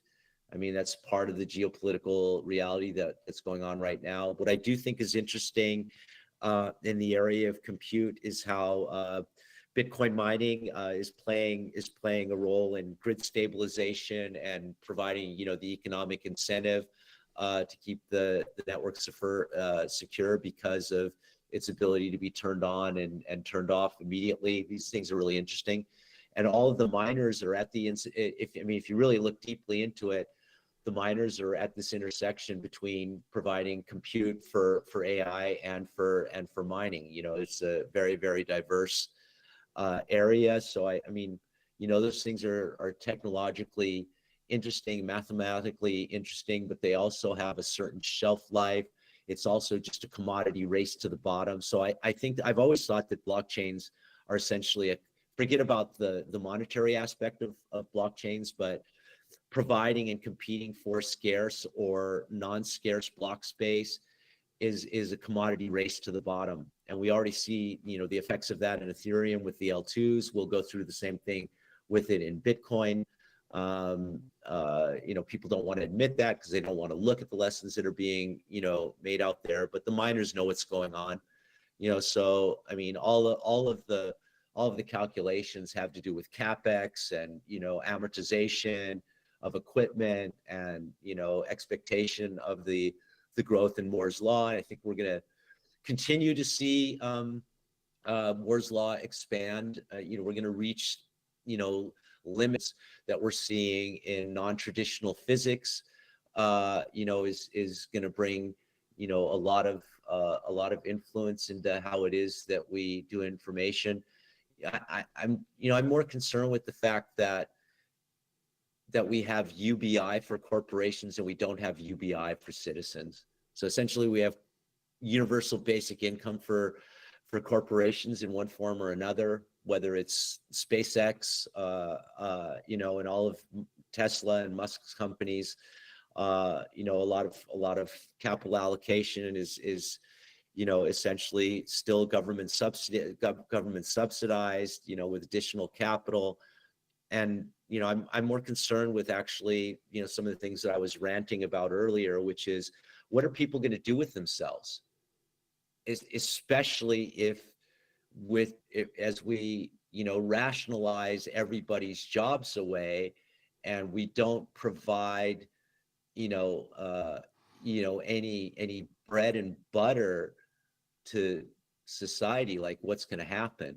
These are things that are more concerned to me. And I'm not necessarily a Marxist in this sense, but on a human level, I'm more concerned with the social aspects of how it is that we're going to have a functioning society when there's not even bakeries in town anymore, and people are buying bullshit food from 7-Eleven because big box stores. You know what I mean? And all of this stuff is a more concern to me. And so when you look at compute, right, there's going to be a consolidation and an oligarchy of the ownership over compute. It has to do with why it is that, why it is that Trump is starting tariffs and all of these things in order, because they're calculating a certain period of time that China is going to be able to, create their own competition to American technology. That window is very, very short. America has made the mistake in expecting that China was, just going to be copying stuff. They're graduating 400,000 engineers a year. America's falling apart, so there's all of these geopolitical calculations that are all centered around compute, and the whole compute paradigm is driving why it is that we're actually going to nuclear power, as it is that the petrochemicals are being phased out. Yeah. So what interests me in that realm is probably the intersection of quantum computing with how it is that it expands our ability to process information more quickly and more efficiently, with artificial intelligence, trained, machine learning. So I'm going to stay away from AI. From machine learning, we're going to see huge exponential advances in chemistry and drugs and physics and whatever. We're living in exponential times. The next decade is going to be incredibly disruptive. But I think that the biggest win that we have was actually the Chinese compromising of the American telecoms networks, and the recognition that strong encryption is necessary for governments and for business to function and for society. So we still have some we still have some holdouts, essentially political grudges between players on the international political stage that want to have, dirt on each other, a la Epstein, compromat. But I think that business and government is moving away from compromat as being an inefficient way of allocating reputation and resources. And I truly believe that actually at the You froze again.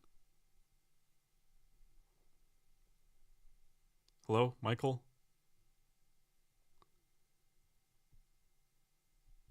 He froze mid-sentence, and I apologize for this. It's his internet connection that does this. Maybe he will come back. In the meantime, I'll just call out the sponsors once again. Hodling.ch, Sideshift.ai, Citrea.xyz, Layer2Labs.com, and NoOnes.com. Check them out, and thank you for making this type of content possible.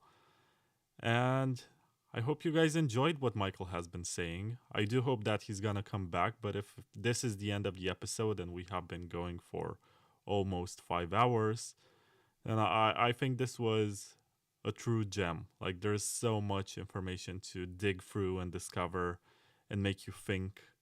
I think this is very nice for a long trip.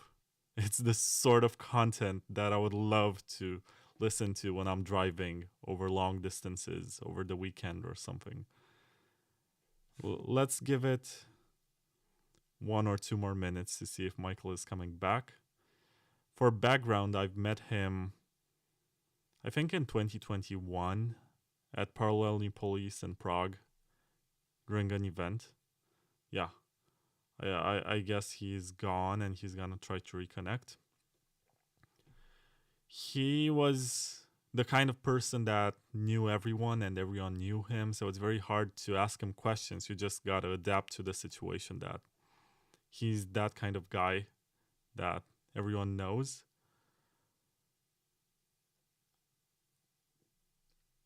I just checked to see if he sent me any message, and he hasn't yet.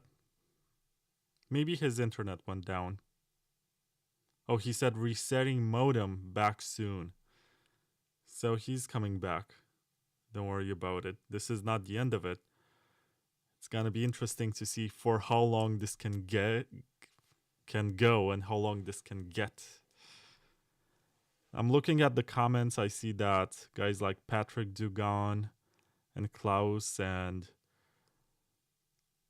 Arthur Morgan, I guess, AORTHUR THUR. That's like Arthur, Aorter Morgan, and Swerve and Skydoge. I'm just reading names from the chat. Mtoshi, Untraceable, Anb, Swerve. And these are some of the notable names that we have in the chat for tonight. So check out this magazine, the BTC TKVR Privacy Magazine. Very important.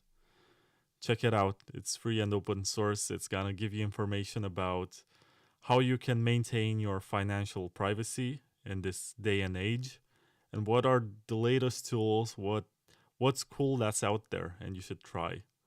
It's written directly by the people who are building this stuff, so it should be pretty good. And I guess I can give away one of these. So if you want to win one of them, costs me like $20 to send it out. I guess I can do a giveaway. This episode is sponsored. So if you do want a copy that's also signed and numbered, I'll send you one. Just let me know if you're interested. Hit me up and I'll pick a winner. I don't know exactly how. And I hate organizing contests. Furry Man, you're back. Yeah. So sometimes the network resets at this time, the local network. So No, I think it was, what did you call them? The Brolionaires or something? the Broligarchy? The Broligarchy, yeah, they're sabotaging our communications, jamming our connection. Yeah, so I switched over to my mobile away from my home internet. So, what was the last bit of the sentence? That's a very big demand, sir. So late in the night, it's 3 a.m. here. But you're ranting about the future. Well, I wasn't really ranting. You were asking me what I'm fascinated by. So, You did mention physics and transportation via teleportation or something, and then you went on. Quantum teleportation, where it intersects with communication devices. So there's a big advance right now in new generation physics, right? That a lot of people talk about disclosure around the UFO stuff, right? Whether it is that we're reverse engineering, non-terrestrial intelligence technology. I don't think that's really relevant to the discussion, but there's a lot of, what have been considered woo physics that are becoming, areas of research that are very, very interesting. And so, my focus is more looking forward in those areas about where that can be applied to secure communications. Yeah. Interesting. Well, you're very optimistic, and I very much appreciate this, that you're moving from one fascination to the other. You don't get bored, and that's something nice to do in life, or to not do. You should never get bored. What's life about other than being, an eternal student, right? I mean, when you stop learning, or you stop being interested, or you stop being curious, is when it is that you get old, right? I mean, how do you keep your brain plastic? So, I mean, if I wasn't wearing my beard and I didn't have my gray white dreads and whatever, if I was still having a shaved head, people think that I'm 10 or 15 years younger than what I actually am. And I'm kind of enjoying growing into, being an elder, right? And having these stories. And I'm really thankful for you and people in your generation that look up to me and are interested in these stories and interested in these learnings. But I am most certainly not stopping, and I, despite all the changes that I see coming down the pipeline at the moment, I'm incredibly optimistic when I look at your generation. How old are you, Vlad? You're 30 what? How old do you think I am? Well, I think you're between 28 and 32. That's a pretty good guess. But I'm turning 33 in 2 weeks. Okay, cool. So my daughter's 32, right? She'll be turning 33 in May, right? And My girlfriend is 35. Okay. I spend my time intellectually the last years in your generation, right? I mean, I'm one of the old dudes, primarily people are in their 20s and, 30s that are involved with crypto now, right? At all the conferences, all the builders. I mean, look at all the L2 people. I mean, Alexi, Orkun, right, et cetera, et cetera, et cetera. All the people in the L2 space, David Soroy and John Light, and like all these different people are people of your generation. And when I look at my daughter and her circle of friends and how it is that they're living through all of this chaos, they really don't care. So my generation and like a generation ahead of me needs to fucking die and get out of the way. And the planet and economics and politics, as you see at the moment, is last century's paradigm that that's going through its transition into a new era, right? And so it involves a lot of disruption. But when I look at your generation and my daughter's generation, I'm incredibly optimistic. Yeah, I feel as though you look up at what it is that we've created and what it is that we've left behind, and some of us may have been, providing the stuff that moves things forward, but as a large majority, my generation and the generation ahead of me are leaving, quite a pile of fucking shit for everybody. And I'm convinced that when we get out of the way, that when we're gone, when we're out of power, and when we're died, that the world is going to be a much better place. There might be a lot less of us on the planet 20 or 30 years from now, but when you're at my age, I actually think that things are going to be better. I think that we live in that we're right at the cusp of exponential changes, and it's disruptive. But I'm incredibly optimistic for the future, and I'm going to be doing whatever it is that tickles my fancy and keeps me interested in being here until it is that I leave. But I'm really thankful for the chance to share these experiences and my viewpoint and my insights about the life that I've lived and the things that I've done. And I hope that I can inspire people to to make those sort of choices for themselves and the people that they choose to be around, and what it is that they choose to spend their energy on in their life. Oh, that's so beautiful. I'm a hippie, man. What do you want? You've seen me cry enough times, at the openings and closings of events where I'm incredibly moved to be amongst such a group of incredible people. Right? We're not at the maxi conferences. We're at the heart of where people are trying to to make a better world. Yeah. I mean, that's total hippie shit. I'm completely emotionally about it. I'm completely emotional about caring for others and respecting and being grateful for the life that I've led, and the people that I looked up to when I was younger. My friends when I was 10, 15, 20 years old, my friends were also 20 or 30 years older than me. So it's it's like a tradition that I'm growing into. So I'm kind of like wearing the reality that I'm getting older, but I still feel like I'm 20, or something, or 25 or 30, something like that.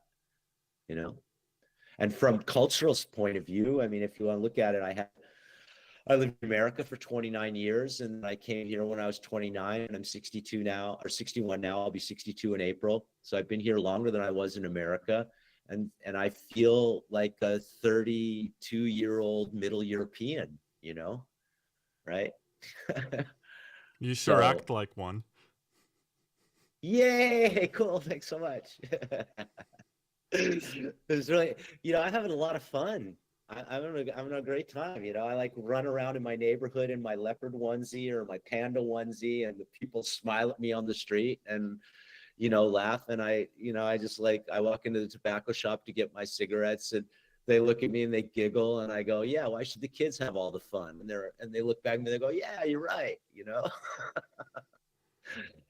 But I mean, I had mentors and people that inspired me when I was younger that were the same way. They were, you know, getting old, and you'd never know that they were old because they were super young in their you know, in their attitude, right?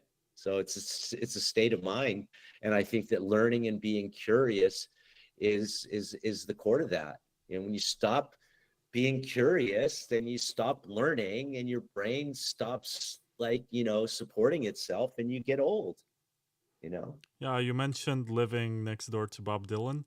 I think there is a lyric by him which describes the situation. It's from My Back Pages, which, as far as I know, is one of the last songs in the album that he released before bringing it all back home. So 1963, 1964, around the time. But the lyric says, but I was so much older then. I'm younger than that now. Yeah, man. But I was so much older then. I'm younger than that now. It's true. You know, look, I got incredibly lucky, man, to grow up where I did when I did. It was an amazing time. Forget the sun, the sand, the surf, like, you know, the drugs, you know, the lack of prosecution, the post civil rights era, you know, all these things. But I mean, LA was an incredibly vibrant place of multiple cultures, right? We had a little bit of violence here and there, and then, you know, crack cocaine sort of like changed that. But my childhood and my formative years were we're in a time and a place that we were taught to go out and, you know, and fulfill ourselves. The world is your oyster. Go out and grab it. You know, we were at school, in my public school, okay? Our teachers said to us, question authority, question everything. Yeah. I mean, completely different than how it is in public school now, or even in private school, completely different than this, you know, narrow culture time that we're moving back in towards fascism, and, you know, back into groupthink and manipulation and whatever. It was a very, very lucky time. And the hippies, you know, came from all over the place to California. California was the land of fruit and nuts. Fruits being homosexuals, and nuts being, you know, all the dreamers and all the crazy people. Where did the computer, you know, where did Apple come from? Apple came from acid taking fucking hippies imagining fractal math and programming it into fucking silicon, man. That was the time and the place and the dreams. Omni magazine, Carl Sagan, you know, science fiction, all of these things. It was all a time of hope and joy and, you know, exponential sort of belief in the capacity of the human spirit to improve the world and improve the planet. I'm a child of that, of Aquarius. It's the age of Aquarius. You know, these are cultural memes that, you know, have been overtaken by other cultural memes. But, you know, I may have, you know, the world has changed around me, but I haven't changed. Yeah. My worldview is pretty much the same as when it is that I was 14 or 15. You know, I don't really see things much differently. It's just that I have the experience to confirm all of the philosophical and expectations, you know, from the course of human civilization, from a privileged white male background in Malibu, California, right? It's privilege pure. The economics of it, the educational aspect, the social aspects, the freedom. Yeah. And I've watched all of those things disappear and become more and more constrained around me. Yeah. But I haven't changed. You know, I'm still that boy, still that young man from my time and place. And that's very, very unique. And anywhere I go, or anywhere I travel and meet people from my generation, not only from California, but, you know, there's, you know, a very narrow period of time, which is from like 1960 to 1965, where pretty much most of us have this, you know, we're the early, you know, children of the boomer generation, right? we're the early part of the children of the boomer generation, and we all have a very, very similar, sort of worldview, whether the people are from Germany or Russia. I know Russian hippies and, Asian ones and South American ones. I mean, if you go to a Burning Man event, it's full of all kinds of, cultures and subcultures, that intersect with the hacker space and intersect with crypto and like I said, the early beatniks.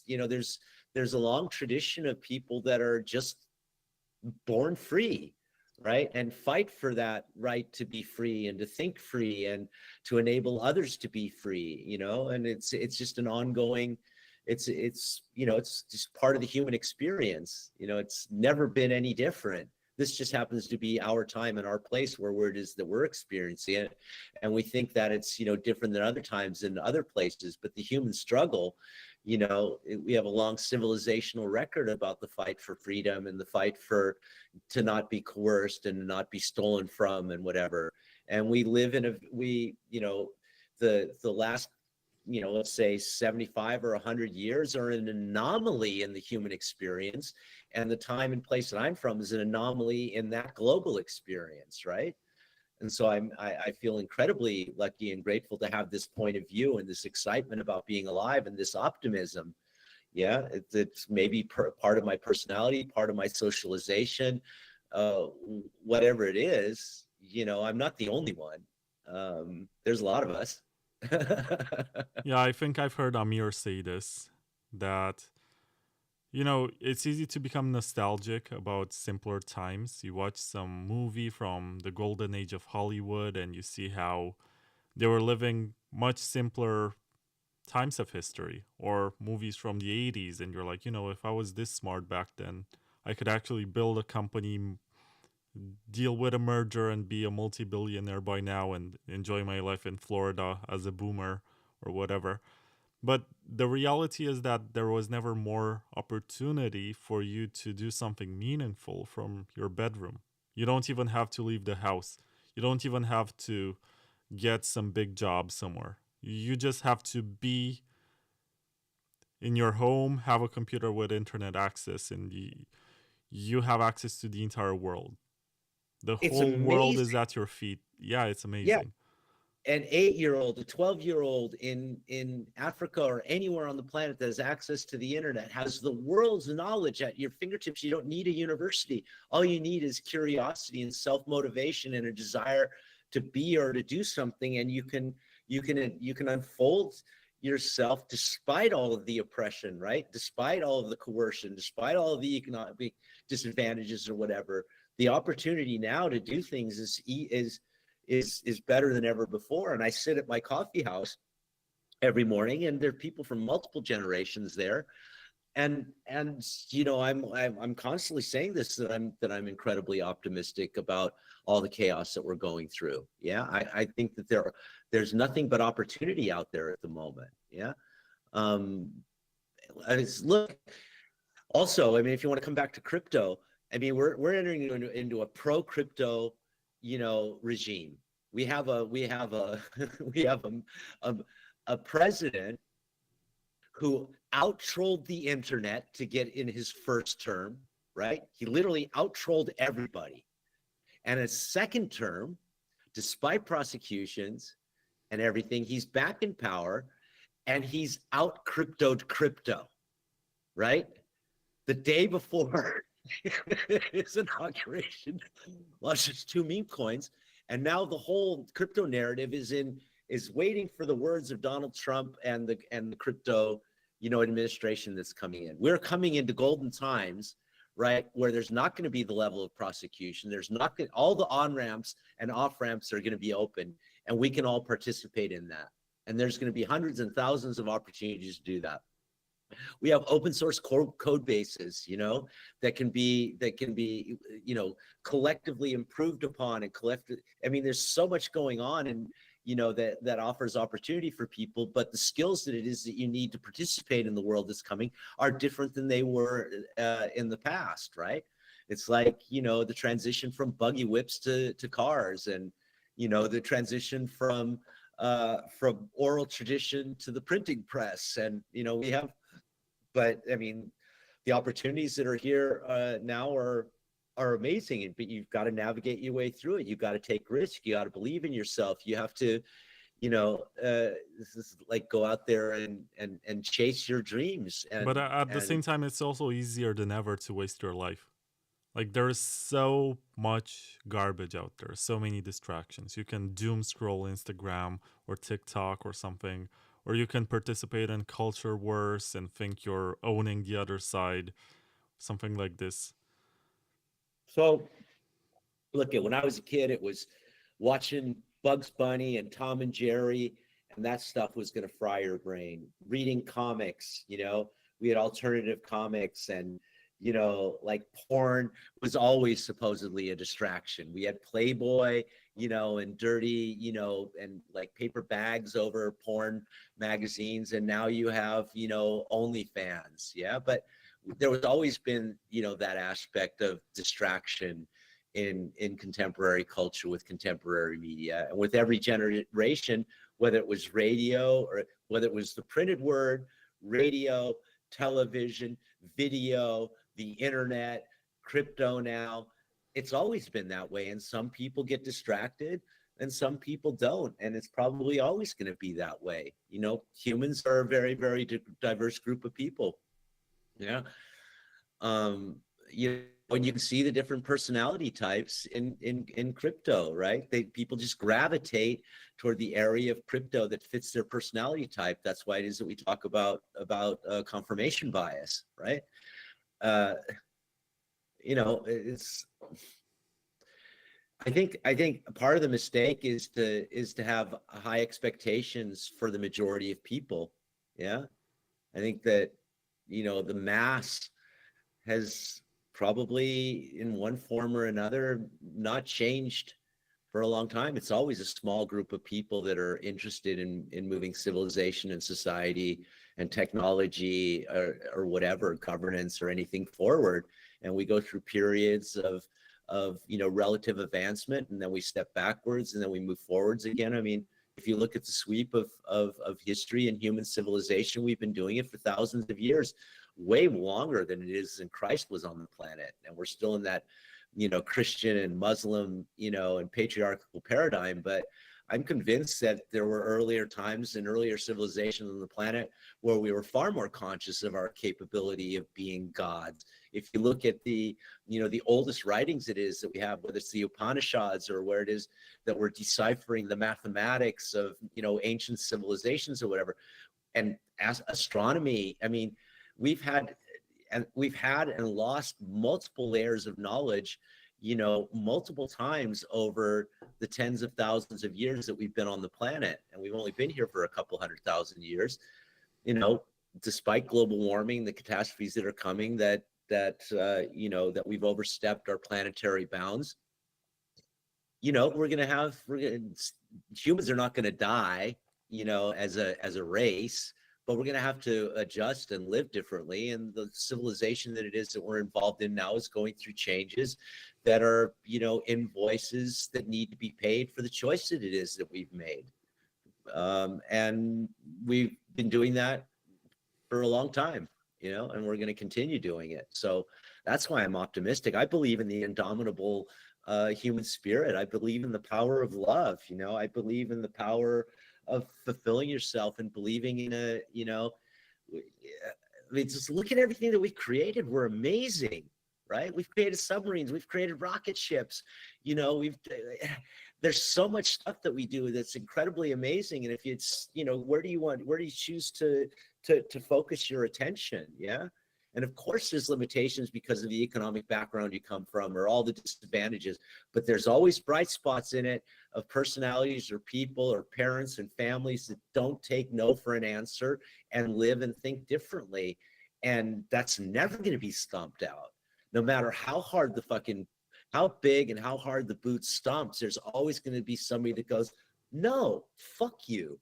And they're going to hide out in a cave somewhere and develop something different, that is something that people want and something that people need, and other people need to get out of the way for them to bring it to people. Yeah, man, I'm incredibly optimistic, despite all the, you know, the real stuff that I see happening in front of me and that disgusts me in our sector or other places in society. No, definitely an optimist.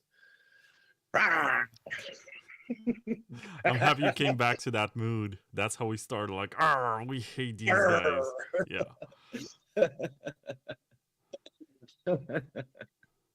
So we're not trying to beat the Amir Taki podcast, are we? I don't know. Are we? Like, we probably can, but should we? That's the other question. Yeah, Amir, man, I did 8 hours. You only did 7.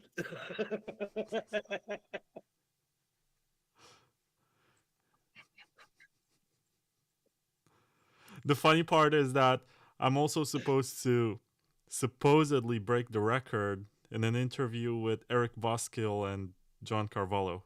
Like they purposely, and we had this conversation that we should go for longer than 7 hours and just digest everything that there is and analyze stuff. Well, we could make 8 hours the number to beat now. You're gonna have a great conversation with both of them. Yeah, I mean, both great guys to talk to. Yeah, I did have them individually.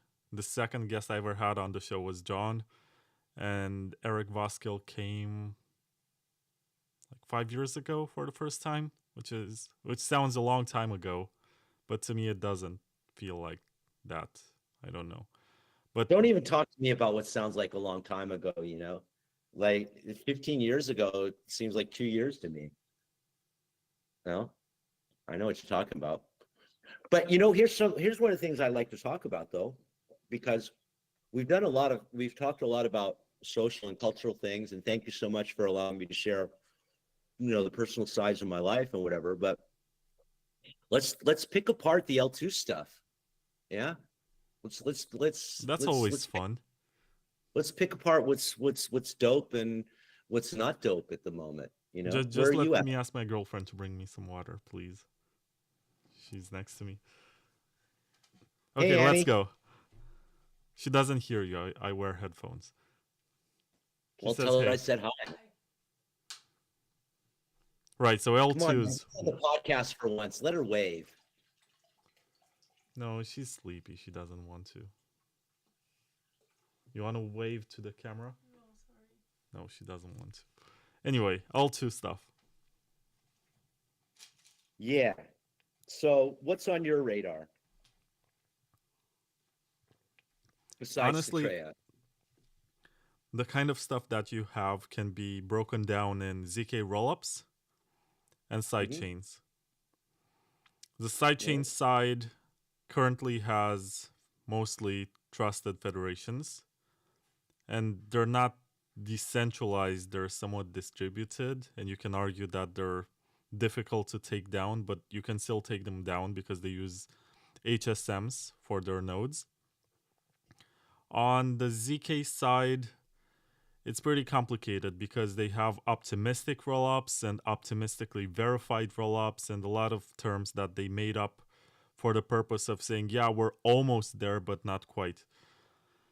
So I do pay a lot of attention to these, and I do have high hopes that they're going to somewhat solve some of the problems that we have with privacy and with fungibility, but also scalability. And the fact that we need to onboard people on a layer that's reliable, where you don't need inbound liquidity to be able to receive money, and where the user experience is very similar with the one that we already have. Because I believe, so if you look at Solana right now, I believe they have millions of users. Just because I believe a bunch of them are super young and don't care about Bitcoin and all of this. They just want to have fun. For them, it's like sports betting or something, except that everyone... I think it's great that it exists. Do you have any issue with that existing? No. I don't have any issue except that I wish this happened on Bitcoin. That's my issue. Like, there was the meme coin that the Central African Republic launched yesterday. Ironically and sadly, it just went down. It's like the country's economy, reflected in a meme coin. But I wish that happened on Bitcoin, and I tweeted this. I Yeah, I wish saw this that. happened on Yeah. Bitcoin. I don't care if it's good or bad. I wish it happened on Bitcoin. That's the way it was supposed to be. But it's not. And we have these networks that are not afraid to take on the risk and to take on the stigma, and they take the fees.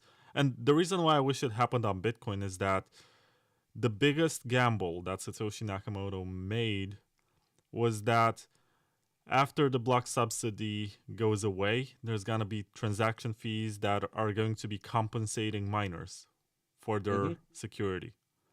We're not getting too much of that right now. And I just want to be accurate. I'm not going to speak based on memories from a few hours ago when I looked at the mempool. It emptied just 4 minutes ago. So it's like a ghost town, you know?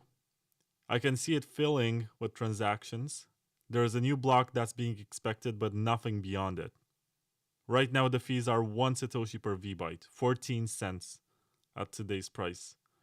This is ridiculous. You pay much more for Ethereum right now. You probably pay much more to send USDT on Tron. And I guess Solana is also around the same cost.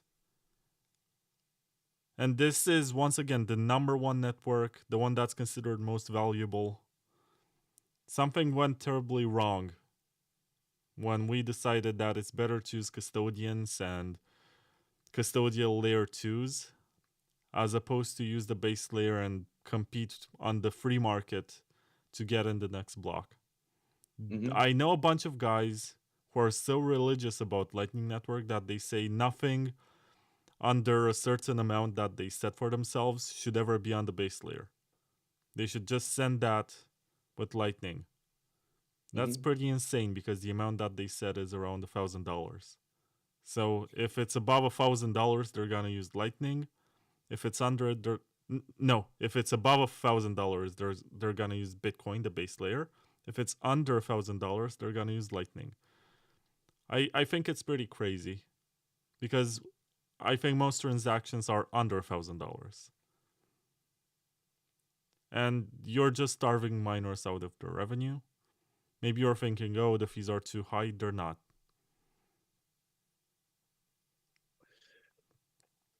Good. So if we come back to the idea that competition for block space is a good thing, right? I mean, it's kind of like, it's a limited asset, and That was the one of gamble with small blocks, right? That you're yeah. gonna have more competition, and this is the only way it can become sustainable. So why do you think the meme pool is empty at the moment? Very low interest in using the block space. Low demand. And why is there low demand? Because there was an active political campaign against using the base layer, telling you, oh, this should happen on Lightning. Also, custodians being normalized. It's more normal today to hold Bitcoin on exchanges than it was, say, 7 years ago. So do you think that we're gonna see, a move to DEXs? Or do you think that the compliance regime that's coming in with the commoditization of Bitcoin is gonna trump that? No pun intended. I don't know. I don't see DEXs happening because most people want to buy with their credit card. And if you want a DEX to happen, you need stable coins to be super popular so that people are going to go on these DEXs and swap their stable coins for free market money. I see there's a use case for this. One of my sponsors is SideShift, and you can swap different tokens in there, but it's not the dominant use case. It's still something small. How do you feel about Bitcoin-backed stablecoins? Because that's another big argument, or a big, claim that we're seeing being made. How does that even work? Can you explain to me what Bitcoin backed means? So Yeah, exactly. you have to deposit collateral if the price goes down just to maintain it. Right? I don't know. It makes no sense to me. Yeah, it also sort of spins my head. Um, I think that there's so with people that have large amounts of Bitcoin, right? There's not really an incentive for them to do anything with that Bitcoin on the Bitcoin network because the tools are so much more advanced, on other platforms, right? Do you think that that trend is going to continue, or do you think that we're going to be able to bring things home to Bitcoin, and how, if we're so, locked in the inability to upgrade Bitcoin Core? Will there eventually be a different client that people are willing to use? That's a good question, but the other one is how many people actually, so out of the assumed user base of Bitcoin, and in this case we're also counting people who use exchanges and they custody their Bitcoin with them. How many of them actually touched Bitcoin Core? If you look at the live statistics right now, it's gonna show you that there are maybe 20,000 Bitcoin Core nodes out there, which is not that bad, but compared to the number of users, it's abysmal. 21,840 according to my favorite dashboard. Anybody want to wager what my favorite dashboard is? The one by Clark Moody or the one by Luke Dash Jr.? Yeah, good boy. So I'm looking at a mail right now from 2014 that John Matonis sent me, which was a forwarding of the amount of nodes that were available in 2014. And it was 10,168 in 2014. We So only have twice yeah, so twice in the a amount of. decade the price went up like 1,000 times, but the number of nodes only went up 2x. Yeah. But it makes sense, like how many of the users actually care about running a node. In spite of all the efforts, in spite of all the campaigns to run a node and verify your own transactions.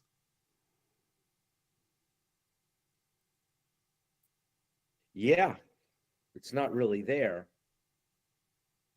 It's not really there.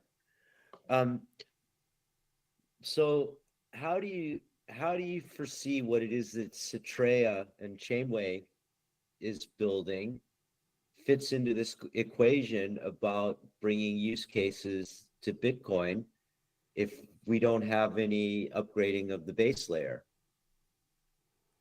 Well, the assumption that they're making and possibly the pitch that they're presenting to investors is that there is this amount of liquidity on WBTC, which is wrapped Bitcoin on Ethereum.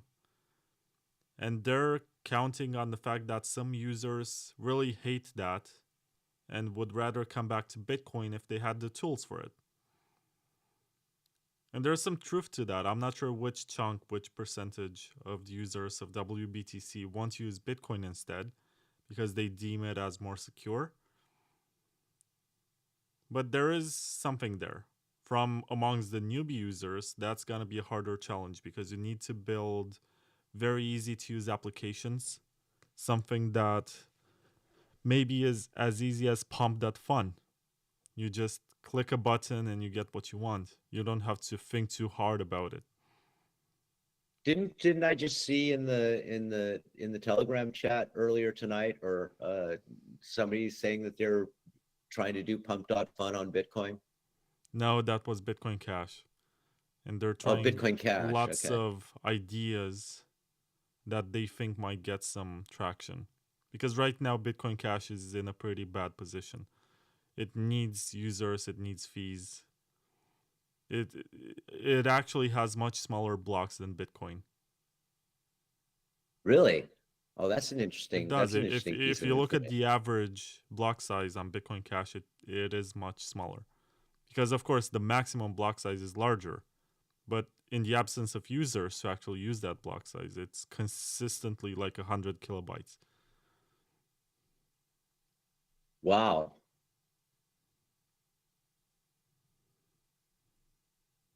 So Wow. it's not really the large block version of Bitcoin. It does have a few blocks that were like 16 megabytes, but those were mostly community initiatives or experiments to see if they can pull that off. It's not consistent.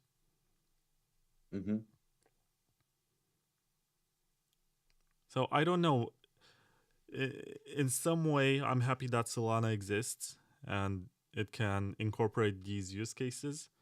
On the other hand, I realize that this could be transactions that pay Bitcoin miners, and they're not. And I don't see, except for BIP 300, which is trying to build sidechains that pay miners every transaction fee.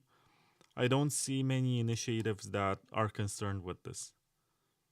These ZK rollups, I don't think any of them are saying, yes, we're going to pay some of the fees to the Bitcoin miners.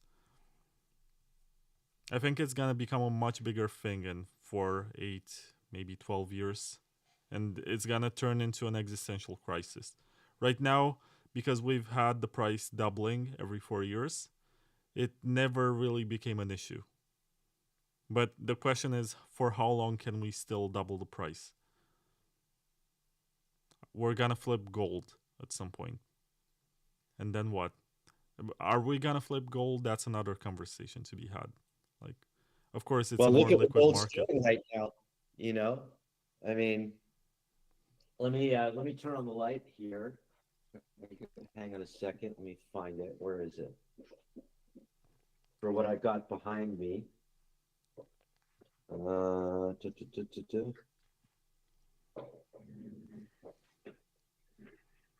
Do you remember this? You were at the event where we had this. Can you read it? What it says at the top? Never trust Touch again. fiat. Oh, never Never touch. touch fiat again. It's very low resolution. Yeah, sorry. Yeah. Never And then it says, touch fiat again. yeah, and then it says Bitcoin and gold. Right? Yeah, this was a promotional banner for a thing that I was doing together with Ethereum, which was, you know, essentially verifiable gold deposits, right? So you have a physical bar in a physical vault, you know, with a chemical signature and an NFT representation of it again. Yeah. So another attempt to, you know, make gold, you know, verifiably liquid. Yeah. So that you could do cross-border stuff in the same way that it is you trade a, you know, an art NFT. Yeah. But look at what gold's been doing, right? So I think that there's been, you know, a good argument, and or at least the argument has been accepted that, I mean, we have, you know, top people that were anti-Bitcoin, you know, from traditional finance that are now out there pushing the narrative that Bitcoin is digital gold and better because of all the blah blah blah blah blah, all those qualities that we talk about and whatever. And capital is incredibly liquid at the moment, so there's an acceptance out there, you know, of Bitcoin being, let's say, a form of gold, you know, or a competitor to or a complement of gold. But look at what the price of gold has been doing over the last weeks, right? I I mean, did we're not pay at, attention to that. Okay, so gold is screaming at the moment. Yeah. So what is it? What is gold at the moment? 2,900 or something at the moment. 2,930. I remember the Peter Schiff memes that when Bitcoin was launched, gold was at $2,000. And then 10 years later, it was still at $2,000. So I guess it's moving, which is good. So what's happening right now in gold, if people aren't aware of it, is that there's a fight for physical gold, both in London and in New York, and that all of the banks, that everybody, countries, banks, central banks, everybody's fighting actually for physical gold because there's so many derivatives and so many paper versions of gold. There are claims upon gold held by multiple parties. We've been talking about the corruption in the gold markets for many years, but what's been going on over the last 10 days, yeah, and zero hedge, you don't want to get your alpha from zero hedge, but it's still always good to follow zero hedge to see what that side of the traditional markets and traders are thinking about everything. And they do the reports where they talk about all commodities and include Bitcoin and crypto in there, and it's quite unbiased presentation to people that are in the markets. They and others have been reporting extensively, since about 2 weeks, about that there's literally street fights to a degree. Yeah. So metaphorically speaking, over getting access to physical gold at the moment. Yeah. And so a lot of capital with all of the uncertainty right now that we would expect to be flowing into Bitcoin because of its narrative is flowing into gold. And the gold price is going up, and actually has been performing better over the last weeks than Bitcoin has, hovering around here at looking to kiss 100 grand again. Let's see, we're up at 98,000 right now. We were 97,000 when we started. Yeah. So the point is that these two assets are gonna be competing with and complementing each other. We might flip gold at some point, but what does that actually even mean in any way, shape, or form for us? Yeah, what does it matter if Bitcoin is $0.25 a coin? Well, it just means we're all getting rich and we're getting Lambos, right? Well, as far as I know, you're getting a Lexus. No, Supra. Well, didn't you just buy a Lexus? I did. Right, but you still want to get a Supra, so you're not, like, that's just like a transitional thing because you're starting a family, or what's the deal? Why did you even fucking buy that Lexus? Because it's nice and it was cheaper than the Supra.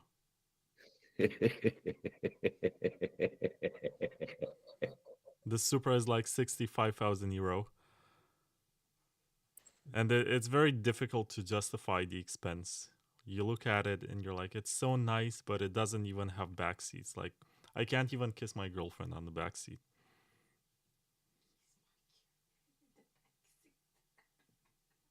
Well, maybe she needs to be a little bit more flexible. I don't know. I mean, isn't she sitting on your lap facing you when you drive the Lexus?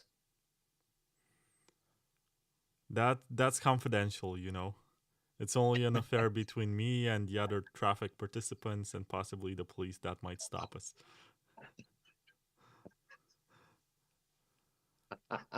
Anyway, gold. Are we gonna flip it? It's like $20 trillion right now. Bitcoin is almost 2 trillion. If we 10x from here, we'll be at $1 million per coin. And we're gonna flip gold. Possibly. And then what? Well, I think that's probable. Well, it's difficult because you see, gold has been around for such a long time. It's the money that governments use to settle their debts and disputes and whatever. I'm not sure if we're gonna flip gold, but that would be pretty cool. Even silver. Like, wait, we flipped silver. What? I was not aware of this. We flipped silver last year. It's pretty insane when you think about it. Right? I mean, where is it on the asset charts right now with the companies and whatever? Right? It surpassed Apple recently. No. Apple is number 2 after gold. It's at 3.41 trillion. Then there's Nvidia, Microsoft. All of these are above 3 trillion. And then there's Amazon, Google, and Bitcoin. Right? So Amazon, Google definitely are going to get flipped, right? I mean, everything, all the 3 trillions, all the 3 or 4 trillions are going to get are going to be victims, right? So that means also Nvidia and Apple. Yeah. Oh, Tesla went down.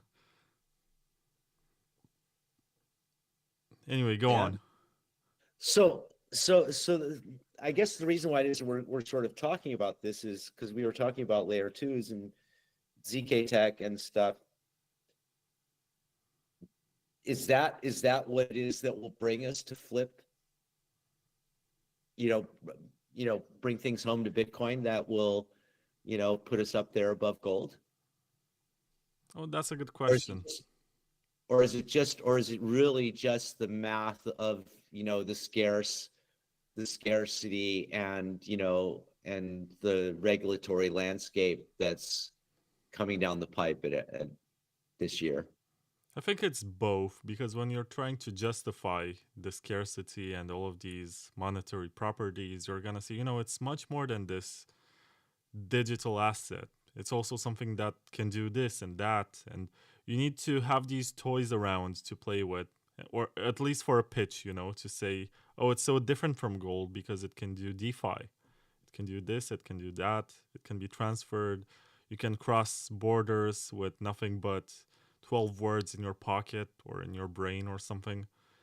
It needs to have its own story to be differentiated as an asset class. Does it not already have this story, and can you not already claim that it does stuff that it doesn't really do at scale? Yes, you can already claim that it does DeFi. Well, I mean, so what's the big deal for my, either daily, weekly, monthly, quarterly, activities if I just, wrap my Bitcoin, collateralize my Bitcoin, and use other networks, right? I mean,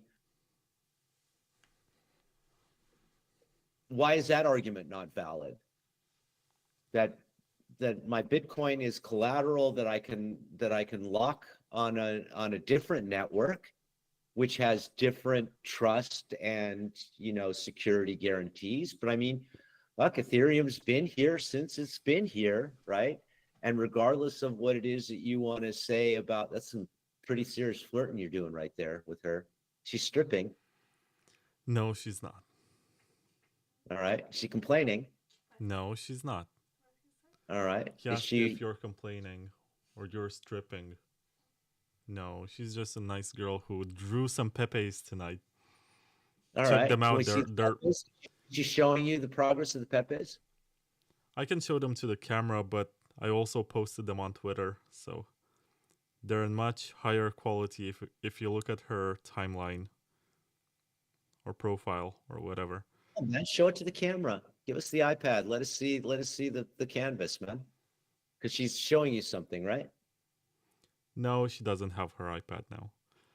Okay. But she did draw some very cool pepes. They're part of a new vampire collection, because we're planning to organize a conference this fall in Romania.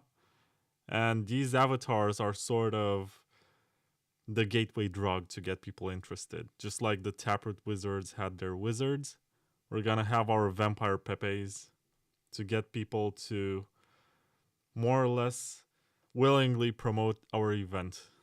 So she drew 2 of them tonight, and she did a very good job. I'm proud of her. She blew me a kiss. I cut All her. right. Is she gonna blow me one too, or what? No. She's my girlfriend. Sorry.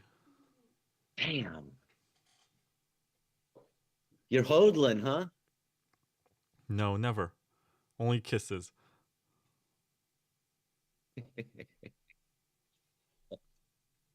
Well, wait a second. So I think it's fair to like diverge. Tell me about your conference that you're planning. So the concept would be, so I actually wrote a copy last night about vampires that for centuries they have lived here in Romania, and they slept in caskets that looked identical, and they morphed into bats and they flew around and nobody knew that they're vampires. And they also could mingle with humans without actually telling to humans or having to tell to humans that they're vampires and they're immortal. But now there's some stupid regulator out there who's telling them to be traced all the time and reveal where they sleep, and also when they morph into a bat, what's their top speed, and then also when they interact with humans and with whom. And they're pissed off, so they want to discover what's the latest privacy tech out there. So it's gonna be a conference about privacy. Most likely, this is still a working title. It's Privacy Vampires. And the gimmick is that everyone's gonna get dressed as a vampire. So the ticket doesn't just grant you access to the event, it also grants you access to an outfit. And we gotta look into that. So making Bitcoin fun again, or is it just a privacy in all senses conference? No, it's gonna be privacy in all senses. I want to invite some Monero people. I want to invite some Zcash people, and I know that the two communities don't usually interact with each other. So I'm trying to build a bridge where they can exchange some ideas. And Oh, I think that door's open. I mean, I experienced that with proof of work, and I experienced that with you weren't at Monero conference last year at Polis, right? I think that there's a lot of openness now, actually, across chains for people to be involved with a privacy focused event. and maybe I can get some VPN people too, or NIM or something, to cover basically also network level privacy as well as confidential transactions, amounts privacy, sender privacy, receiver privacy, all of these aspects. And I was thinking it could be fun, but it's extra work. I don't know if I can pull it off. To basically have two parallel stages happening. On one of them you have the privacy advocates, on the other one you have Chainalysis and other companies, the doxers, that talk about their technology to trace. And on day one, they all hold their presentations to an audience, and on day two, they have to participate in panels and debate with the other side. I mean, that could be cool, and I've been thinking about it, but it's hard to pull off, and these people don't like to show their faces. Which is ironic. The privacy advocates are more willing to show their faces than the people breaking their privacy. Yeah, right.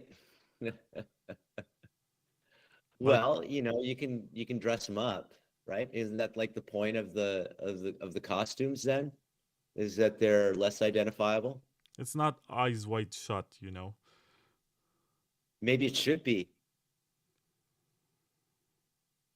Yeah, Maybe should that I be don't the know. theme?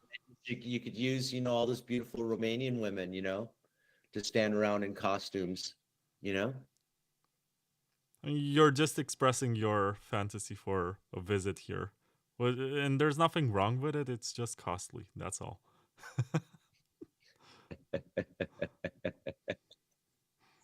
Okay, well, keep me updated. I definitely want to be involved with that. I mean, it would take place around Halloween. I'm not sure if it's going to be the Halloween week.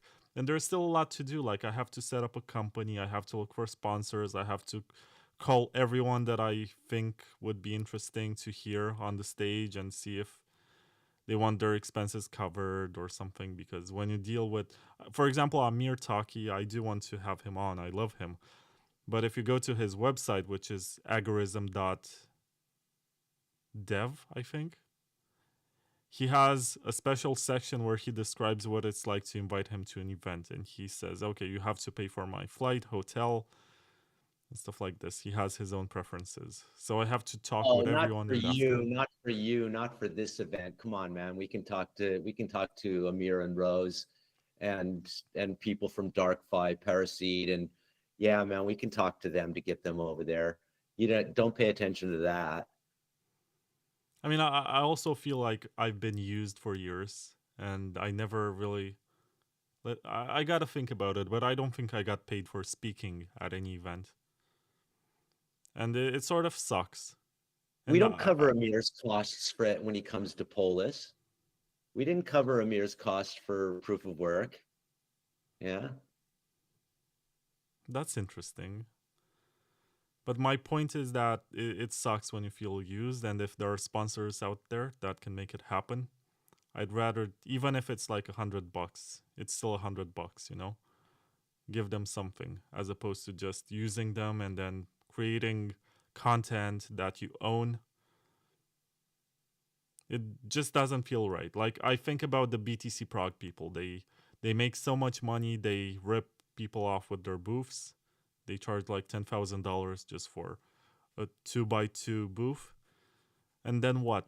What happens with the money? They're gonna say, yeah, we spent on marketing and whatever, but it's not really invested in the speakers. Or maybe they pay Michael Saylor like $500,000 to come. Who knows? Well, anyway, I think that with who you are and where it is, and with the theme that you could pull this off, and I'm totally happy to assist you and get behind you on that with my connections to these different people in the privacy area. So I would encourage you to do it because I can travel to Romania now because you guys are part of Schengen. Oh, interesting. So you could not before? Yeah. I was not aware of it. But yeah, the original concept was to go to Dracula's castle because that's what everyone wants. But it's not really a good place for a conference. Like, it's nice to visit, it's nice to see from the outside. Maybe you can set up a tent outside and do the conference there, but it takes away from the potential quality of the event. Like, we can organize a day trip there, but for a conference, you need a space where you can set up audio gears and cameras and whatever. Yeah, I get that. That's the day trip to the castle is a perfect thing to sell the brains, man. Brains, Yeah. as in the mining pool. Yeah. Why is that? Because fucking Christian is a brilliant marketer and loves that sort of shit, man. And then we have some sort of like brain cocktail. I mean, that's a brains, and Halloween is just like are you approving the bikini or the ketchup? I don't know what's going on over there. No, she's very happy that there's a chain of replies on Twitter where everyone has the Pepes that she's drawn tonight. It's, I guess, from an artist's point of view, it's very rewarding to see that people actually use the art for their profile picture. All right. Yeah, cool. Glad to hear it. I think it's amazing watching what Annie's done and how she developed, and with starting drawing these from her first one for you and doing them for all the people at Proof of Work Summit and all this stuff. It's amazing and totally cool to watch, man. Also, the story of how she drew her first Pepe is insane. She got her Apple Pencil for the iPad, and she was like, "What should I draw?" So I told her, "Do you know what a Pepe is?" So she had no idea what that was. But the next day, she was already drawing for other people.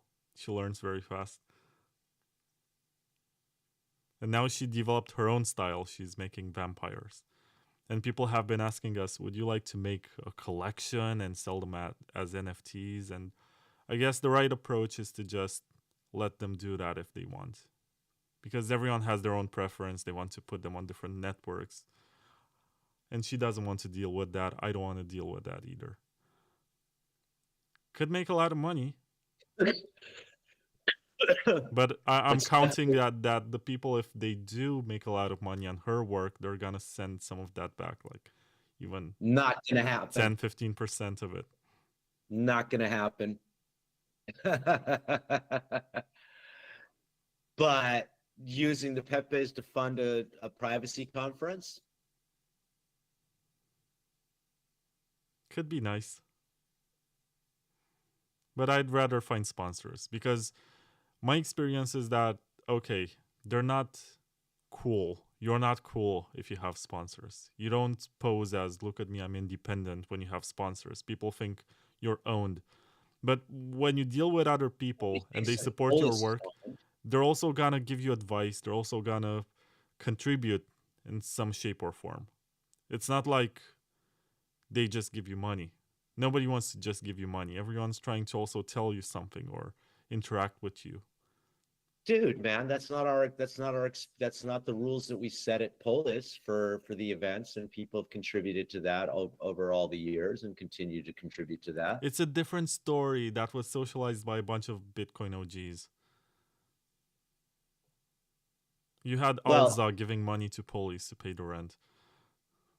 That's not what I'm talking about. I'm talking about specifically about the conferences. I'm telling we've been able to sell people just their logo, on the stage, and some sort of cool activation or whatever, and negotiate that stuff with them, and some of the companies that we mentioned, are up for that sort of stuff. Yeah. So,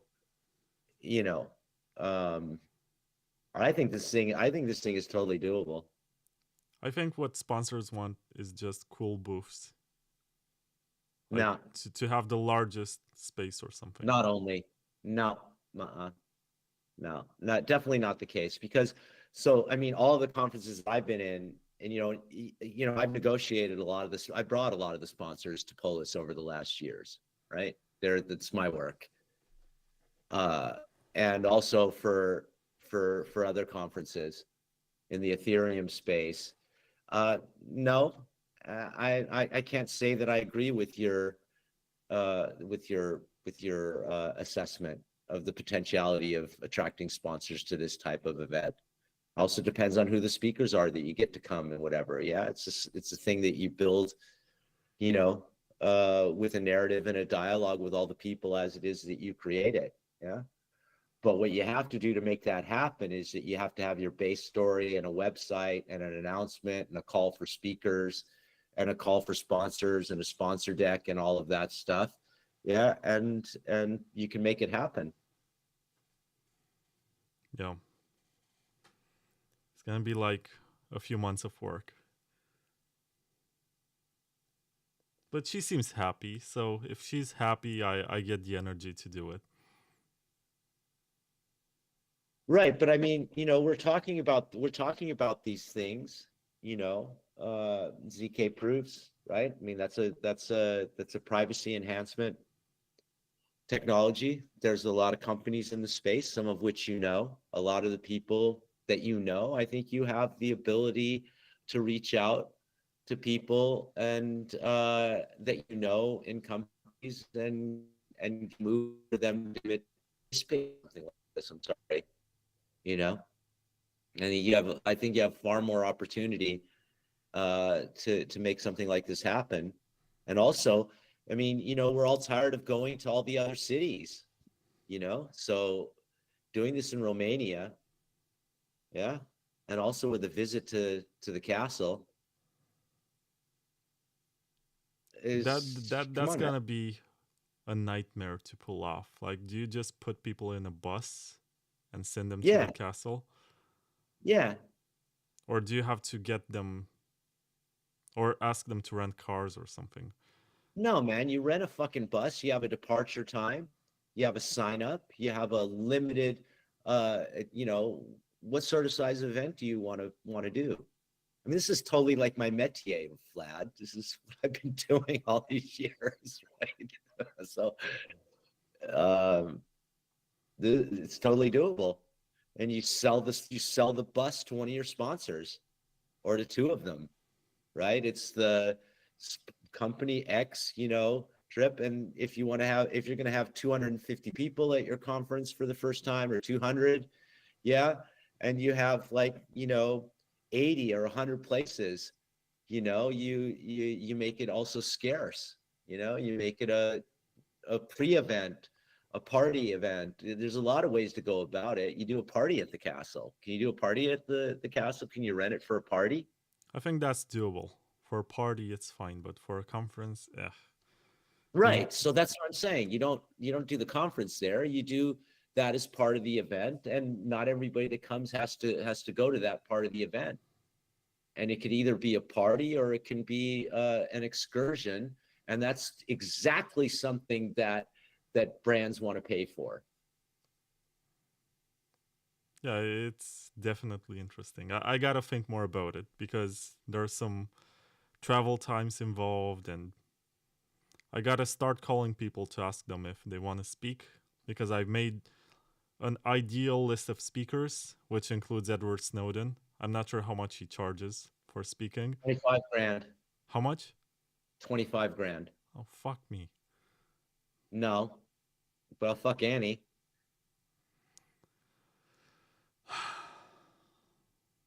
Okay. No, not okay to that. I was thinking about Snowden. Yeah, come on, man. You opened yourself up for that one. I'm not serious about it. Oh, Edward Snowden. But why would you even want to have him? He's just boring. He's been everywhere. I know, but he sells tickets. Like, how many tickets do you want to sell to your event? If I want to sell to some locals, who am I going to advertise? I'm your talkie. They don't know who that is. Phil Zimmerman, how much does he charge? But I'm not sure how many people know him, once again, in my country. Yeah, I don't want to. So I don't want to say how much Phil charges. I know what it is. I know what his costs are, but I don't want to state them here openly. Snowden, I'm willing to state. Yeah, anyway, it's challenging when you think about it. I gotta start making calls. And the time is short. I only have 6-7 months. 8 months. Yeah, that's plenty of time, dude. Most conferences come together, you can't get people to commit until a couple of months before, maybe even a month before. Yeah. So starting now, you have plenty of time to get your base, in place to build from. Yeah. But, it's just that there are so many slots that are taken by other events, and you don't want to compete with the big ones. Halloween, man. Halloween in Romania. What city do you want to do it in? That's another good one. I can do it in Bucharest. I can do it in Cluj. I can do it in Brașov, which is closer to... Cluj has an airport, right? Yeah, they all have airports. Cluj is a great town, man. It's a great party town. It's a beautiful town. It's nice, but I'm not sure about the connections to the airport. Yeah. Okay. And how far is the castle from Bucharest, and how far is the castle from Cluj? I think they're both about 3 hours away. Okay. Right. I'm not sure if one is closer. I gotta check a map. I don't want to say something stupid. But I'm not sure if one of them is closer than the other. Right. Don't want to say something stupid because this podcast is for smart people. I check what I'm saying, okay? All right. I'm going to go pee again. How is it that you don't need to pee? I don't know. I'm gonna call the sponsors once again. So Layer 2 Labs, check them out. They do drive chains. Check out their software. They released some production software that works on the Bitcoin Signet. You can see the future of sidechains just by downloading their software on your computer. It's available for Mac OS, for Linux, and for Windows. Also, Citrea. You can download some of their software and run it. I think it's on testnet right now. They're gonna run into production pretty soon, so keep an eye open. If you're into ZK rollups and you want to see what the future holds for decentralized finance on Bitcoin using BTC, definitely check out Citrea. If someone sends you some shady token, don't say no to that. Just swap it on sideshift.ai because they have pretty good liquidity. They support a bunch of them. And don't miss on the opportunity to make more Bitcoin.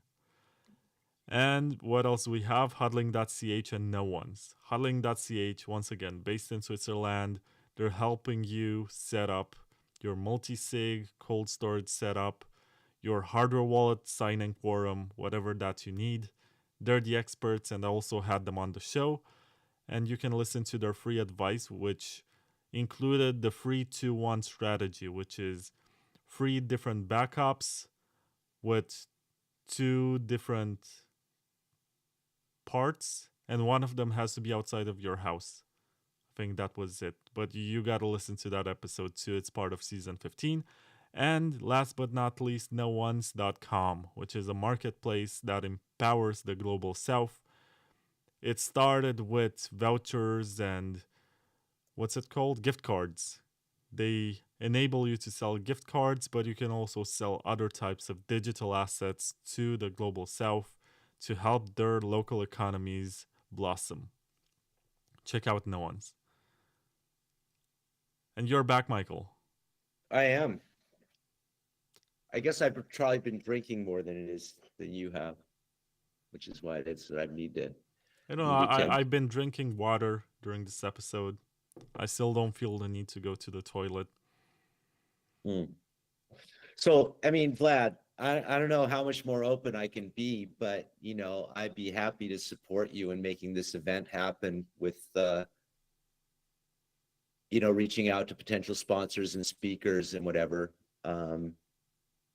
You know, so you could definitely count on me as a resource if you want to make this happen. Sounds like a great gig, something I'd like to, you know, put some effort into and come and do with you, man. I think it's a logical step for you. If you want to MC, I think it's pretty cool. Well, that would be obvious if you want to have me, of course. But I mean, in terms of like the organization, you know, I mean, a lot of the speakers... The right answer is that I don't know at this point. I just need to get organized and realize what my limits are. And then when I reach my limits, I'm going to outsource. But I don't want to outsource before I actually try. Because I would feel like I'm using people. And I don't want to use people. I want to do this myself. Vlad, you wouldn't be using me. I'm willing to support you because I believe in you with my assets and my network to make this happen. Yeah, I'm gonna try. It's so early in this project's life cycle, you know, to actually designate roles and stuff like this. All I know is that I want to speak with some people on my list to see if they're interested. If they're not, I'm gonna use your persuasion. If they try to rip me off and ask me for a lot of money to speak, I'm gonna ask you, is this really what they usually charge, or do they just think I'm rich? I don't think anybody's going to think you're rich. Yeah. And, you know, so the conferences that I've produced, we do not cover, you know, speaking fees. Might cover travel costs and hotel costs. Yeah. But generally speaking, people come because they want to participate in an event, the kind of people that it is that you want to have. And I think that there's sponsors out there to be had for a new event in a new city around a credible podcast and a credible podcaster. I think the concept's great. Yeah, and I'm happy to assist you in making it happen. So, how many hours are we into this now? 6. All right. What do you want to cover next? Well, what do you want to cover next? You're the guest. I think I've Mm, asked you pretty much all the questions that I wanted. You're hmm really trying to challenge the record set by Amir Taki. My girlfriend is sleepy right now. She's not. My hand slid. Sorry. She's not happy that she's not gonna be able to sleep for another hour or so. But I respect your hustle. You're gonna have to say something very interesting for the next hour. All right. I don't have to beat Amir. It was a cute idea. If we've ran the gamut, nothing pops into my head, we can call it a night. How many people are still watching? That's a good question. According to my metric, a total of 1,512 have watched on Twitter/X. There's nobody on Twitch, but 6 people on YouTube. So if Oh, you're so watching this, leave a comment. Let us know that you're still watching and you haven't just fallen asleep with your computer on or TV or something. okay. Wow, 2,189 views on the tweet. It's something. Yeah. Not bad, but it doesn't show me what the actual viewers are on Twitter. Yeah, it does this trick. It doesn't tell you how many are watching, it just adds up every viewer. So you're I'll never tell you, sure if it's a lot of people or it's just a few people. yeah, yeah. That screenshot on the play button looks like I'm picking my nose. Does it really? Yeah, look at the tweet. UTXO says, I'm still watching I Love Vienna in the chat. Yay. Where's UTXO based? I don't know, but UTXO is spelled as YOUTEAEXOWE. So U, T as in the drink, X, and O as in you owe someone. That's a cool name. You're not Hey, picking your that's nose. Why would you I'm say not that? picking my nose. I'm chain smoking cigarettes, man.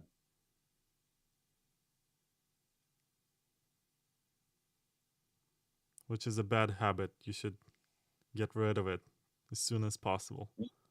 Yeah, I know it's really hard. I'm actually was gonna do that at the beginning of the week, but I had a hard week and I didn't give it up. But I did 3 months in the fall, and then I started partying in December and started smoking again. So, but I'm on the edge of quitting again. You gotta spend more years around the sun, man. Keep spinning. All right, dude. Well, let's call it a night, and I'll just tell Amir that his record stands, and I'll leave it to John and Eric to beat it. Yeah. So we can call it a night, and Michael, you can go. thank you very much for your time. Thank you for your insights. I'm sure that some of the information you shared tonight is gonna be somewhat historical. You know, people are gonna look at this 10, 15 years from now and be like, oh my god, this man lived such a cool life. Well, I appreciate it enough that you think that I have. It's pretty cool. Yeah, I appreciate it. I mean, I love you, you're brother. the only person I know that met Bob Dylan in person. If you could connect me to get him on my podcast, because I'm the first guy he ever retweeted. I'm not sure if it's him running the account or if it's someone else, but it does seem like him in the tweets. And he quote tweeted a comment of mine And he said, I'm sorry, Vlad, because he was asking in a tweet about restaurants in Prague. And I told him, you should go to the Indian Jewel. They have some very cool Indian food. And he quote tweeted that and said, I'm sorry, Vlad, but next time I'm going to try to go to that place. And then all of a sudden, I had the entire Dylan fan base looking at my profile, being like, who is this guy? And there was actually someone who went to the show and wanted to listen to his closing remarks the next day after he tweeted to see if he's going to say anything about this Vlad character. And it was amazing. I was like, I got to get Bob Dylan on the show to talk about Bitcoin. What does he think about it? He would love it. If you listen to his lyrics from 6 years ago, he would love it. Well, dude, you should just, write that back to him in that tweet. I tried. Yeah. I did. Okay. He doesn't read everything. Of course he doesn't read everything. He's Bob Dylan. Yeah, who knows if he can still read? He's older than I am. He's 85 or something. Wow. I saw this picture of Al Pacino. No, 83. He's going to be 84 this year. I saw a picture of Al Pacino a couple days ago with his 10-month-old baby. Al Pacino's 80, got a 10-month-old baby.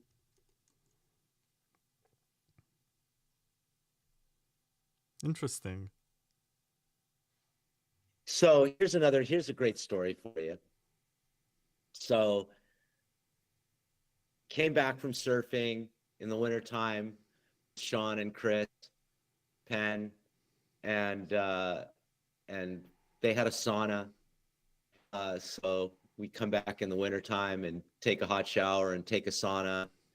And there's, we were hanging out on his bed. And on one wall, so let's see, how old was Sean at the time? I was 14, Sean would be 17, right? So that would be 1977. Wait, no. Yeah, 1977. And Sean had two posters on his wall. On one wall was the movie poster of One Flew Over the Cuckoo's Nest with Jack Nicholson.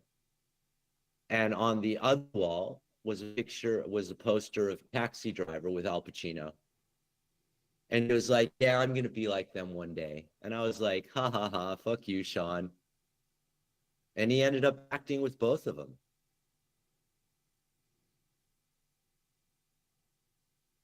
But he was 17, man.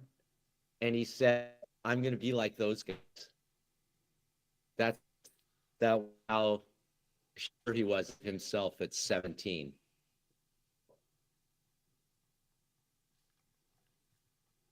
Yeah, I keep thinking about my goals when I was 17. I was just playing basketball and learning how to play guitar. That was it.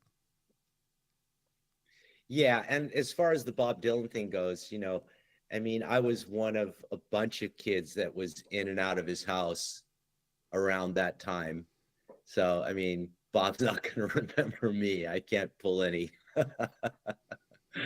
I can't pull any cred with Bob to get him on your podcast. So, you have to figure out another way to get him on your podcast. Shucks. I don't know, of all the people, all the celebrities I could possibly interview, he's the most interesting man. I read his book, The Anthology. He only published volume 1, and rug pulled everyone because he signed a deal for 3 books and he published number 1 and then never bothered to mention the sequel. But I read that one and it's so cool. Yeah, he's a unique one for sure. Definitely a unique one. He has a way with words and I respect that.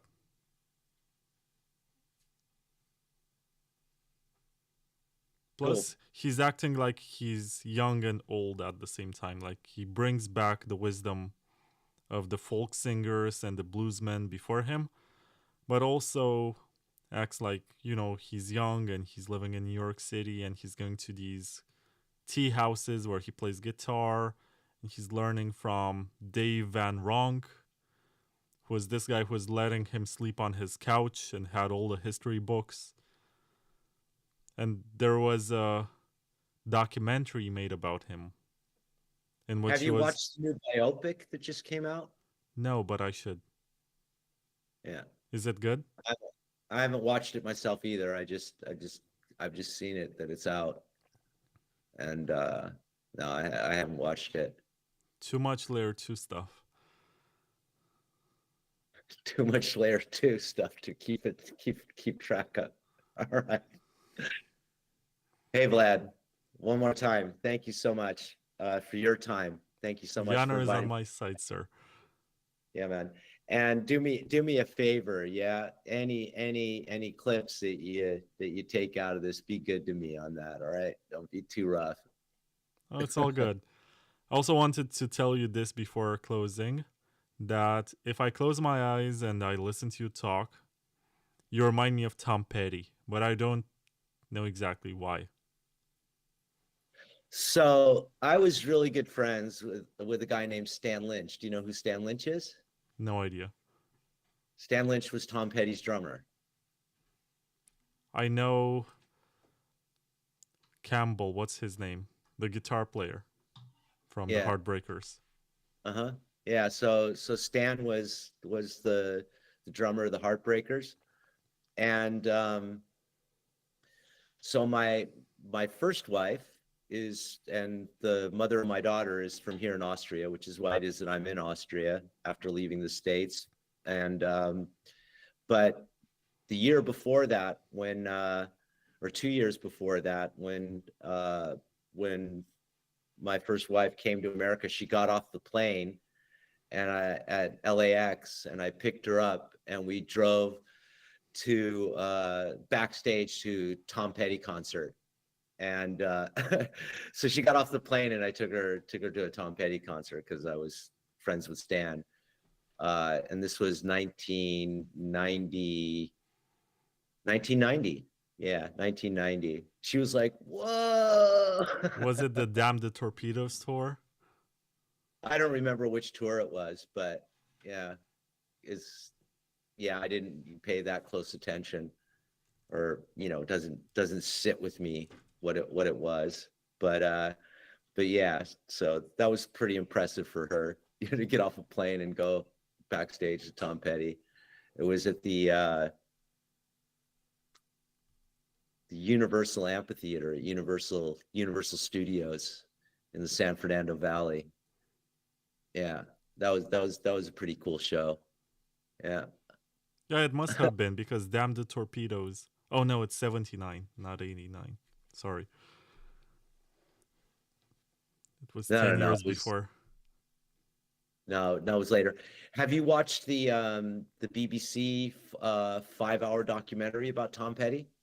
No, I haven't. Oh, that's fabulous. It really goes into everything. Yeah, and it of his whole life, all up into the traveling Wilburys, the breakup of the band, and the solo projects and everything. It's fabulous. Oh, but this was after Full Moon Fever, which was his biggest album. Okay.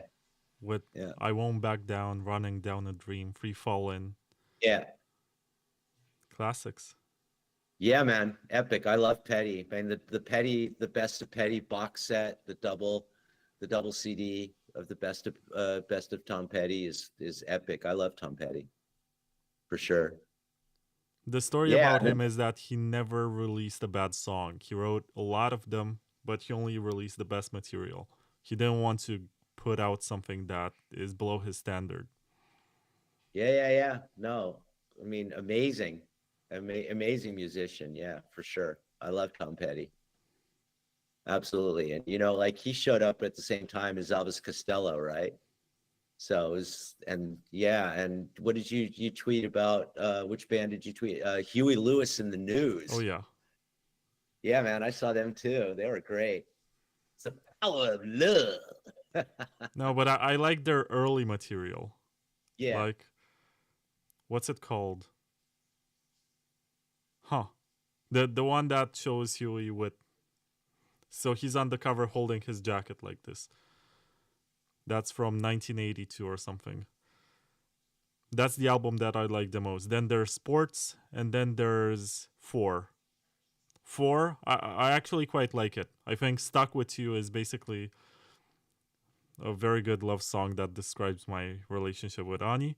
But it's it's a good album. It's just that I prefer this one from 1982, and my second favorite is Four, and my third Mhm. favorite is Sports. I think Sports is purposely too commercial. Yeah, well, I mean, Huey Lewis and the News was the classic college band, right? That was the classic mainstream party college band. You heard it at all in those years. You heard it at all at the dance parties and in the dorm rooms and whatever. Huey Lewis and the News was like the classic mainstream college party band. Which is funny because a decade later, you had the grunge music and alternative rock, which was the mainstream. Very Yeah, different attitudes. Like this was very, Huey Lewis and the News was very party like and optimistic. yeah. Then you had grunge, which was pessimistic and sort of postmodernist. Yeah, I mean, I remember, when Nirvana showed up on MTV and everybody was listening to Smells Like Teen Spirit, I was just like, what is this shit? It just like, it didn't resonate with me at all, you know? And it wasn't until Nirvana did the MTV Unplugged uh, show and double CD that I really liked, that I really realized what a great songwriter um, Kurt was. Yeah. Which is ironic because MTV Unplugged has a bunch of covers. He covers Bowie, Yeah. he covers Lead Belly in the closing song, and he Yeah. also invites the Meat Puppets Pixies. and plays a couple of their songs. Yeah. And he Yeah. Yeah. refuses to play a bunch of his songs. Like people ask him play In Bloom, and he's like, "How do you play In Bloom acoustically?" It's like he self-sabotaged the opportunity to play his own works to play other people's works.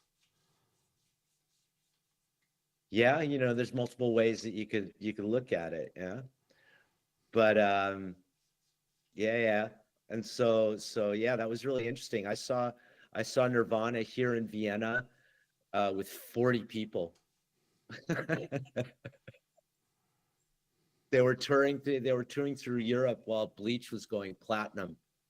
Nobody knew who they were in Europe, and so the record company had them out here, and they were driving around in a Volkswagen bus with a broken back window, and they were all sick and coughing, and Kurt could barely fucking sing. Yeah, there were like 40 people in the club here in Vienna. Yeah, that was wild.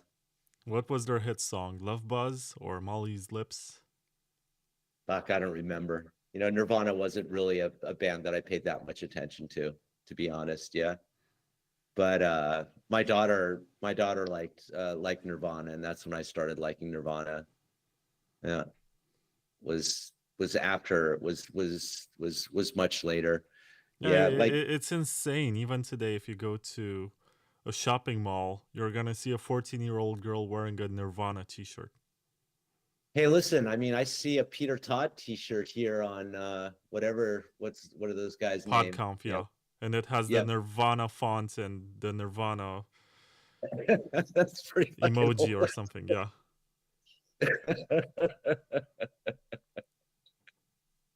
It's so culturally powerful. Yeah, yeah, that. And I think it resonates with teenagers in a way that very few bands can. Like, I believe Alice in Chains is much better. I believe Soundgarden is technically a much better band. But does I it? love Eddie Vedder. I mean, I thought that they were, much more interesting, much better band at So that you time. like Pearl Jam? Yeah. So I I thought think Pearl Even Jam was Flow is a much a better better band song than than Chris. Smells Like Teen Spirit. Yeah. So I thought the Pearl Jam was the better band, you know, than Nirvana at that time. They also Yeah. have Jeremy, which has that killer bass line.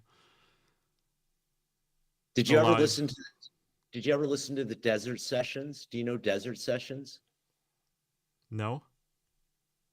So Desert Sessions is like a side project from I think it was from Soundgarden, and they went out into the desert and rented a house and would invite musicians from all of these different diverse bands to do stoner rock, and they would just hang out for No, it a was month. Josh Homme from Queens of the Stone Age and Caius. Yeah, yeah, and the musicians that they have, you'd love that stuff. If you're into all that stuff, you'd love Desert Sessions. So if you've never heard Desert Sessions, listen to those albums. They're great. Yeah, something that I listen to nowadays when I drive is the early ZZ Top albums before Eliminator, which was when they had their big break with MTV. But it was such a creative band, and they had such great jams. They were funky, they were rock and roll, they were bluesy.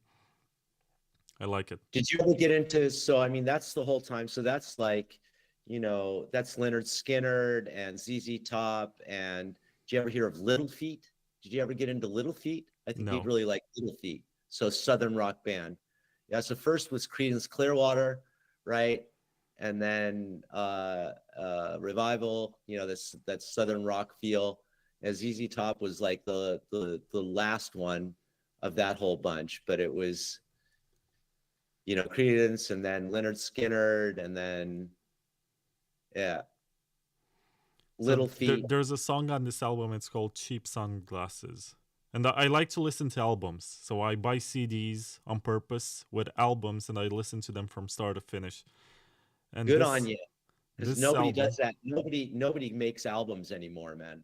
And the people who do make albums are pretty shitty ones, as far as I'm concerned. But that's definitely the era of album rock for sure. so the one that I'm listening to right now is from 1979. It's called Deguelo. Deguelio? I'm not sure. It's the seventh album by ZZ Top. Yeah. It has quite a few creative songs. Like, it starts out with I Thank You, and right now I'm looking at the track list. I love Cheap Sunglasses. It's very funky. And which one is the experimental one? I think it's Manic Mechanic. Yeah, that's the experimental one. Yeah. They have this vocoder or something that they're using to sound like a robot. And were you ever into Stevie Ray Vaughan? Yeah, but I don't know. For some reason, he sounds too much like Hendrix, and I get bored very fast with these licks. It sounds very formulaic. Like, I know what he's gonna play before he plays it, if that makes sense. Also, Eric Clapton, like, I love the songwriting, but for the solos, it's so predictable. Interesting. Yeah. You I guess mentioned you. that your family comes from Chicago or something. I love the Chess Records bands, like, not just bands, the acts like Fats Domino and Chuck Berry, Little Richard.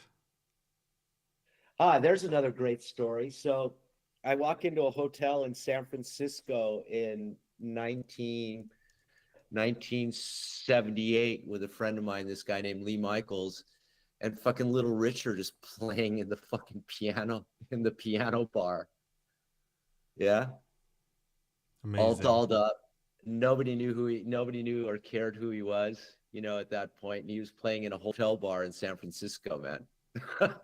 Like 40 people in the bar. What is this? I got my start with video, and my first video camera. I got my start with video, and my first video camera was a VHS, an RCA VHS recorder, and a camera, and it was like like the half of a width of a rack mounted VHS recorder, right? So on one side was the tuner, was one component, and on the other side was the tape recorder, and it was like, like this big, right? Square, and you hung it over your shoulder on a strap, and then you had a cable for the camera. It was my first video camera. And so I started videotaping the bands in my local bar called Trancas. But the cool thing that was about this bar is that all the musicians from Malibu would come and play there in side bands when they were off tour, right? So you'd have people from the Eagles, you'd have Linda Ronstadt, you'd have, Al Jarreau, like whoever was in town and what their side band was, and they'd play covers and a couple songs that they had rehearsed together, and they'd jam, and it was like just our local bar, and that was really amazing. So that's where I started doing video in the late 70s and early 80s, and projecting it, with the one camera, projecting it behind the band, so guitar solo and drum solo and whatever. And another one was Gary Busey, who played there after he had done the Buddy Holly story, right? So Gary Busey was really big at the time. So he had a side band where he was playing the Buddy Holly songs, and his son, Jake Busey, started playing drums with him when he was 8, and he was amazing. Yeah, I wish I had all those videotapes. I left those videotapes in Malibu when I came to Vienna. I didn't take all those tapes with me. They're like lost, but I got to film some epic jam sessions in Trancas when I was a teenager. I had no idea that Gary Busey was into music. Yeah, right. So he did the Buddy Holly story, right? He starred in the Buddy Holly story. He played Buddy Holly. What happened to him? He looked almost normal. I have no idea what happened to Gary Busey. Yeah.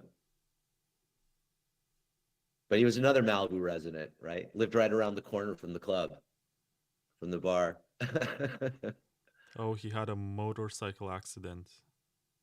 His skull was fractured and he suffered permanent brain damage. So this is what happened. What year? 88.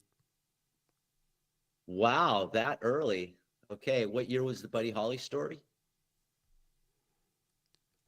Buddy Holly. 78. So 10 years after the movie. Yeah, wow. Wow, I didn't even register on my...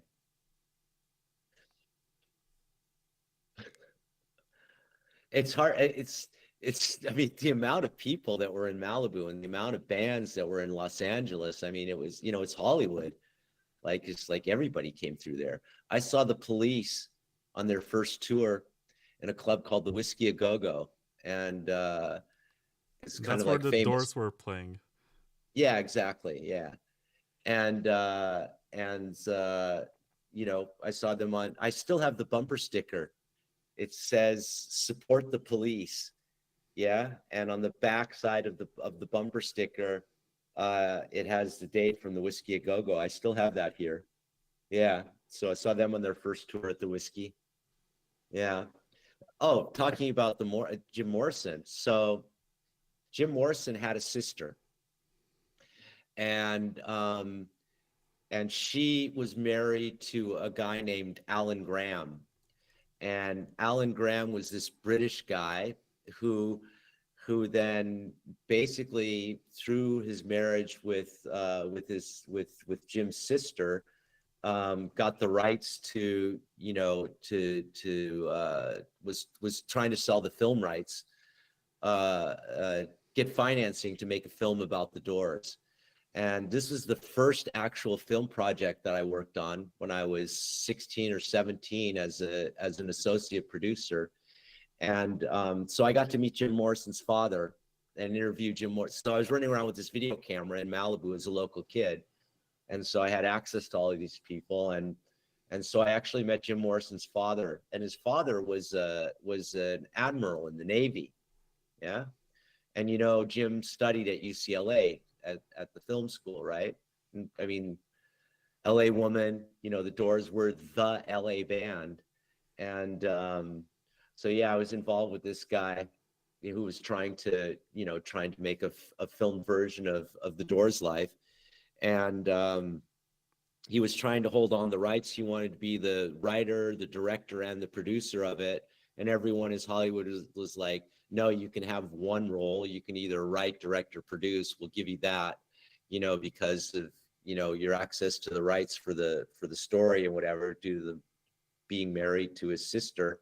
His father wanted to have nothing to do with him. And so there was about 15 of us that were working on this production. And he had found, so he wanted to do a rock musical, and he found this guy, I forget his name, but I still have the flyer from this as well. He Morrison, the rock opera. It was one of the earliest, like, I used to do point dot drawings, and I made this flyer for this Morrison rock show thing. And he did an edition at Gazzari's, which is another famous Sunset Strip bar. And Gazzari's is where Guns N' Roses did the launch of their first album. And he did a call, and he found a guy to play Jim Morrison. So not Val Kilmer, like ended up in Oliver Stone's movie, but this guy, man, really looked like a young Jim Morrison. This guy really believed that he was Jim Morrison incarnate. He had the body, he had the hair, he had the face. And this is the guy that he found through this casting at Gazzari's by doing Morrison, the rock opera, and wanted to put him in the film. And he basically blew the deal. And the rights got sold to Oliver Stone and became the Doors film. Yeah. So there's another old, really weird story from my childhood, from my teenage years in LA. Yeah, something cool that I discovered by being a fan of the Doors was by watching some old footage of the band. I could see that Harrison Ford, like a very young Harrison Ford, was a camera assistant when they were filming. So he was working for the Doors at the time as a camera assistant. Yep. Yeah, I'm familiar with that part of so I went to this this acting class for a while in LA, and one of the people that was in this acting class was Robin Williams. He was in the acting class, or he was teaching in it? No, he was in the acting class. Isn't he older than you? This is before Mork and Mindy, which is the television show that made him, you know, that put him on the map. Yeah. Man, so yeah, I mean, you know, Robin Williams is a comedian that became an actor, right? Okay, he was born in 1951, which makes him 12 years older than you are. Yeah. Yeah. So yeah, I spent a few weeks in an acting class, and you know, I wasn't interested then after that, but he was one of the people in the acting class. That's crazy. So yeah, how old were you? Fuck, I don't know, 14, 15. So he was 26, 27. Yeah. Man, I don't know. You have all of these insane stories. I told you. Right? You're Forrest Gump minus the mental issues. It's really cool to have met all these people and been around all of this stuff. And I'm thankful that I didn't go out and become, you know, something like that. Whatever. Yeah, it makes you wonder, right? Like you had access to a lot of people, but you did not use that. Yeah, I just didn't feel like I had it, you know? Like it didn't call me in that way. Like all those people felt incredibly driven and incredibly called. Yeah, they were you know, that was their mission, that was their thing, and I just didn't feel it. Yeah, I was interested in music, and I also had a little bit of rebellion with my neighbors all being in film and TV and stuff, and like not wanting to be like them. You know what I mean? That was also So like tell me a I crazy rock star story. crazy rock star stories.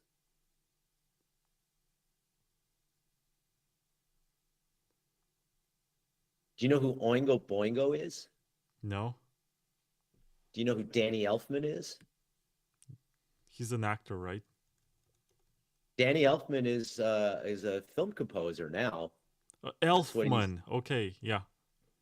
Yeah. I heard So Danny Elf. Elfman, but it's E. Elfman. Yeah, Danny Elfman. So I was dating this girl, and that was his sister. And he had at the time a band called Oingo Boingo. You never heard of Oingo Boingo? No, I haven't, but I've heard of Danny Elfman because of the soundtracks, like Batman. Yeah, yeah.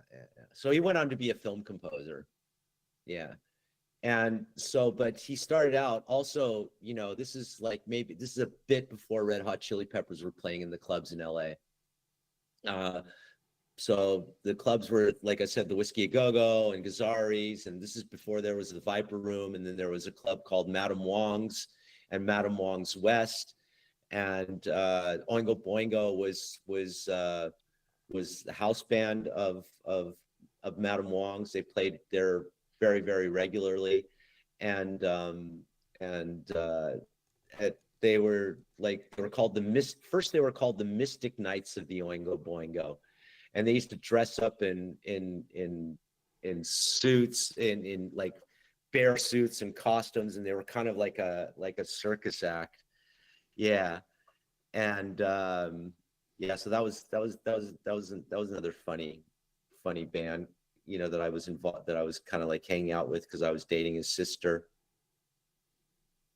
Yeah. And then he went on to be, you know, a pretty well-known film composer. Yeah. Let's see, crazy band stories. Yeah, kind of need to be triggered. They don't really, man, I don't talk about this stuff, right? So it's kind of like deep in memory. It needs to be sort of like triggered. Like a direct question like that is kind of difficult rather than going through the band names. Yeah. Oh, here's a good one. So have you ever heard of the decline of Western civilization? I see that. I see this all the time, you know. So the decline of Western civilization is a movie by Penelope Spheris about the punk scene in LA Okay. in the late 70s. And at that time, I was managing a band called the Surf Punks. Have we talked about this before? No. Okay, so yeah, so the first videos that I made was this band called the Surf Punks. And My Beach and My Wave are the first two songs, the first videos that I worked on, and then the third one is Shark Attack.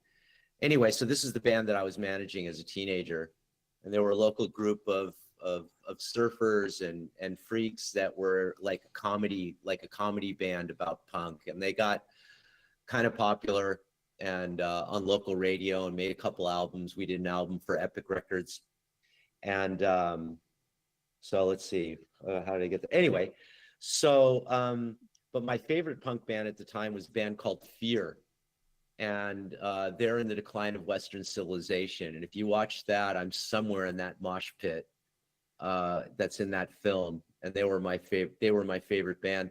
And so during that concert, this is in the time where people were pogoing and moshing, and stage diving was starting to happen. And so I was one of those kids that was, you know, jumping up on stage and diving into the crowd. And I was super small and super light, and the crowd was always so packed that people would have to catch you. But anyway, so during the filming of Fear, which is in the decline of Western civilization, I've never been able to find myself in the crowd. But at one point in the show, I was up in the front of the stage, and leaving the lead singer. The guy's name was Lee, Leeving, Lee Ving, and the drummer's name was Spit Sticks. Yeah. And so during that concert, I was in the front row, and Lee Ving said, "Okay, everybody up on stage." Yeah. And so I got pushed up on stage into the kick drum. There were so many people on stage and they were playing, and I was in the front, and I just got pushed by the mass of kids trying to get up on stage, that I ended up with my head and my shoulders in the bass kick drum. And I remember Spit Sticks like looking down through the skin on the backside and just like, just like stamping on the kick drum, trying to, and just like grinning like really maniacally, like, there's a kid in my fucking drum. Yeah, but it's not in the film. But so there's a pretty good story.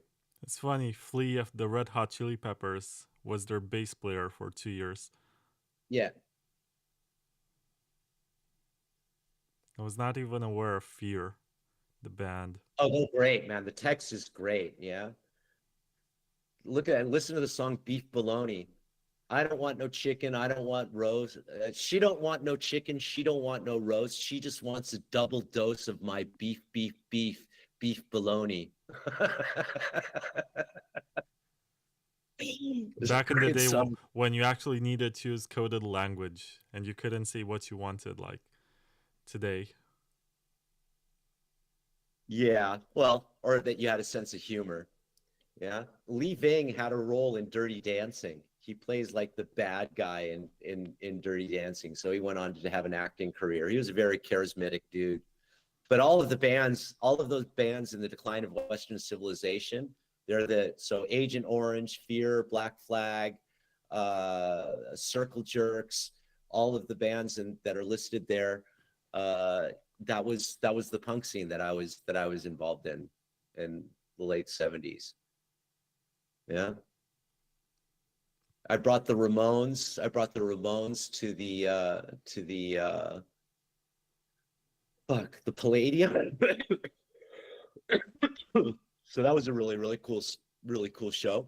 I produced a show with the Ramones in Hollywood at the Hollywood Palladium. I forget what year that was. They were a great band. I love the Ramones, man. I'm not such a big fan. Like, most of their songs sound the same. Oh, of course, yeah. They have been consistent for like 20-something years and committed to the same format. Yeah. Sort of like AC/DC, you listen to a bunch of songs and you sort of predict what the next ones are going to be about, but it's still fun. Yeah. So they were fun. It was great when they happened. They came up out of New York, out of CBGBs, right? And they were pretty awesome. Same time as the Talking Heads. That's another one of my favorite bands still to this day. Stop Making Sense, I think, is one of the best live concert movies of all time, and they were at the top of their game of that. That was great. I loved the Talking Heads. Yeah, you have a very eclectic taste. Like, you go from the Ramones, which I think they still sell t-shirts, right? And then you go to the Talking Heads, which are more obscure. Like, you had to be there. Maybe you know about Psycho Killer, but that's the extent to which most people... Are you kidding? The Talking Heads obscure? They were a huge band. They were massive. Also MTV, Once in a Lifetime. Yeah, Psycho Killer. And then Tom Tom Club. Yeah. I mean, they were huge. They're not an eclectic band. They were a huge mainstream American band, but they started out, being, sort of this New York art band thing. Yeah, that's my perception of them. Maybe I'm wrong just because I was not there and all I have is just hours of listening to random music. I got into them because David Bowie spoke of them very highly, and I was a big fan of David Bowie, so I got into Talking Heads. Yeah. I loved Bowie too. I never intersected or crossed paths with him, but he was a huge influence on me as an artist and as a child. And I loved how he played with gender identity and and stuff and all that stuff. I always loved Bowie, for sure. What I liked about it is that he was able to transform from one album to the other. He created these characters and then he moved on. And of Yeah, course, man. he didn't make too much money when he was young, and then later in life, he was able to capitalize on these early records. But it's all the same. It's very encouraging once you discover that, for example, the Rolling Stones, and you look at them and you're like, oh my God, they're gods of rock. And then you realize that they were basically broke around the time that they were doing Exile on Main Street. And that was after their biggest albums. After they had Let It Bleed, and the next one is I know the cover. I'm just trying to remember the name, and it's 5 a.m. for me. But my point is that even after they had their biggest albums ever, and they were known in dozens of countries, maybe not everywhere around the world like they are now, they were broke because they spent most of their money producing the records, touring, and they still had to work hard. Oh, here's a great story. All right, so this is a good one. So when I was 16 and I had my driver's license, I met this short gay guy in Hollywood. His name was Toby Roberts, and he was like smaller than Elton John. He was this really short, queenie, like dude that was all over Hollywood. And Toby Roberts had a company called Toby Roberts Jets. And he is the one that had the private 747 jets that were rented out to the big bands of the time, right? And so I had a teenage job for him as his chauffeur, and I drove him around in his big Rolls Royce, and that was really fun to drive around in a Rolls Royce at the age of 16. And so I'd like drive him to here, to the hairdresser, this or that, whatever. And he was this funny queenie dude, and he never hit on me or anything, but we had a good relationship with each other. And so I drove him around to his different meetings, or I'd like go and like pick up his fur coat from the cleaner or whatever sort of thing.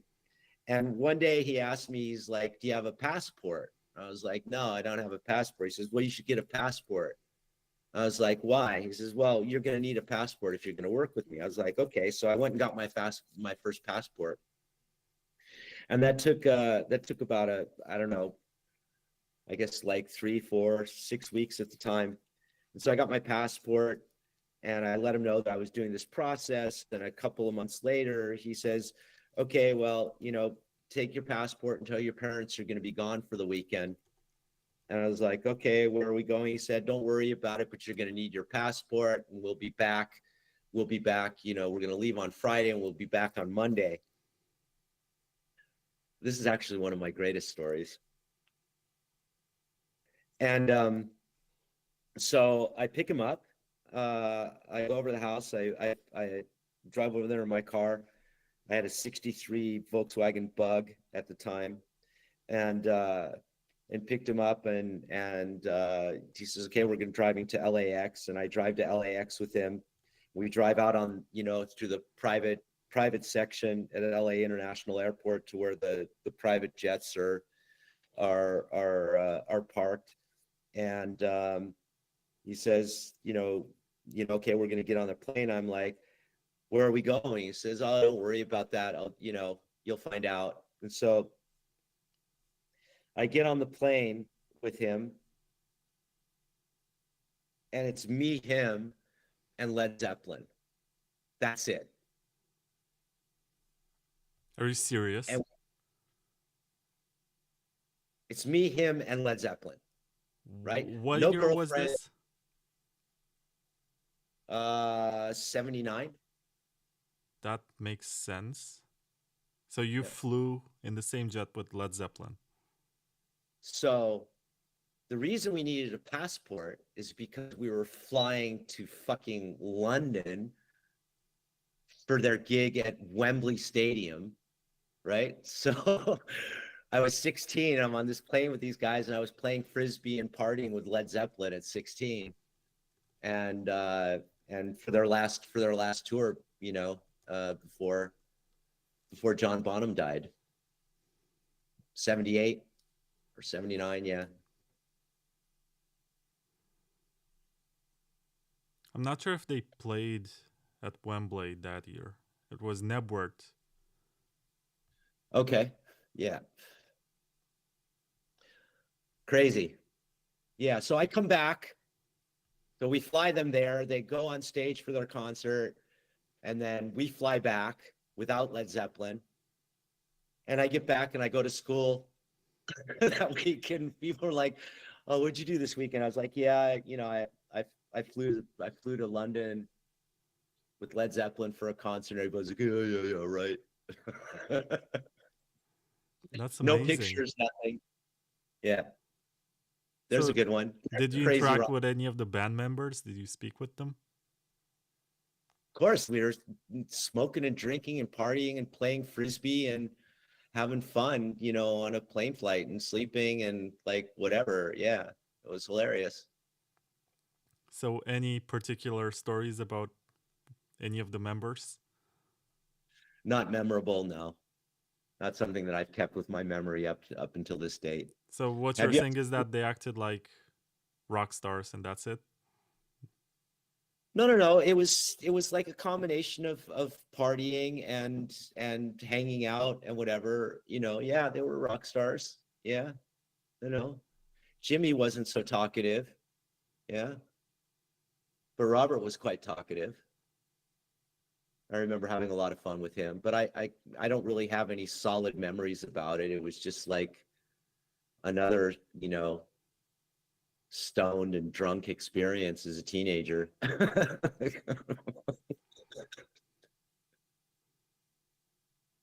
Second after Bob Dylan, I think I would love to interview Jimmy Page. Have you seen It Might Get Loud? Yeah, I did. That's a great movie. But Jack White kicks everybody's ass in that film, right? The Edge and Jimmy Page and him, and Jack White is like the star of it all for me. Yeah. Yeah, it's fun. But there is something eclectic about Jimmy Page. Like, he's not a normal kid. He's not like Mick Jagger or something. He always had good taste in everything. Well, he was playing, he was doing all of the studio recording stuff, right? And playing in the skiffle bands and all of that thing. He has a totally different past from the other members, But I also understand the way that he dresses, the fact that he was obsessed with the occult stuff. Yeah. So talking about the occult stuff, so the original release of the Eagles, man, you're getting some good cultural stuff here, man. Pulling it out of me. The original double album cover of Hotel California, in the inside, they're in the courtyard of a house, and the house was actually the mansion of Aleister Crowley. Do you know who Aleister Crowley is? Yeah, I know Mr. Crowley, the song. So actually that shot of in Hotel California in the inside of the cover was shot in the Crowley mansion, which is in California. Yeah. Oh, you know that because you bought a car from Glenn Frey, which is insane. It was different knowledge at the time, so like there was all of this, all of the different gurus and spiritual people were in LA, Bhagwan Sri Rajneesh, who later became Osho, right? The Jehovah's Witnesses, like all of the different people from all of the different alternative religions and all the gurus all came through California and Los Angeles and Hollywood and Malibu, because that's where all the glitterati were. Yeah. And, a lot of the new age religions, all came out of this, the intersection from the different occult teachings and Eastern teachings and anything like that. Was all, don't forget the Mansons, you know, not Marilyn Manson, but Charles Manson, right? Oh, there's another interesting story. So when No, my you parents haven't were finished looking, this one. Sorry. Before we get into the okay, Manson family, please finish this one. where was I? The occult, the Yeah, Eagles. so I am. This is the occult stuff, right? So Charles Manson, I had gathered all these people around him, and ended up the Sharon Tate murders. So Sharon Tate was an actress, that was very famous at the time, and him and his followers got together and murdered her, and that was a house in Malibu. And so when my parents were looking to buy a house in Malibu, they almost bought a house. Sharon Tate was murdered by the Manson family. So that's the occult connection. So I didn't end up moving into the house where Sharon Tate got murdered by the Manson family. We moved into a different house. Yeah. So that's. It seems like Twitter cut us off after 6 hours 30 minutes, but we're still going on YouTube. All right. I'm not sure what happened. Maybe Elon set a limit to this stuff, but we're into the Did you have 7th 7 hour hours? right now. Yeah. You did? You can't restart your stream? No, I can't. Okay. Yeah. Right. Okay. And then here's another one. David Lee Roth. Of course. I also listen to Van Halen in the car, and my favorite album is the first one, honestly. It's very hard to beat that. I also like 1984. Panama, Yeah. I think, is my favorite song from that one. And driving to that while he holds that monologue about, mid song when he talks about, you know what he's talking about.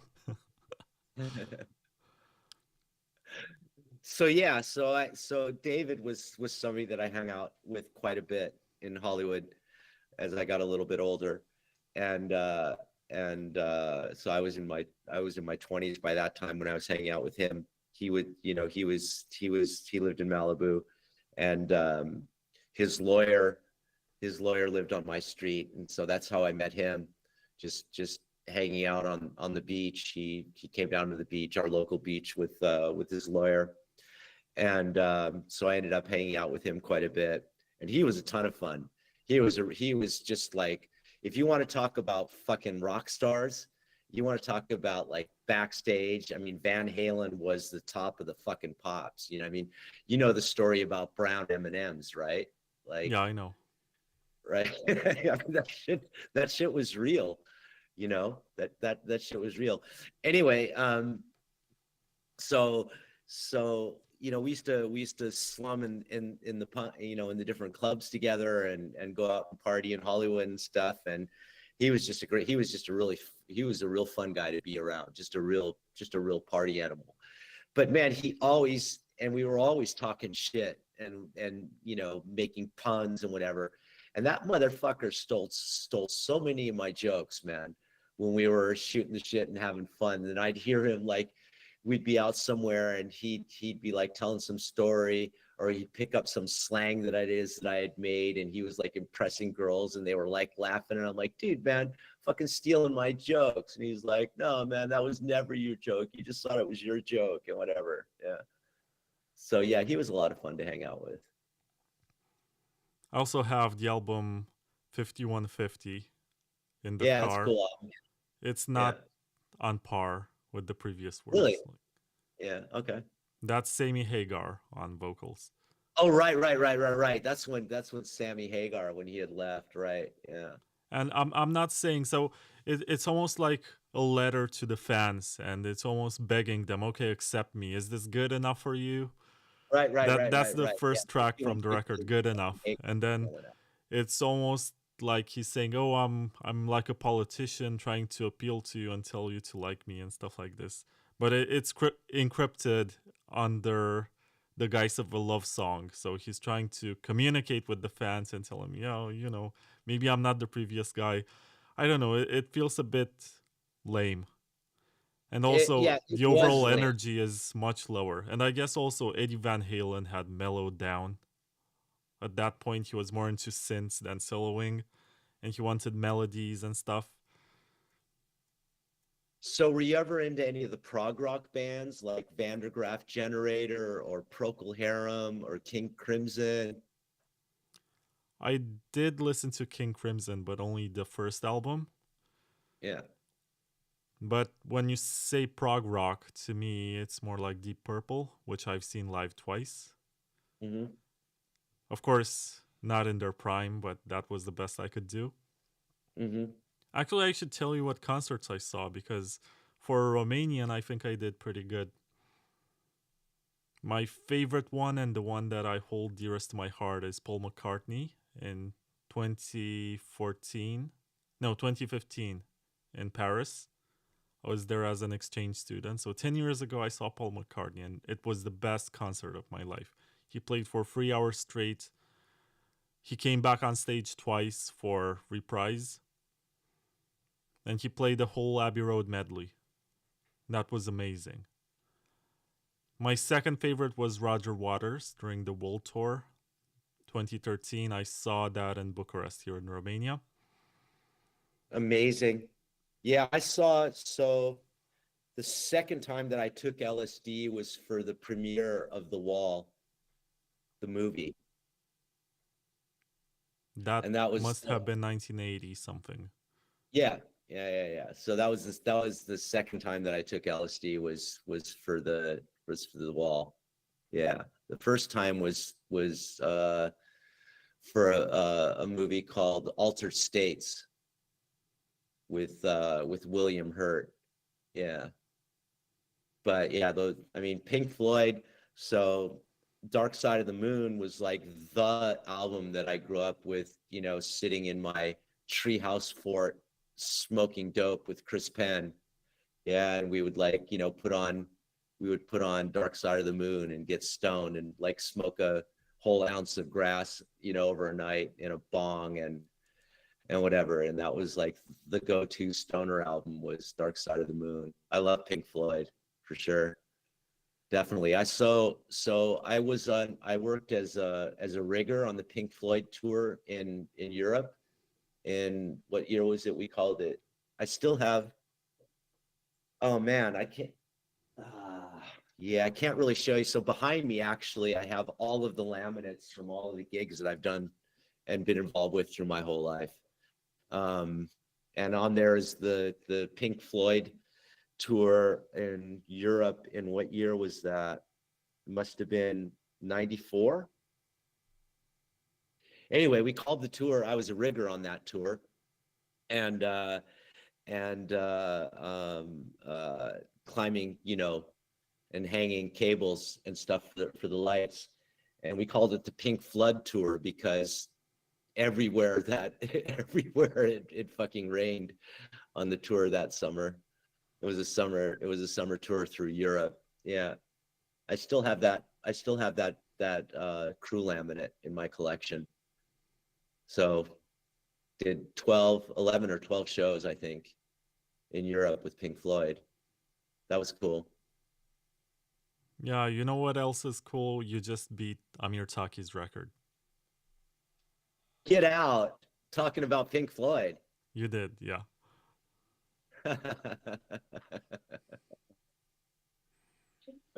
All right, John. All right, Eric. You got to beat our record now.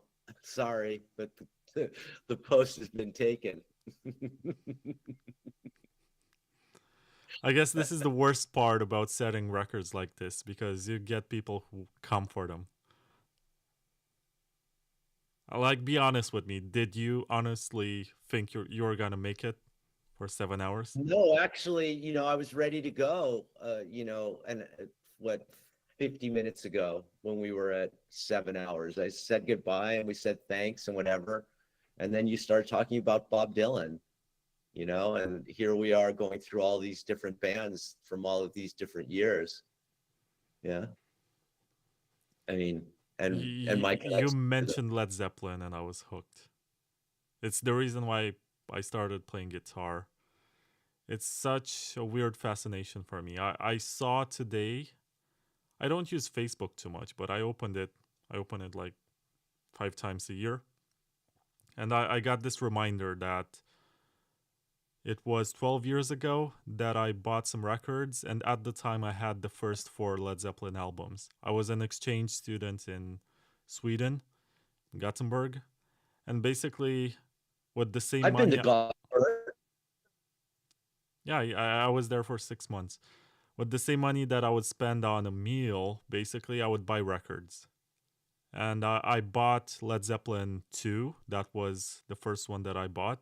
And then I bought the first one, and then I bought number 4 because it was easy to find. For number 3, I actually had to struggle a bit, and I found a limited edition that's actually green. So the record is green. It's printed in Cool. Israel,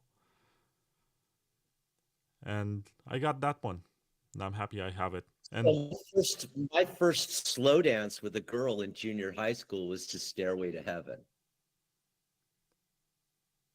nice. But my favorite, so I thought Into the Outdoor was a very, very cool album. So that was then the tour, right? That I went to London. Remains the Same was great. I saw Song Remains the Same.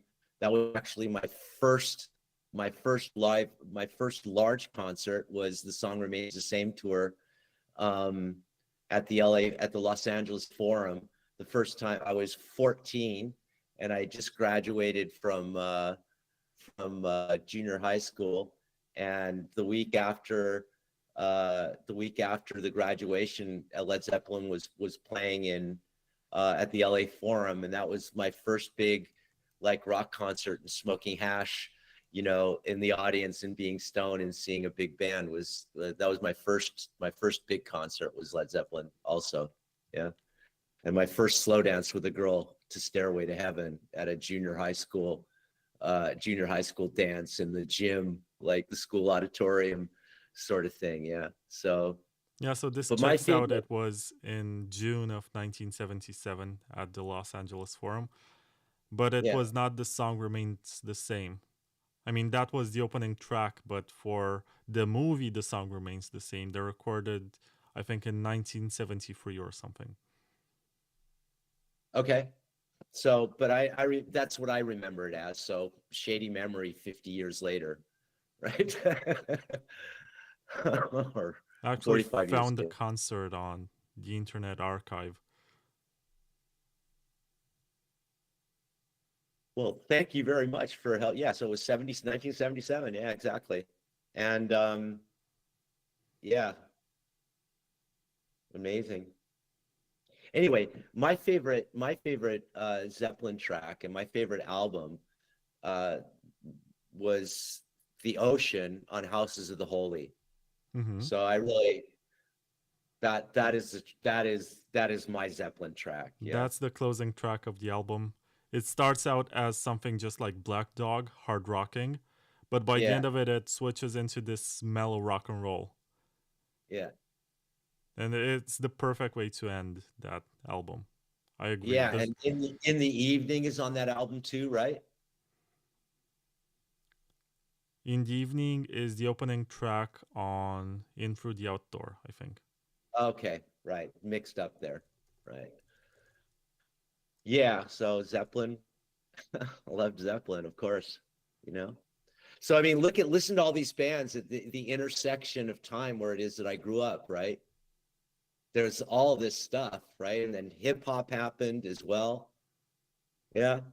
So like I remember the first time I heard a rap track was um, the classic one from Grandmaster Flash and the Furious Five, which is what's it called?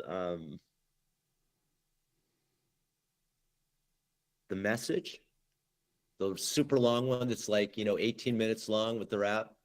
Anyway, so I was in high school and I was like walking. I'm a skinny white kid, and I was like walking down the hall, and a there was like at the end of the hall, like classic, like school, like long hallway with all the classrooms and stairways to the upper floors. And I was walking down the hallway, and all of a sudden I hear this like this rap beat, and around the corner comes the whole football team. And the football team at Santa Monica High School, where it is that I went to school, was pretty much like 80% black.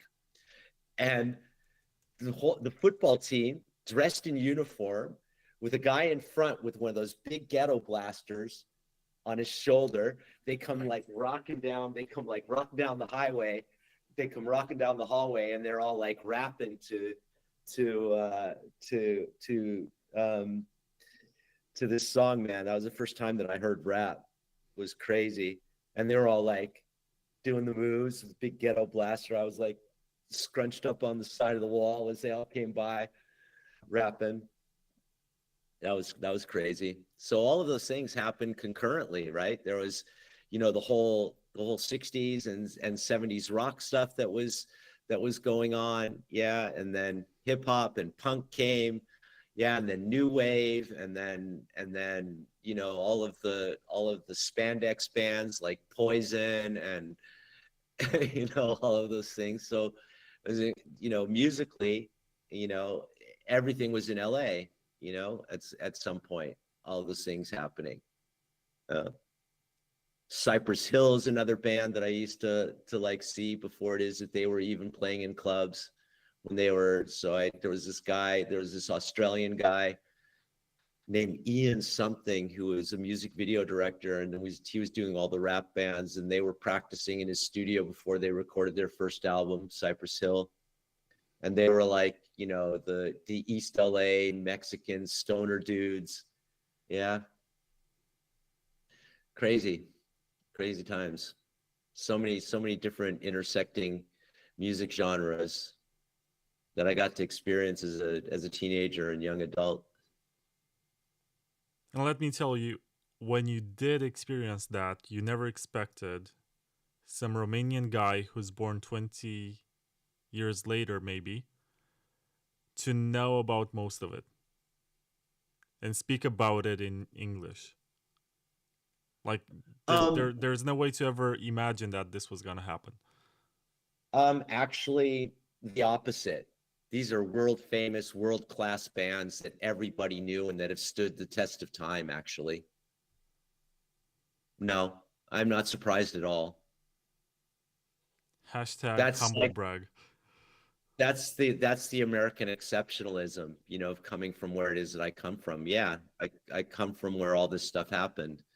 And we knew that the world knew about all of this stuff. Yeah. I mean, these are the famous big acts, the closest. So like, I never got close to, I never had any intersection with the Beatles. The closest the intersection that I had with the Beatles was, I interviewed Sean Lennon when he did his first album. He was here in Vienna. And so I spent a day with Sean Lennon when he released his album, when I was a music journalist here. So that's the closest I ever came to the Beatles. It's not that bad. Could have been Ringo's son or something, who's actually playing drums for The Who, so it's not such a bad contact. Yeah, I loved The Who too, man. So I told you that my father had like a vending machine route, and let's see. So right here I have, let me turn on the light again.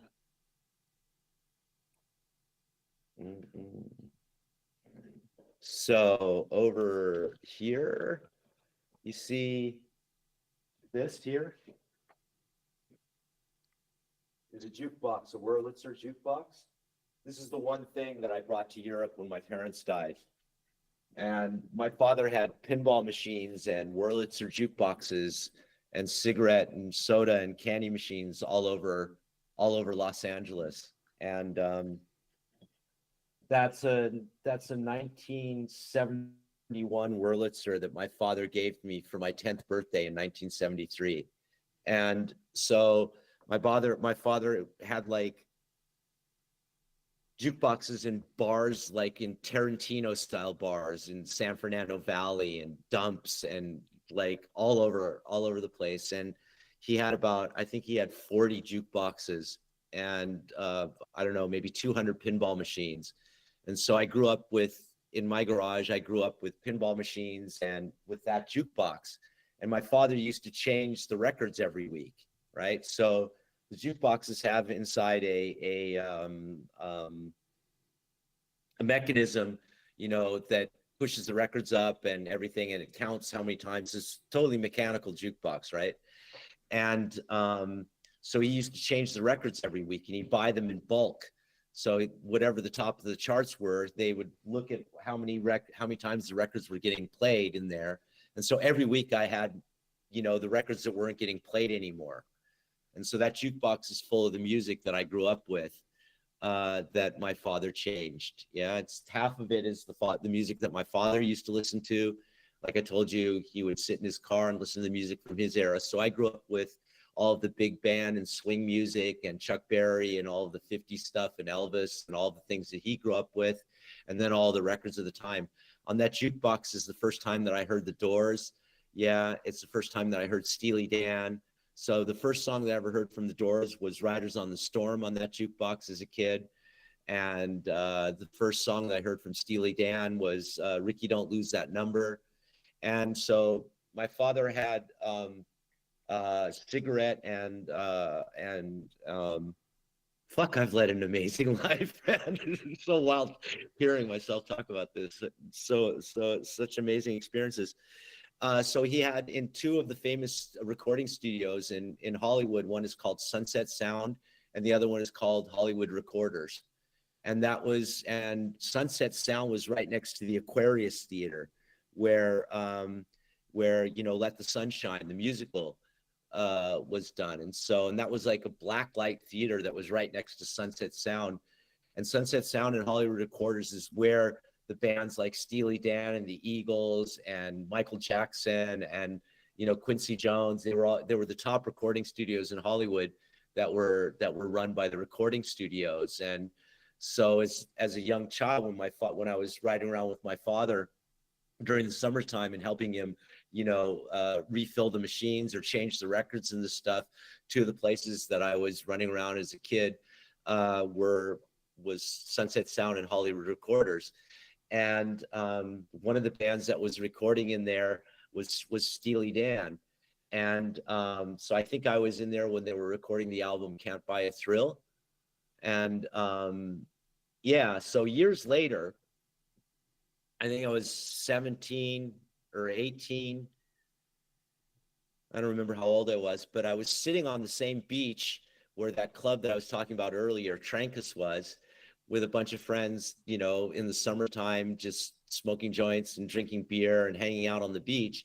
And this guy walks up to us with long black hair and dark sunglasses. And he says to us, he goes, "Hey, you guys got some time to help me out?" And we're like, "Yeah, what do you need? What do you mean help you out?" And he goes, "Well, I bought a pool table and the delivery was today, but I missed the delivery because I went shopping, and when I came back, the pool table was just like, you know, loaded out on my driveway, and I need to get it in the house. So if you guys, there's 6 of you guys, you know, together we can carry the pool table in the house, and if you help me carry the pool table in the house, I'll buy you a case of beer." And we're like, "Cool, we're on. Where do we got to go?" And he's like, "Yeah, right up the street." So we walk up the street with him, summertime, laughing, joking. We get to his house.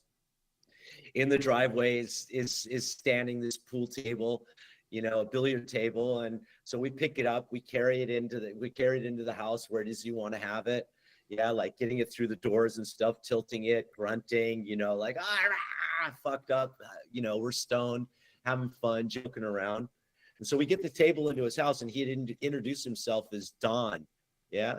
And so we finished loading it up, and I'm like, "Man, I got to pee. Where's the bathroom?" And he says, "Oh, it's down the hall." Right. So I go walking down the hall, and in Malibu, it was pretty normal that people had gold records on their wall. Right. when they had a gold record. And I'm walking down the hallway and I see presented to Donald Fagen for this album, you know, all of the, and I'm like, what? So I like finish peeing. I come back and I'm like, are you Donald Fagen?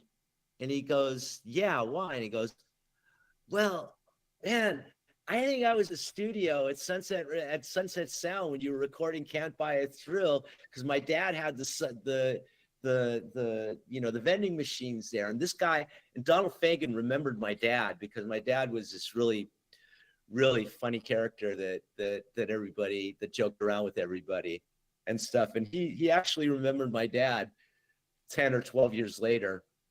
Yeah, and that was really trippy. So there's another one of those odd fucking stories. You know, when we started this interview, I had this feeling of admiration, slight envy. Now I hate you. Cool. So that means we're not going to be doing a privacy conference together. All right, got it. Yeah. Right, there you go. There's another good wild story. Yeah. Steely Dan is still one of my favorite bands. Like I can listen to every single album, and Donald Fagen's solo albums I like too. You know, they were so the house that I told you that Mick Fleetwood lived in before the guy that lived in that house before Mick Fleetwood was a guy named Pete Chrisley, and Pete Chrisley did the saxophone solo on Deacon Blues on the Asia album. Yeah. So he sold his house to Mick Fleetwood. I'm gonna kill you, man.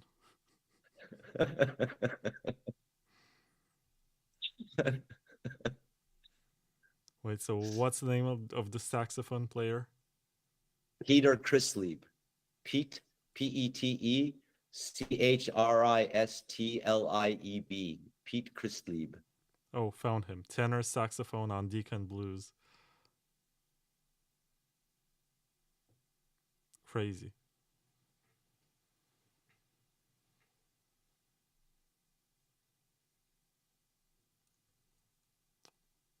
Yeah, so I know the lyrics to every single Steely Dan song by heart. They're so my favorite bands after all of this, right, are that's still with me to this day are Bowie and Steely Dan and Prince. Yeah, are like at the top of my top three favorites. Which Bowie records? So I really love Young Americans. Yeah, I think that Young Americans is a really brilliant album, and I like the white soul aspect of it. I think that the lyrics of Young Americans itself is really captures a time and place and an understanding of America, right? So I really love that. That's like an album that stays with me very strong. Yeah, you know, Oddity is fucking massive. You know, which one? Space Oddity? Yeah. The one from 68 or 69? Whichever year. Yeah. I mean, I'm not so much of a nerd about it as you might be. It's interesting because my favorite of his is Hunky Dory. Hunky Dory's an album, yeah. Have you seen the film Velvet Goldmine yet? No. I did see The Man Who Fell to Earth, but not Velvet Goldmine. So Velvet Goldmine is a dramatized version of the love affair between Iggy Pop and David Bowie, and about the glam scene. So it's a fictionalized version of Mark, what's his name? From Sweet, Mark Bolan. No, so Mark Bolan was from T-Rex? Wait. T-Rex, right. Yeah, T-Rex. There you go.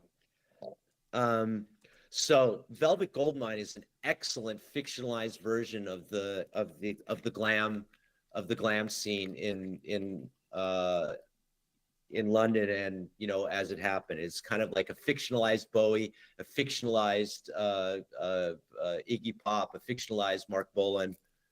Excellent movie with no songs from those artists, with all totally fictionalized songs.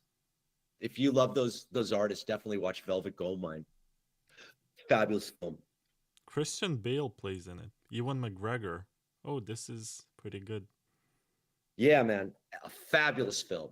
Really beautifully shot, beautiful songs, beautifully acted. Really, really captures the spirit. Yeah, for sure.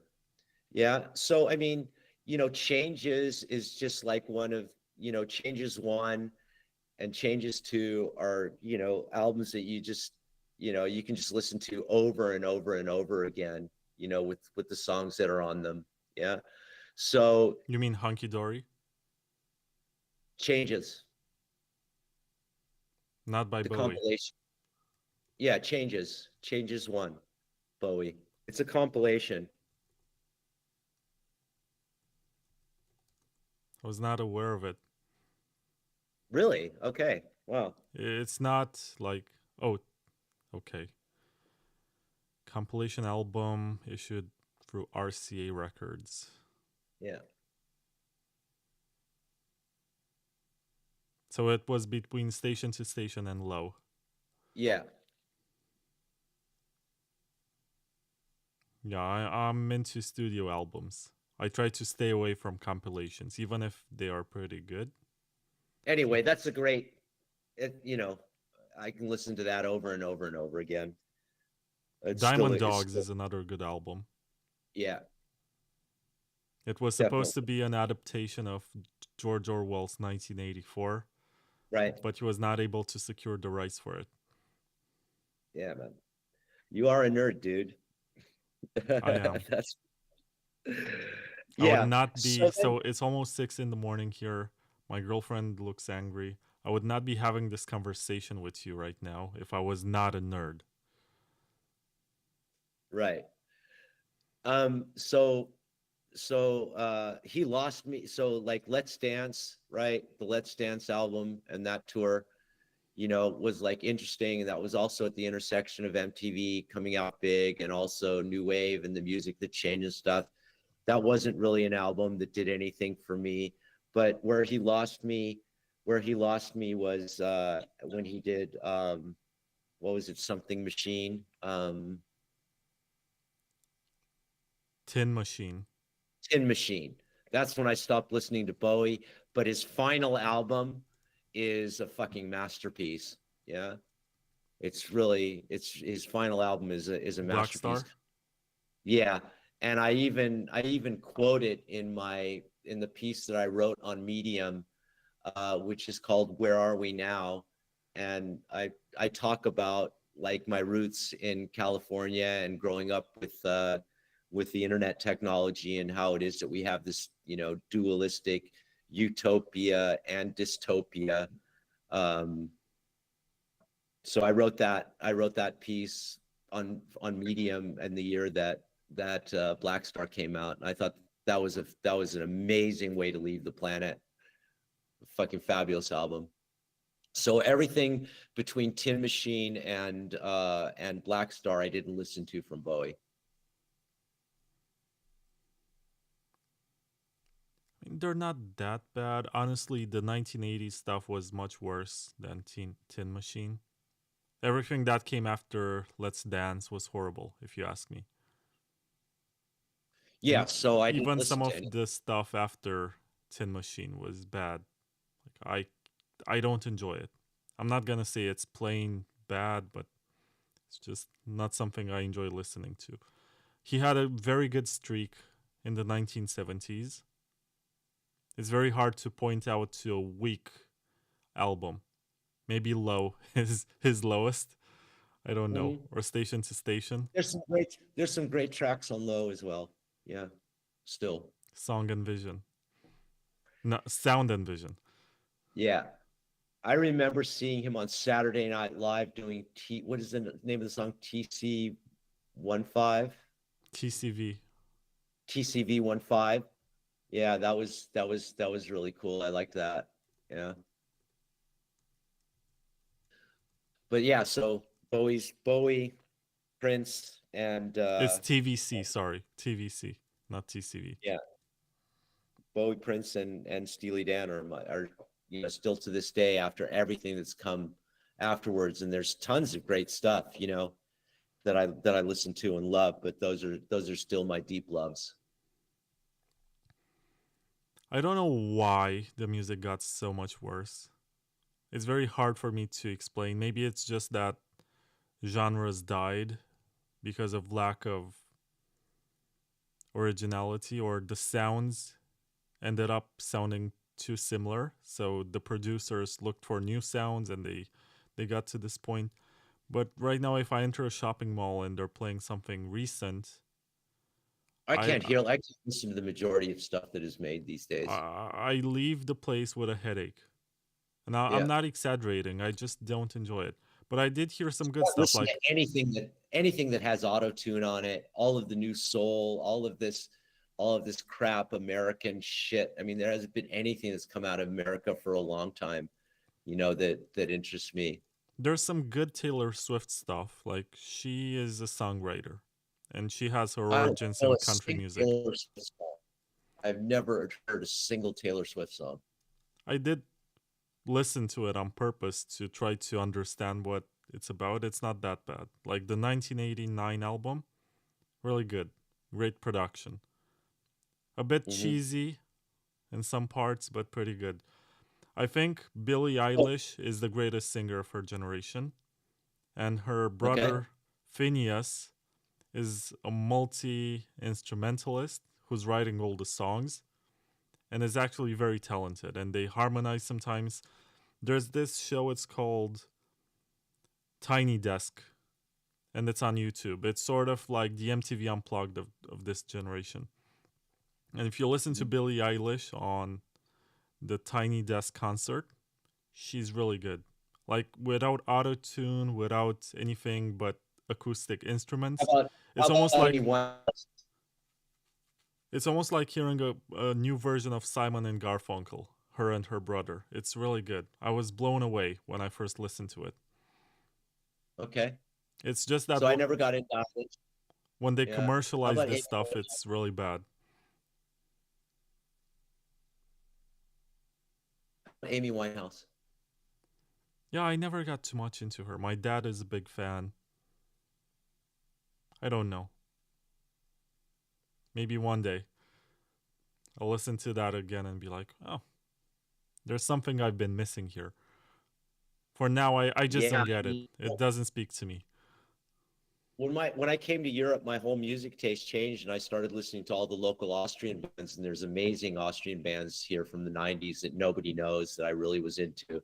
There's the whole Vienna dub sound that came with the DJs that is around the time of Portishead and Massive Attack and all of that stuff. So I was a music journalist when I came here. That's what I did. I reviewed CDs, I reviewed bands, I went to concerts, and produced events and whatever. So I mean, music has been a huge, huge, huge part of my life. That I ended up in crypto is really, has to do with that, looking for the freedom, whatever, and being bored with music. But, you There was a know, point in my life where I decided I'm gonna take 1 year and write music. And I bought a lot of gears, and I ended up just looking at gears and thinking, if I actually buy this instead of this, I'm actually gonna sound better. And I mhm. somehow got stuck in that phase and never. I wrote the songs, I never recorded them, at least not Oh, you properly. want to talk about regrets in life? And let me finish. Most of Oh, the okay. stuff that I use for my podcast, I actually have it from the days when I was trying to do music. And I wrote my own theme song for the podcast and I recorded it. And I've been using it for 6 years now. And I'm really proud of it still. Sometimes I think last year I tried to do a remix of it to change some stuff. And then I realized, it was just perfect the first time around. The more I try to mess with it, the worse it gets. So I'll just leave it like that. I don't want to add anything. I don't want to remove anything. It just works this way. And I'm sort of proud of it. I I don't think I did that poorly. Maybe I'm gonna come back to music. It's just that So, too many layer twos, you know. two final stories I want to get on the recorded record here, and then we'll call it a night. Okay, you good with that? Sure. If we go for 17 more minutes, we're gonna cross the 8 hour mark. That's 1/3 of a day. Can you think of a better way to spend 1/3 of your day? My girlfriend just asked me, why didn't I talk about Bitcoin? Yeah, she says it doesn't count because we talk about music. Well, Amir spoke about mathematicians, so that's almost All right. there.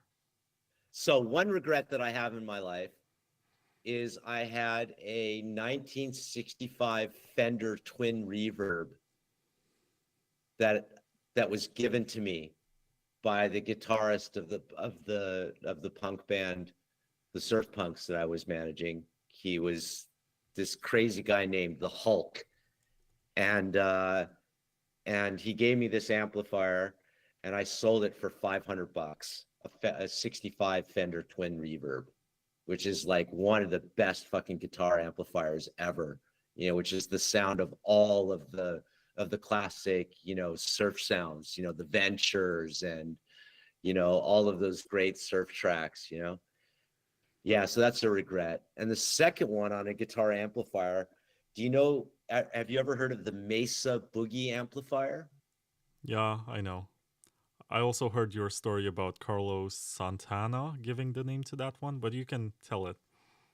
All right. Okay, cool. So this I told you that I had people that were older than me that were very influential in my life, and one of them was this musician named Lee Michaels.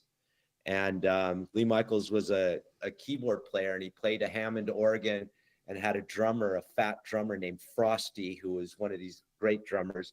So he just played the Hammond organ, and he was with a drummer, and he had a hit that was called "Do You Know What I Mean?"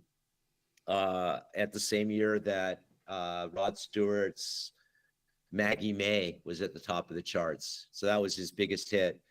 And so he noticed that when he was out on tour, that the records sold wherever it is that he was touring, but they didn't sell anywhere else. So he was with A&M Records, and he had, which was run by A&M Records, was run by what was his name?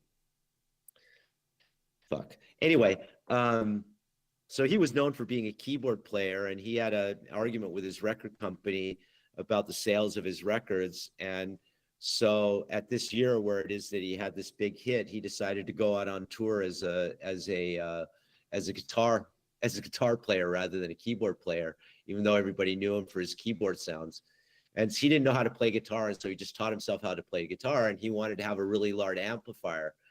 So there was this guy, you know, that he knew that made him, you know, this very, very small compact amplifier, which was louder than fucking anything at the time, and had this very distinctive sound. And he was on stage in San Francisco at the Fillmore East or the Fillmore West, I don't remember which one. And Carlos Santana was his opening act that year. And during the sound check, he was fucking playing around in this amplifier, and it was so loud and had this sound that Carlos Santana is like, "Oh, Lee, man, you know, Lee, man, can I play through your amp? Can I play through your amp? Let me play through your amp. I want to play through your amp, man. Let me play through your amp, Lee." The whole time during the sound check. And so finally it's like, "Yeah, fuck yeah, Carlos, here, play through my amp." And so Carlos started, you know, riffing and playing around through the amp, and he thought it was so cool. And he was like, "Lee, man, this amp is a mesa, man. It's a mesa." And what he was trying to say was, this amp is amazing. And so it was originally called the Boogie amplifier, and it was made for Lee Michaels, and then it became something that other artists wanted to have, and it became named the Mesa Boogie amplifier, the amazing Boogie amplifier. Yeah. The more you know. The more you know, the less you know. about everything else. If Good you night, made Annie. it this far into the video, write Mesa Boogie in the comments. If you've been here the whole time, write Mesa Boogie in the comments. Mesa Boogie. How many more minutes do we have to get to 8 hours? I hate this question. 11. All right, let's leave it. Let's leave it at 7 hours and 50, 49 minutes. Yeah. I had no idea I can last this long on a podcast. Me either, man. Fuck, I'm totally burned. This was I got a fun. call at 10 o'clock with Orkun, man. I can sleep all day. I reserved the time for this. I was somehow ready for a situation where this doesn't end. But as I said, Twitter cut us off. We're only live on YouTube and Twitch right now. I'm also going to upload this on Spotify and Apple Podcasts and all the audio-only streaming platforms. I hope the quality was good, because there were some moments when your video froze and some moments when people said they can't hear us. My girlfriend has ice cream, and there's no way you can compete with that, Michael. So yeah, well, I've been able to hear you most of the time, and it's the internet, so what can we do? But before we close this, do you have anything to promote? Anything you want to shill? Yes, I do. So pizza at Paralelni Polis. Yeah. Second May. Culture Pizza Day. Yeah, Second Culture Pizza Day, right? And there's this really cool, vampire privacy event that I'm going to be working on with this crazy Romanian dude. I'm going to take people to Vlad the Impaler's castle and get them and have talk about privacy stuff. Yeah, so I'm hoping that's going to happen, on or around Halloween. Yeah, that's good. Yeah. And so Proof of Work Summit, I'll probably be doing again this year as well. Is it still happening? Because as far as I know, Bob left his job. Bob left, and I've taken over the IP, right? Because it was basically Bob and So you own it now. So well, yeah, I mean, I guess you could look at it that way, but it's like whatever. So yeah, I want to put that together. I think I'm going to do that in Vienna, not in Frankfurt this year, but I don't know. I haven't really set a date yet, but it'll probably be sometime in the fall, most likely November, I think. So those are the conferences that I'll be working on. Yeah, I'll be at MoneroCon at Second Culture as well. As an MC and whatever. Yeah, so those are the crypto related things I'm doing. Looks like tomorrow I'm going to be on another podcast that's been restarted. I'm not going to mention it, but you can find it on my Twitter tomorrow. Probably going to be different than this, quite a bit different than this. You can challenge the host in the beginning, like tell him, last night I was on a show for 8 hours straight. Can you do that? Can you do that without going to the bathroom and by only drinking 2 mugs of water? Yeah, seriously. Man. I think you got a piss bottle there under your desk. No, I don't. But ironically, when I'm driving, I stop at every gas station. Like every 1 hour, I have to stop to go pee. But when I'm sitting in my computer chair, I'm fine. I can go on for the whole day. I can play video games. I can do whatever. No problem. So yeah, so those are my crypto events this year. Those are probably going to be the only ones. I won't be going to anything else because I'm not really interested in going to conferences that I'm not involved with, curating and emceeing. So yeah, rather be involved with the people that I want to just like you on your podcast, right, than listening to other people's stuff. Yeah. Yeah, but honestly, if you're on a show for 8 hours, do you think the next thing I will do after I wake up is to listen to other podcasts? Seriously? Like, I actually have a life. I have stuff to do. Yeah. So like, I mean, it's just same with me. I just like see what people say about other podcasts, and I go on the ones that it is that I do. So, you know, it's really awesome to finally be able to chalk up a BTC takeover podcast with you, brother. Thank you so much for your time. Yeah, it's been like 3 or 4 years since I first invited you. At the time, you're just this guy. Everyone knew you. I had no idea who you are. So I had to understand from the context, like the social dynamics. I was like, who is this guy? And who did you think I was at the beginning? Like, what was your impression in like seeing me and observing me at Polis and at, and online and stuff? Like, what was your impression? What was your opinion of me? What was the context? What lens did you view me through? So something I can tell you for certain is that in person, you're not very confident, and you give this impression that you're not really sure about what you're doing and you're seeking validation. And I saw you emceeing on stage, and I was thinking, this guy is not so great. I can do better. That's what a guy thinks when he sees another guy in a position. He's like, I can do better. But then I got to know you, and I was like, oh, you're involved with the Ethereum Foundation. Oh, you're involved. I mean, I didn't know until last year, I think, that you're with the Bitcoin Foundation. And the farther you go, the more interesting stuff you dig up, and you're like, really? WikiLeaks and hackers groups and stuff like this. It's amazing. It's really amazing. Like you should have a Yeah, well, Wikipedia page. I think that you and I both sort of, abhor, attention seekers, right? Yeah. More or And less. and narcissists, right? And I always feel that when I'm at the confident when I'm at I'm not a the narcissist, but I'm egocentric. I can attest to that. nothing wrong with being egocentric. I'm Egocentric is control freak. healthy. Yeah, I'm one of Like those someone too. during this episode, while we were talking, someone actually messaged me and said, "Hey, who's producing your podcast? Blah blah blah. I can be your producer for like $500 a month." And I'm like, "Fuck you." Even if you do a better job, fuck you. I'm not interested. I want to do this myself.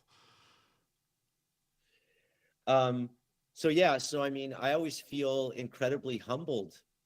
So what it is that it's not the lack of confidence. It's just that I feel that I'm not there to be in front of everybody. I'm there to make everybody else shine, to give everybody else the forum to talk about what's interesting. I'm always humbled by the people that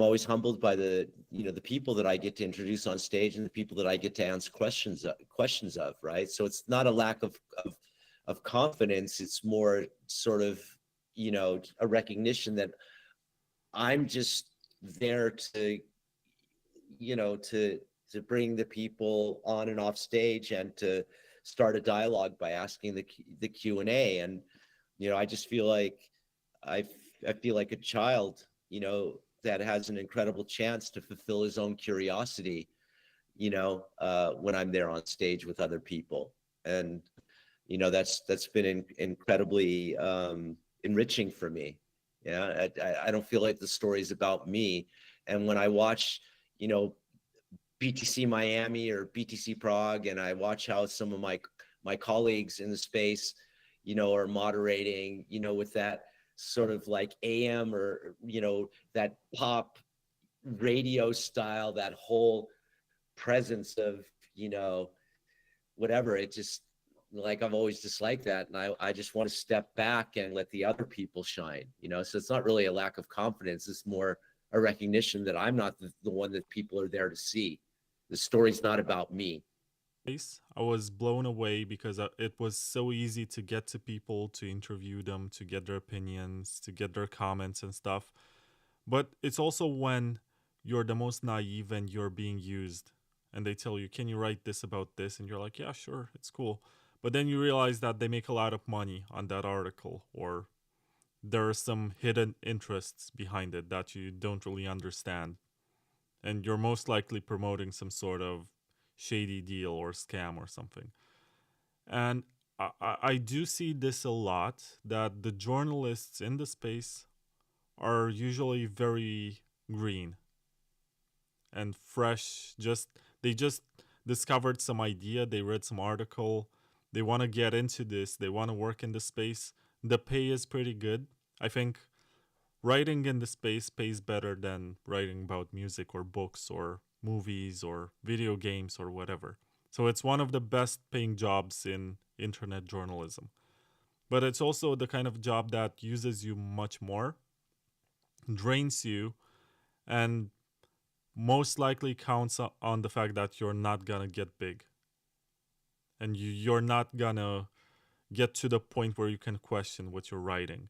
And if you ever get to the point where you can question or ask questions or make your own opinions, you will most likely get replaced. Because these writers, once again, are very green. They have no idea what's going on. They have some degree in English or literature or political science, sociology, psychology, whatever. So they do have some writing skills. They have no idea what they're writing about. They have no idea how any of that works. And that's when they're most exploitable. Once you get to the point where you understand how stuff works, you're in less demand. So you gotta grow and build a platform and develop an angle and do something for yourself. Because the more you know, the less desire there is for you to contribute with stuff. So you had a question? It's not necessarily a question. I can ask a question out of this, but I did notice that you mentioned stage presenters on conference stages. I do know that most of these people have no idea what they're asking and what they're talking about. And that's very convenient for the people on stage because they're praised beyond their expectations. And they don't get called out if there's anything to get called out. And right, and you've seen me doing exactly the opposite of that, right? On stage is asking people the difficult questions, right? exactly, but where I'm getting right now is that you're not invited in Nashville or Las Vegas or BTC Prague or something, because that's a place where everyone is supposed to be positive and optimistic and not talk about the nuances. You're just bullish about stuff. And that's it. That's what people expect. That's what they pay for. They want reassurance. But it's these smaller events where you actually get to ask the difficult questions and you get to have debates. And there's a lot of value in this, to just meet someone who's building something and ask them questions, even outside of the conference venue, just somewhere. There's also value in that. But in these large events where you have tiers for your ticket and you can only go into this area, and if you want to go to the other area, you have to pay more, and situations where you never meet the speakers and they're in this backstage place and they don't mingle with the plebs and whatever.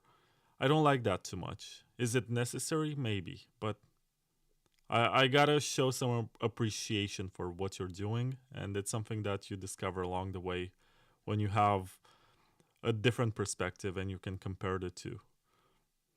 Well, again, so my experience of doing this in crypto comes on the back of me having done it as a music journalist, right? And comes on the background of me having always been around famous people and never being impressed by the fact that they're famous. They're just people that put their pants on, one leg at a time in the morning, right?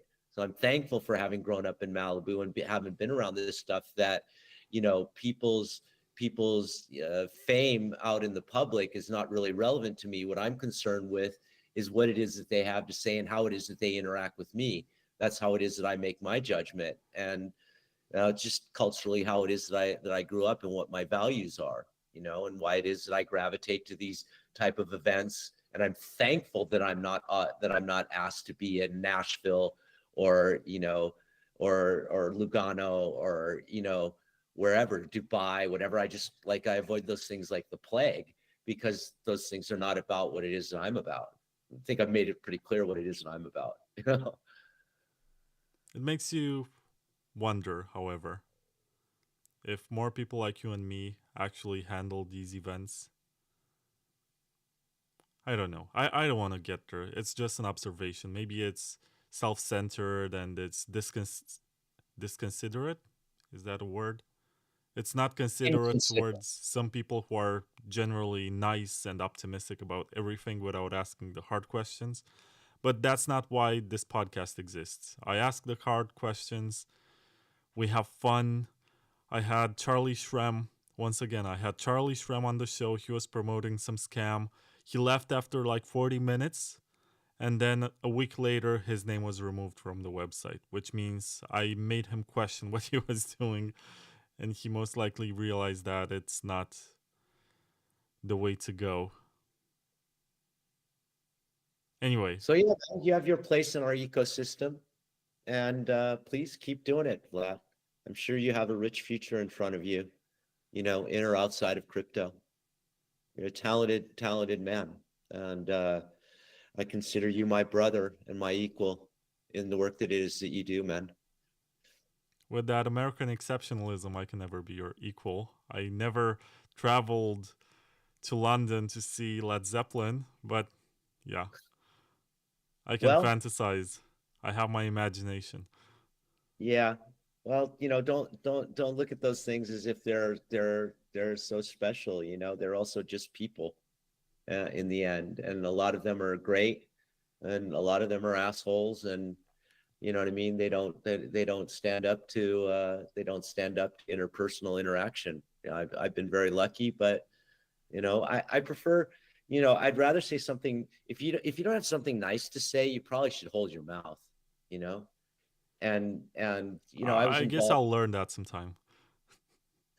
You know, this is I'm telling my own personal like viewpoint, and I came to that later in life. You know, when I was younger, I was much more of a diva and much, you know, much more opinionated about things, and not so nuanced, and much louder, and much more in the forefront. And you know, and having grown up with the internet culture, you know, snark and trolling, you know, were an art form, but now it's just so disgusting. And I watch people shitting on each other, and I watch all the tribalism, and it just disgusts me. And so I just don't want to be like that. And so I've, you know, changed over the years, you know, to being highly critical and pointing out the holes in, you know, in people's arguments and whatever, and just thought, you know, what is it that I'm adding to it if I'm not, you know, bringing something in a direction that is productive for people. You know, I want to be with builders and makers and people that advance things and not tearing things down. So, you know, now online, I mean, if you watch my Twitter feed, you know, I'm constantly passing on things that I'm interested in, or I think other people should pay attention to. And you know, I don't want to participate in shitting on people's parades. And that's why it is that I feel, you know, I told you that I studied to be, you know, I wanted to be a diplomat, and now I feel like I'm a diplomat between chains, right? I've credibly worked with multiple communities, you know, and I'm able to do that because I, you know, I look at the people that are doing positive stuff, and I'd rather support them than tearing other people down. You know, it doesn't help any of us. I think that we're all in this together, and as it is, I said at the beginning, you know, as a whole, crypto is pretty decentralized, where you have all of these options, and you can move your capital and your voice and your vote, and you know what it is that you talk about across all of these different ecosystems, and remain outside of you know, state control if you're smart about it. You know, I think that's pretty amazing, and I'd rather push things in that direction and see it as an overall success, rather than, you know, this chain is, you know, people are stupid because they're involved in this chain. I mean, it's so incredibly disrespectful. You know, people that pour their lifeblood into writing code and to you know, playing around with the algorithms and playing around with the consensus rule sets and writing smart contracts and figuring these things out.